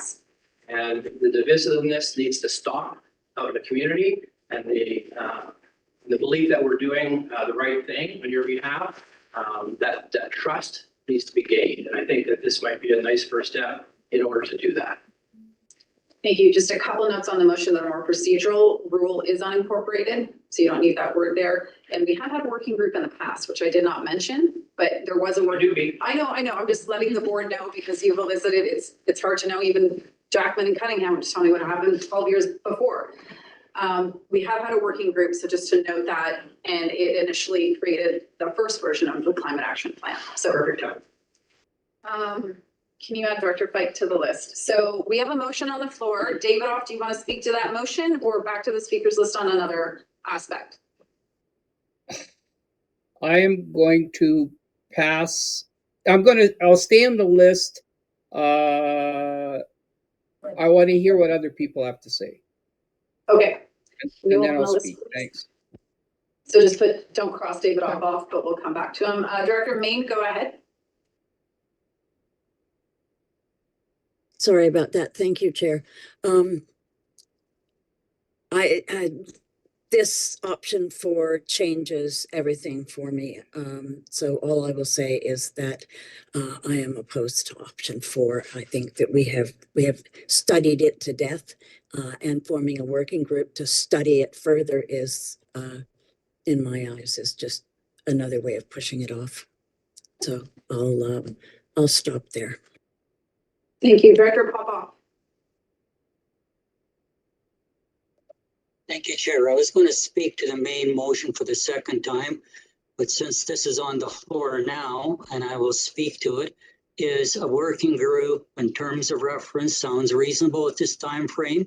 But my idea is, we have always been doing some work throughout my tenure with the regional district on wildfire mitigation, flooding, watershed governance, food security, etc.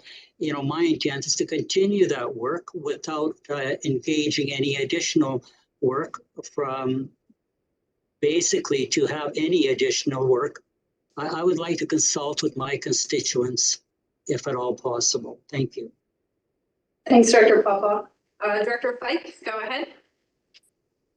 Thank you. Through the chair, I am in favor of the motion on the floor. I think consensus is always elusive, and all the engagement that we've got here is a good thing. I come with a bias. My son was a climate modeler with the Obama administration in the Clean Air Act, and the trends that the computer models predicted in those days are absolutely in the direction, and they tend to be going faster in most cases than what the computers predicted. Now, we're all going to leave our fingerprints on the future of our citizens, kids, grandkids, as been expressed before with other speakers. I've looked at the New Denver consensus, and I feel able to represent them based on that. I mean, some facts that, Canadian forest fires last year were 3 times the carbon footprint of the Canadian economy. And what Greenland is actually melting at about 30 million tons an hour as we speak. And that's like 2 Fraser rivers flowing. So things are changing, and paralysis is not an option. So I really agree with the business case in that when I look at the words in the plan, there's nothing, not nothing. There's things that aren't measurable, like work with, consider, look into, increase advocacy, support, encourage, explore. Now, there's nothing wrong with those verbs, but there's no measurables.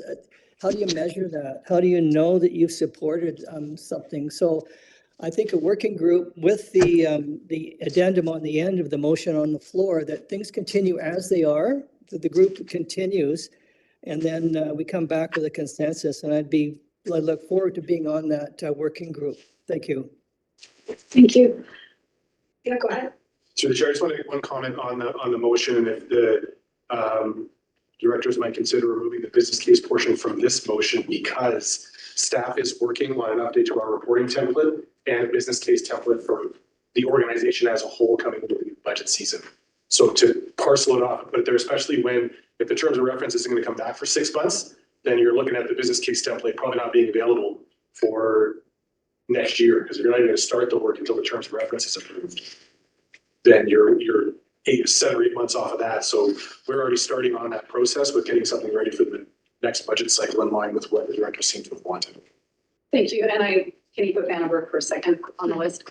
Also, just to process-wise, again, the notion that we need a motion to say keep doing what you're doing is not the motion we would do. If you actually want to change what's already in the work plan, you would need a motion to bring something different forward or to remove that from the work plan, and that's not general practice. So a motion just saying keep doing what you're doing is irrelevant to they will keep doing what they're doing. We've already made that direction.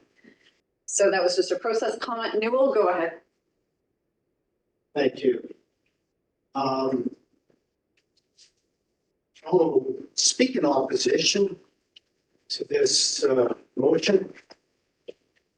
I think that since we, I understand that boards change every 4 years, and may evolve during the 4 years. But I'm uncomfortable with redoing what the previous board has done.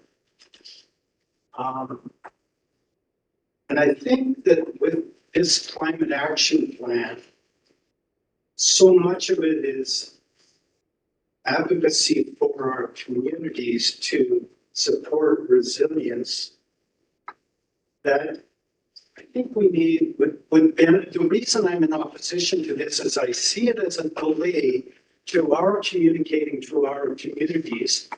Certainly Area F seems overwhelmingly in support of the climate action plan. And wants more resiliency in the communities that have increasing vulnerability. And so, in a sense, hey, let's form another working group. It's almost a political talk for let's delay actually doing something concrete, in my humble opinion. So with that in mind, I'm going to speak and vote in opposition to option number 4. Thank you. Thank you. I was next on the list. I'm just going to make 2 comments. One is I will speak against this motion, but I do think it merits some aspects that we could incorporate into option 2, which is that we would do option 2 and feasibility becomes a business case, and that the working group would be the Community Sustainability Living Advisory Committee, which already exists and already meets and doesn't need to be recreated. So those would be my comments. Jackman? Well, that's no fair, Chair. Is it? Because I wrote down. So far, it seems to be that we're leaning to option 2. I have 3.5 speakers to 1, 4.5 speakers to 2, and 3 kind of in the middle. So thanks for stealing that. That it would seem to me to be better to be definitive and say that option 2 identifies some clear actions that seem to have merit. We're just not sure about the relative importance, their opportunities, priority, whatever you want to call it, to move forward on any of those. So the working group model would support flushing out that list that sits in option 2, the ideas plan. Whether that goes to CSLAC or not, and whether this is a delay, we actually commit to some of the option 2. To me, it's not a delay, but it may be quite an opportunity for newer directors to do a little catch up if they feel they still need to, plus to share their completely valid insight. So kind of agree with you. We should pick one of the lists and then start digesting it by whether it's 4 people, 10 people, 20 people digesting the list. Obviously, a little bit smaller group do that first crunching will be faster, and we need to be faster than 6 months to get it to where we're going to decide to take action or not. Can the minutes reflect that Director Jackman agreed with me tonight?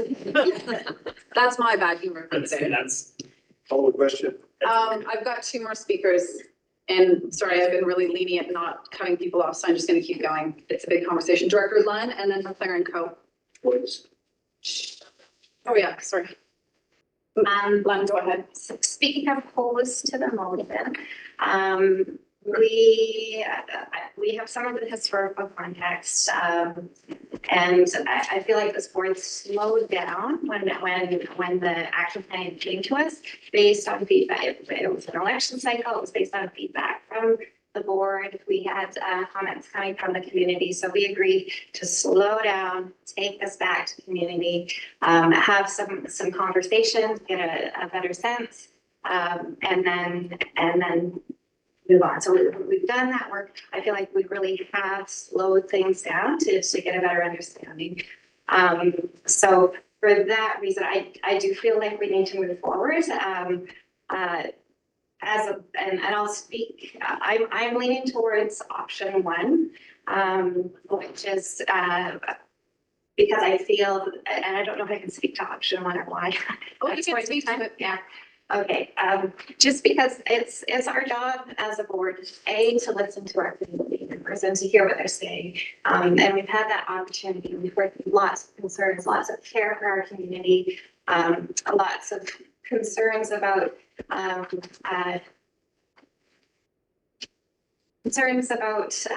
life in the community, and concerns about what's the future going to look like. And so part of our role as a board is to set direction of a potential future, of future outcomes that we want to sort of navigate towards.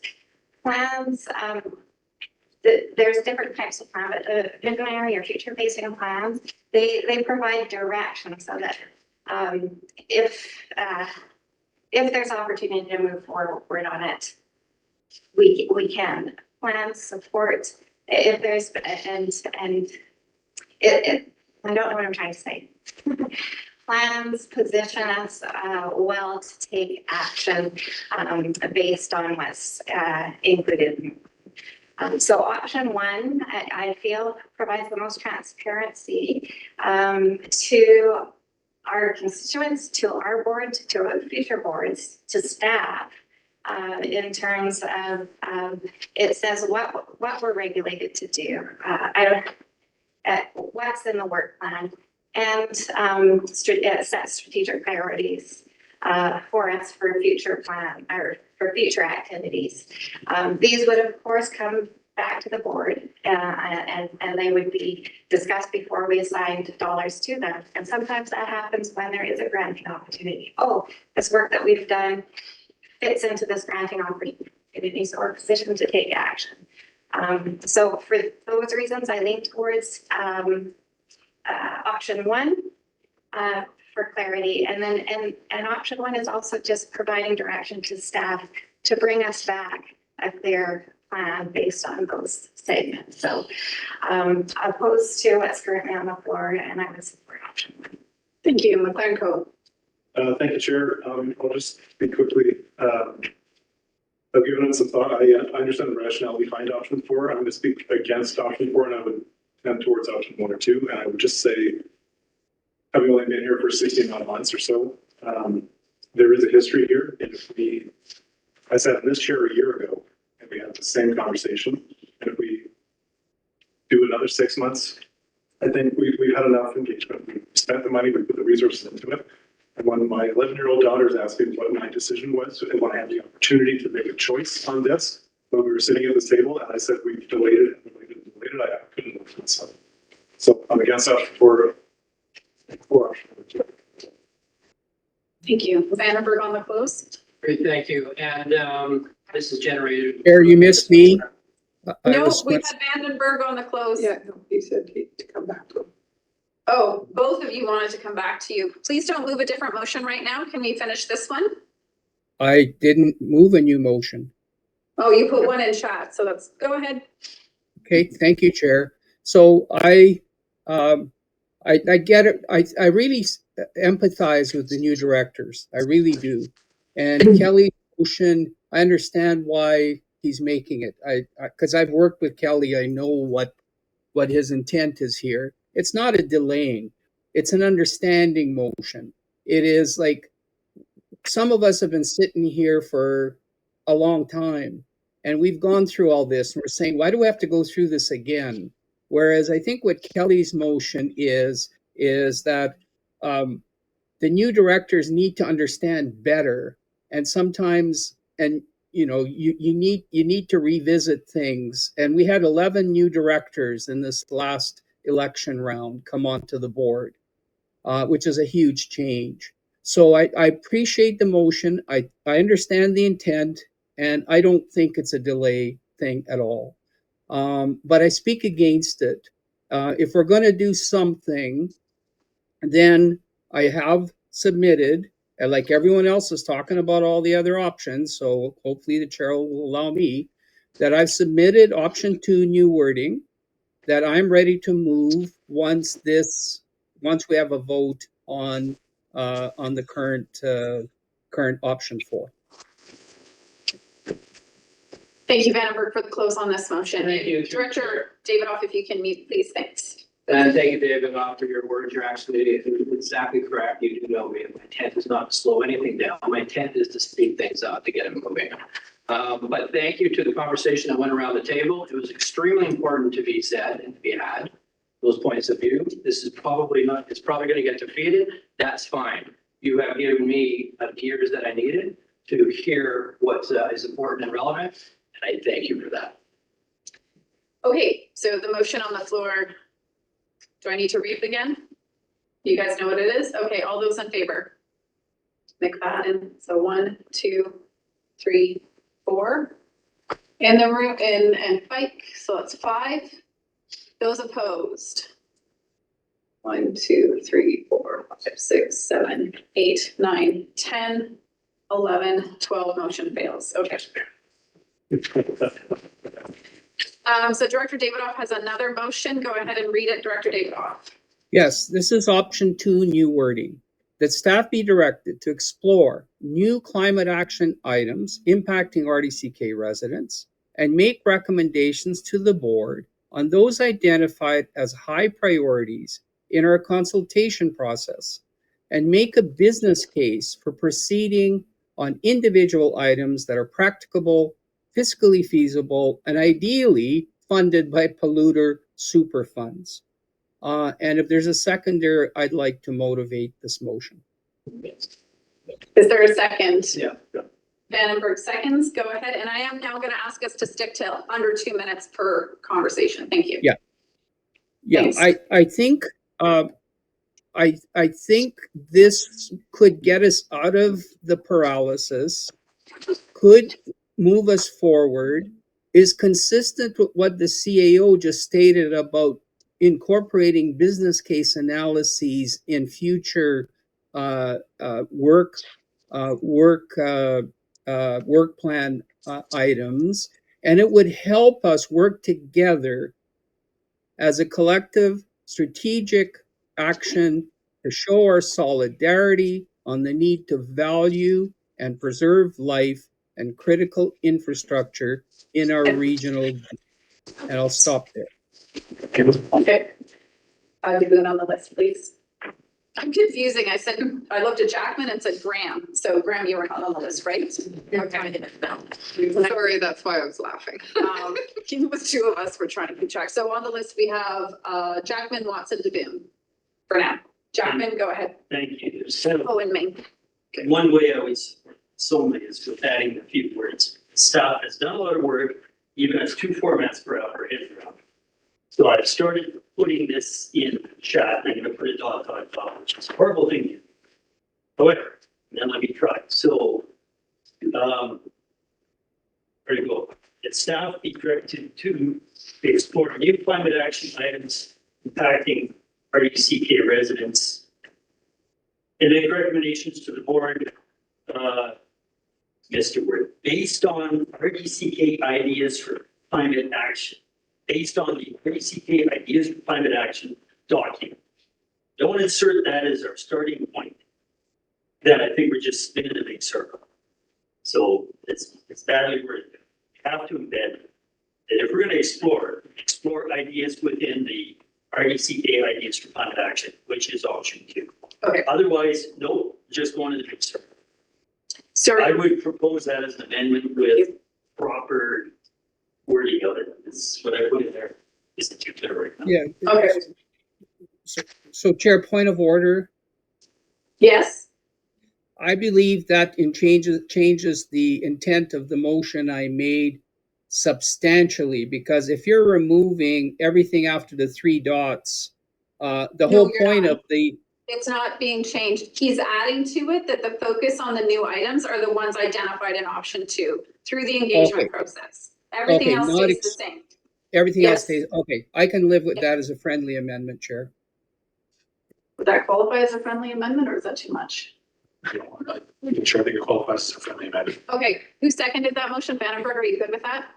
Okay, so it's a friendly amendment, so the motion includes that without going through the amendment process. And someone else will clean up the wording because this is Yeah. a mess. Sorry. And so just everybody understands what we're doing. It's just clarifying that it's not just new ideas randomly, it's the ones identified in option 2, which are gleaned from the engagement process. So I'm sorry, I'm just looking at staff to make sure if you know what we're doing, we know what we're doing. Awesome. So it's been friendly amended and I was next on the list. Point of order. Oh, yes. I can't see, so is it in the chat? It's in the chat. So I have to open up the meeting. I can read it. Would it help to email those not on chat? Okay, sorry. Let Christine clean it up just a bit. Are you able to do that, Christine? Okay, and then we'll email it out. Chair. And I forgot what I was gonna say, so I'm just gonna go through the speakers list. Boom. Okay, as someone who my job was to investigate polluters, to charge polluters, to work with Crown prosecutors. It's not a simple matter of making polluters pay. It's a long drawn out process, depending on convictions and then the level of fines. So rather than trying to have a process to make polluters pay, as you have suggested, Director Davidoff, I think as a separate business item in time, we approach the province maybe through UBCM to siphon some of the fine money off or add a percentage of the fines to make them pay in our area if they pollute in our area, so that it's actually practical and it relies on convictions, but it also maybe adds a surcharge to their fines. They do that in wildlife fines. Some of the fines go off to habitat restoration, and I do believe that should be a separate process. I agree that the polluters should pay, but I think as a regional district, we can't make them, so we have to approach the province to make that practical. Chair, can I Thank you, address Director. that? We'll put you on the list, Director Davidoff. Thank you. So DeBoon reminded me of my question and alluded to the notion that the local government climate action funds that we've just been awarded 3 years in one shot. My understanding is that does come from that type of, whether it's the carbon tax or through some type of tax that addresses that. Is that accurate? And then I have a follow-up to that. Yes, it comes from the carbon tax. Can you speak up, please? Yes, thank you. Sorry, through the chair. It comes through the carbon tax. So the LG cap is from a polluter pay perspective. I'm not sure. Oh, no, sorry, carbon tax, everybody, yes, okay, sir. I was just wanting to clarify that. The only other note I wanted to make on the polluter pay policy is that's currently how recycling works. And do they pay? They pay a portion. So I think there is some, while I get the intent and the idealism of it, and that is ideally how it would work, I think there's some, as long as the word ideally funded is in there, that doesn't behoove us to actually working on things we want to if we don't get them to. So just wanted to clarify that. I've got main page and then Davidoff on the close so far. Main, go ahead. Yeah, thank you, Chair. I'd like to thank Director DeBoon for his context that he provided us with, and Director Watson, who spoke about the polluter superfund. And my question was going to be, what polluter superfund? Are you starting a new advocacy here? If so, I would like that elucidated before I vote on it. But it does put me in mind of something that happened at FCM over a number of years ago, where there was a task force that was formed that did a whole lot of advocacy to the federal government around the petrochemical economy in what they called the Western provinces, which originally did not include BC, but we made a lot of noise and got included there. One of the outcomes of that task force was that the federal government then did release some funds to be used for tapping abandoned and orphaned oil wells, mostly in Alberta and Saskatchewan, but a few of those dollars did go to northern BC. So there is that has happened previously. And if Director Davidoff, if you want to start, campaigning to create a polluter superfund, the local government, the government of proximity is the place to start, but you're going to have to go provincial and you're going to have to go federal with that, because as local governments, we can't even get the forestry companies to clean up after themselves. So that's the problem that I have with the wording in that. I think it's aspirational, but it sets a jarring note for me. So I'm kind of on the fence about that. Thank you for the opportunity to speak. Thank you, Director Main. So we have Paige, Davidoff, Popoff, and Newell directors. I just want you to know we have about 4 hours left of work to do, and we have directors that want to drive to Radium tonight. So I'm going to ask you to speak under a minute, and only if it has not been said. We're on to an hour and a half on this discussion. It's merited, and also we need to move along. So Paige, go ahead. Okay, I'm going to say this quickly. I don't want to offend anyone. Just realize I was raised with cows. So just don't get your feathers in a ruffle if anything piques your interest. I'm reading the part of the ideas for climate action approval process. In order for an idea to move forward, it would need to be approved. Staff would need to do an analysis, i.e. a feasibility study on it, and bring a report to the board of directors to vote on in a public meeting. Members of the public are welcome to attend. In a way, what we're doing is we're painting stripes on a white horse and calling it a zebra. This is already baked in, that new ideas will come forward, that they will have supporting documentation generated to go with them, that they will be prioritized, and that we will vote on the initiatives as they come forward. And we are really just solidifying and endorsing a starting point for staff so that they continue to know that this board supports the work that has been done by the previous boards, and we can move forward. I think we want to stick closer to the language that staff has generated. I would support 2. I would definitely support 1. I would support us moving forward and letting staff have that clarity. And I think the document we have in front of us in both iterations already captures that we have a process. Can we improve upon that process? Probably. And I think we probably just need to provide that direction. If there's new ideas to go after polluters, we can add that to the evaluation for new ideas and look at the feasibility of that action. But for now, I would vote against this motion, and I would vote more for the original 2 or original 1. Thank you. And now that we've had it recrafted, I'm just going to read it so we all know where we're at. That staff be directed to explore new climate action items impacting RDCK residents and make recommendations to the board based on the RDCK Ideas for Climate Action document presented at the April 18th, 2024 board meeting. And further, that those items that were identified as high priorities in our consultation process are practical and fiscally feasible, are presented to the board with a business case prior to proceeding with funding ideally being provided by polluter super funds. So that's the motion, okay? So David, I'm going to go to you last, just because this is your motion. If you could please mute until I call on you. Thank you. Popoff and then Newell. Yeah, question through the chair, like when they say new projects, does that mean that we're still going ahead with the current projects that were listed there, including transportation, mobility, energy, buildings, etc.? Anything that is currently in the work plan, which is in option 1, it identifies already in the work plan, that would remain the same as being in the work plan unless the director brought a motion forward to remove something from the work plan. So yes, those all proceed as per previous processes. Thank you. Newell. Want to verbally say I'm speaking in opposition to this. I can barely understand it, and I'm not a new person at this table. Okay. David, up on the close. Yep. Thank you, Chair. Just to address the polluter super funds, today we learned something new by presenters. And they asked us, are we part of the class action suing Big Oil?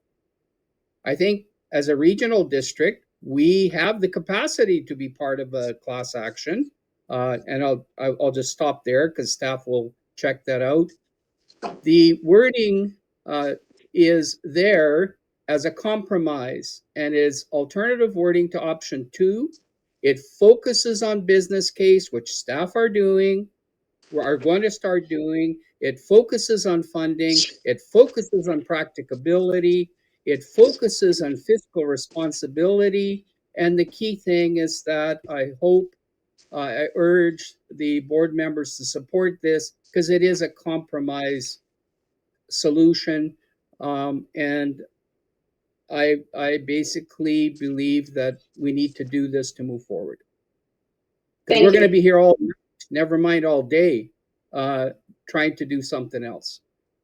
Okay, thank you. So all those in favor? 1, 2, 3, 4, 5, 6, 7, 8. I don't have all the directors. Can the directors online that are in favor just speak? I'm in favor, Chair. Okay, you know what? I'm just going to go through the list. Jackman? Tierney? In favor. Vandenberg? In favor.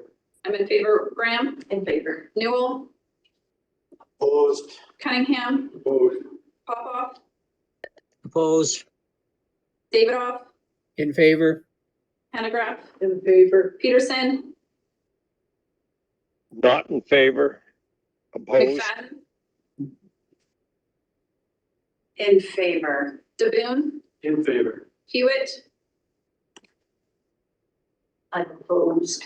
McLaren Co, Opposed. Page, Opposed. Pike, Favor. Lockwood, In favor. Maine, Opposed? Lund.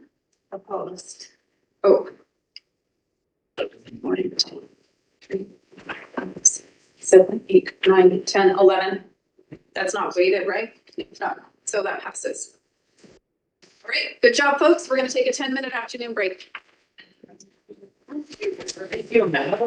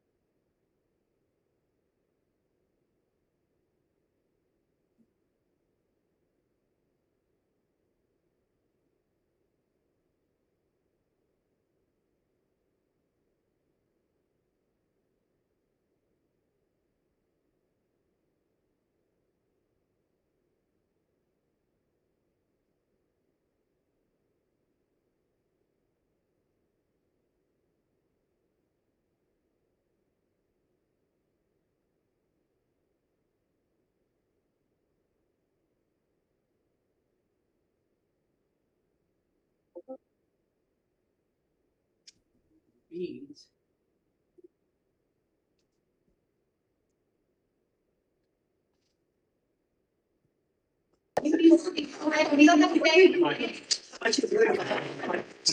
Sorry.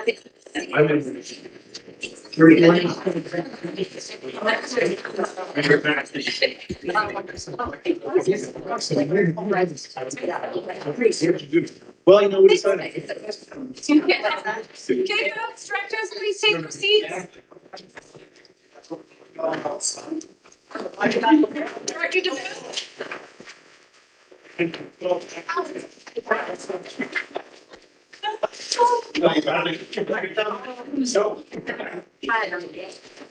Everybody in the room, thank you very much.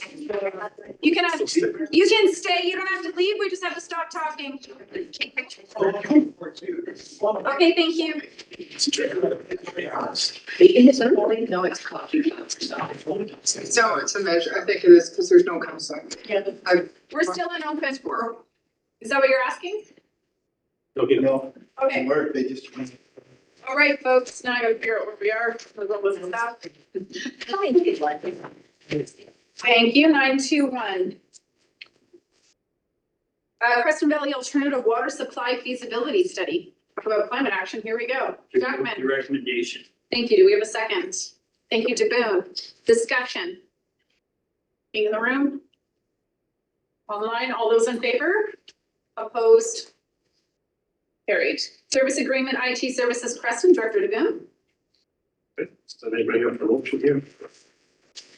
Okay, that the board approved the extension of the IT service agreement with the town of Creston for the period ending December 31st, 2024. That the chair and corporate officer be authorized to sign the necessary documents. Thank you. Do we have a second? Thank you, Hannah Graff. Discussion. Vandenberg, go ahead. Not sure. Just for clarity, that contract extension, does that mean that staff in Creston are actually providing IT service for GBC at Creston? So I'm not aware of that. Go ahead. So through the chair, 5 years ago, we signed an agreement to provide IT services to the town of Creston. That allowed us to hire our staff member in Creston for local support for not only our rural services there, so the Creston office, but also the town of Creston directly, so they had someone close by. But we didn't have that resource until we agreed to provide the services to the town. Thank you. Thank you. Those till December 31st, because we're all getting typewriters out. Not too many jokes, I'll be completely confused, but that was good. Further discussion on the motion. Being none, all those in favor? Opposed? Carried. Thank you for information communication strategy. So I would just suggest you've received this for information, take a read of it. It is coming back to us. Feedback by May 10th. Mike, is there anything else you wanted to say to that? Oh, sorry, Dan.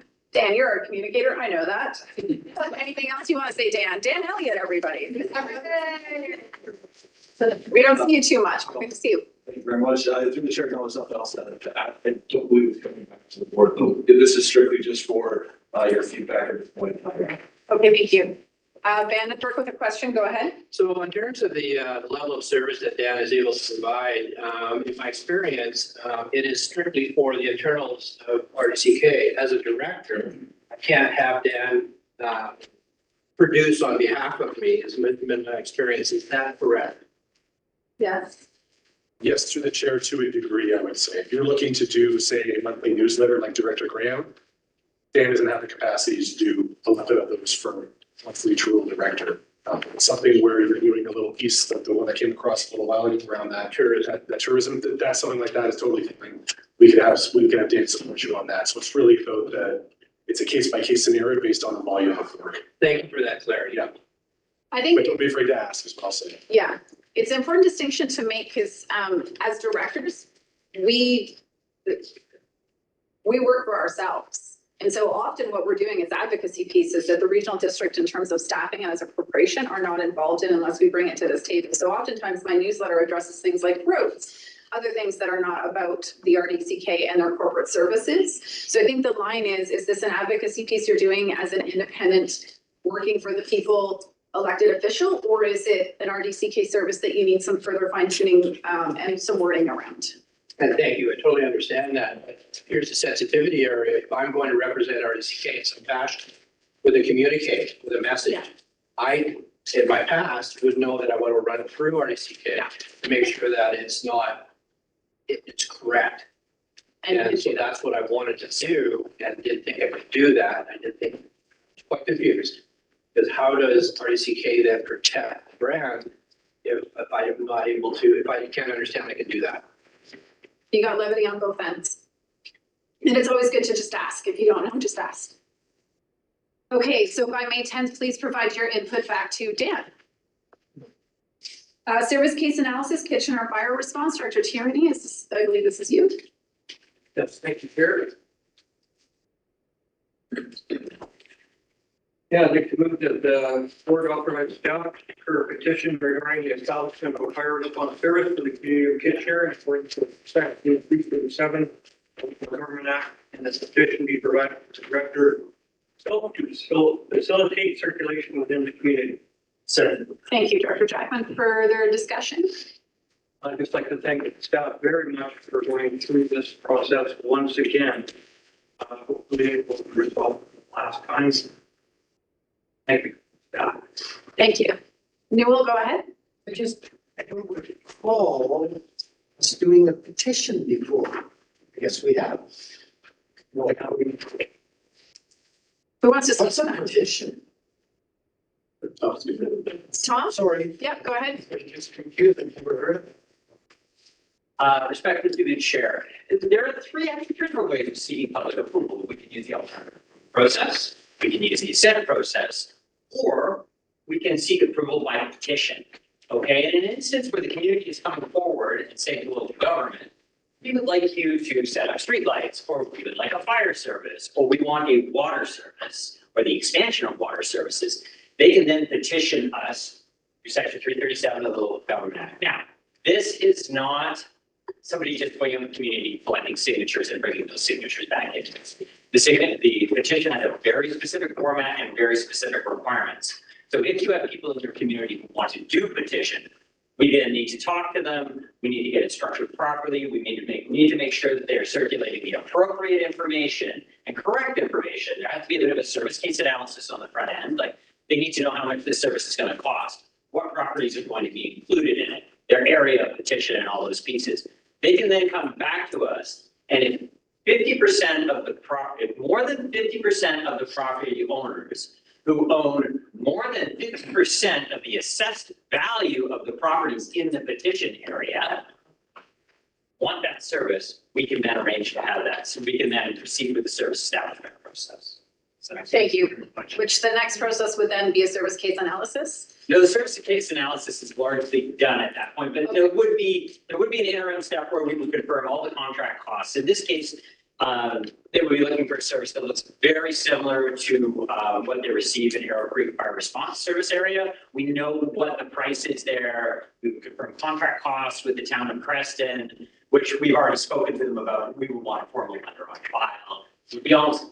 It's like we're splitting the service case analysis a little bit. We've given them the information that they're required to put into the petition right now, and then they're going to come back and finalize it on the back end with all the service information. Okay, thanks. So does that answer your question, Newell? Yeah, very good. Thank you very much. So then I have Jackman and then Hewitt. Jackman, go ahead. So have we done this before? I do believe Granville Drainage Service came into being via petition, even though they have a memory cap on that. They asked for it. And I think the extension of the fire service down to the junction of Highway 38 also went through petition process. So there's two examples in every agency. Hewitt? Thanks. Well, I'd find out. I'm just going to give an example. Okay. Yeah. Anything else on this one? Checking online. All those in favor? Opposed? Carried. Thank you. Discretionary grants, 9.5. Moved. Seconded. Thank you. Discussion. All those in favor? Opposed? Carried. Discretionary grant amendment, area J. Moved. Seconded. Thank you. Discussion. All those in favor? Opposed? Carried. I feel like we were in rush hour and now we're like clear. Community development. Moved. Second. Thank you. Discussion. Living online. All those in favor? Opposed? Okay, that's a long list, okay. Oh my God, I did have a report. Do I have a report? Yes, I do have a report. It was on the agenda. Let me just make sure. Did anyone have any questions from me on my chair's report? Was it what you skipped reading, which I would understand because there was so much. The chair and CAO forum, I will let you know, I found it very fascinating in terms of the CAOs have had a good network, kind of like an email group where they can ask each other different questions and network. And the chairs didn't have that. And we found ourselves talking quite a bit of all sorts of different things. And the women who were there also convened to kind of talk about what they're experiencing as women in leadership roles. And it was really fascinating. I will give you all the details. We'll just say that the networking and the connecting was really good. The chairs now also have an email list so that we can share ideas and talk about how they're doing things. How do we do things? What are your problems and how are you dealing with them? So it was really great. I do appreciate going to it. And it's the only time once a year we get to do that. And I think it was one of the most beneficial conferences I've been to. So I did write a report for you. I included a bunch of the resources that were raised. And then the technical briefing was the other thing I attended. They start those around this time of year and they're either weekly or bi-weekly. And whenever I'm permitted to share the information they provide to me, I will put it in writing for you. I always verify with them, how can I share this with my directors? Any questions for you guys or for me, from you? No, good. Okay. CAO. To the chair, the one thing that came out of the CAO Chairs Forum for me was that the CAOs are going to start to work on joint lobbying efforts for the regional districts at UBCM. So last year we had a meeting that I think 18 regional districts attended around the calculation for the Growing Communities Fund disbursement and how regional districts were shorted on that fund. That went over very, very well because it was a succinct message, came through 18 people sitting in the room talking to one ADM and one deputy minister, as opposed to 18 regional districts trying to schedule 18 different meetings, 2 of them getting something with the minister and the 16 getting staff, and the message gets lost. So we're going to talk about those leading up to UBCM and see what we can do on a larger basis to try to get some issues in front of the ministries that we feel are important. Vandenberg? Just wondering how a group of CAOs determine who's going to be chair. Draw straw. Draw straws and invite one chair. Yeah. Graham, did you have your hand? Go ahead. I have a question for Stuart, through the chair is, I don't know if everybody done their taxes or not yet, but I found that I needed to request a T2200 in order to get I just wasn't sure if new directors knew they needed to do that. And my second question to Stuart would be, when are the financial plans going to be ready? Like, there's only the interim one online. Yeah, it's a question for Yev. They're being worked on right now because we submit our information to the province on April 10th. And April 10th is when we kind of finalize those last numbers with the updated assessments, because we get another assessment roll on March 31st, right? So the budget that you saw and adopted in March changes again because we get another set of assessment values that we run through the model. They have to produce the documents again. So we're working on getting them done. Yeah. So we think, I mean, estimate. I don't want to speak for Yev yet. Yeah, it just came on. Go ahead. Yeah. Thank you, Chair. Yes, as Stuart mentioned, we get a revised role which impacts the financial plan and the some of the taxation splits. And then the other factor is the final audit, and the final version of the plan incorporates any changes or adjustments that come out of the audit. And as of today, we do not have direction from the auditors final direction from the auditors regarding any adjustments that need to be incorporated into the actual column in the financial plan. So we are, I think the target we're working towards, probably not next week, but the week after, to have a plan put together. And yeah, well, I have you because I talked to you about the T2200. I believe next year we are going to send out a notice to directors earlier to let them know if they want it, they have to request it. Is that correct? Yes, Chair, thank you. Yes, so next year we will send out an email early in the year checking to see which directors would require a T2200. Okay, thanks. Okay. Good. Rural Affairs Committee, Director Jackman, over to you. Sure, thank you. So we have only 4 items coming out of the meeting, so I will go through them one at a time. As you know, we are authorized or delegated authority to receive delegations to the applicants or to the applications according to the minutes. So first recommendation, all vote arising from committee item 7.4. This is development variance permit, Campbell. A, I move for approve the issuance of development variance permit B 2402A that the property as described, and this is to permit a 1.5 meter setback from the southern lot line and 0.4 meter setback from the eastern lot line, whereas the bylaw required 1.5 meter setback from the eastern lot line. Second. Thank you. Discussion. All those in favor? Opposed? Carried. Second item, rising from agenda item 7.5, development variance permit again, Lane electoral area B. I move the board approve issuance of the development variance permit B 2405B. McLean said property as described, and this is to reduce from 60 meter maximum depth of the front lot line for farm residential footprint to allow footprint with a maximum depth of 140 meters. Second on, thank you, Director Tierney. Discussion. All those in favor? Opposed? Carried. Thanks. So item 3, agenda item 7.6, electoral area I, another development variance permit for Sterling. And paraphrasing, I move the board approve the issuance of development variance permit B 2309I to the Sperlings that the address is identified. And there's 3 changes: the footprint area, the maximum depth, and the dwelling gross area, floor area being increased as stated in the agenda. So move, Chair. Thank you. Or seconded, sorry. Yeah, moved and seconded. Discussion. Seeing none, all those in favor? Opposed? Carried. Third one, all vote as well, arising from item 7.7. This is a site-specific floodplain exemption, Pruitt, electoral area E. I move or approve site-specific floodplain exemption, use required setback, lake 15 meters, natural boundary to 8.86 meters, as per the engineering report, so as described. Second. Thank you, Director Graham. Discussion. All those in favor? Opposed? Carried. Thank you. That's it for Rural Affairs. Director Page, you have a motion and I have a motion. I'd be fine to refer mine to May because we do have to still do in-camera meeting. Are you wanting to move ahead with your motion right now? I think ours is pretty straightforward, I hope. Okay. But yes, I'd like to move it forward, and if we get stuck, we can quickly refer.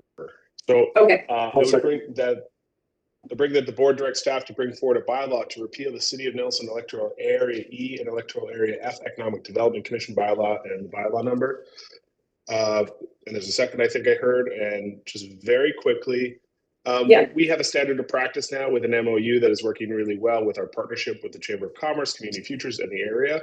It has been our standard practice for some time.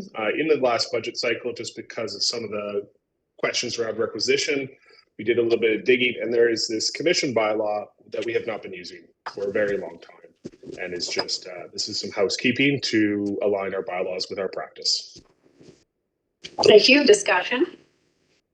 Okay. All the participants have already discussed it. Good job. All those in favor? Opposed? Carried. I'm going to refer mine to May because it could be a bigger discussion and I've got a bit of a background on it. What? To the chair, you need to move referral for a second. Yes, I'm going to do the.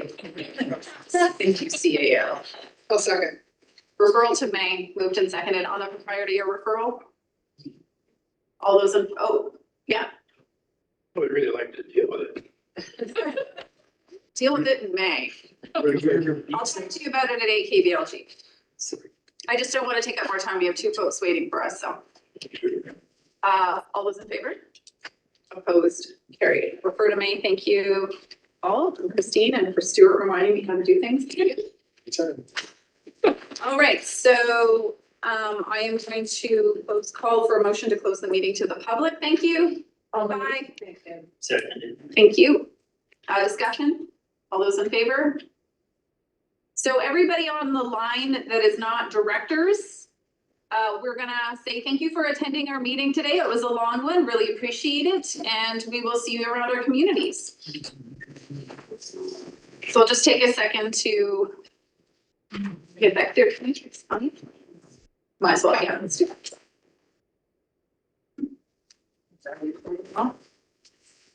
No, we'll keep recording, I believe. For the camera? No. No. No, I'm just ending it now. Okay, thanks. Okay, I'm just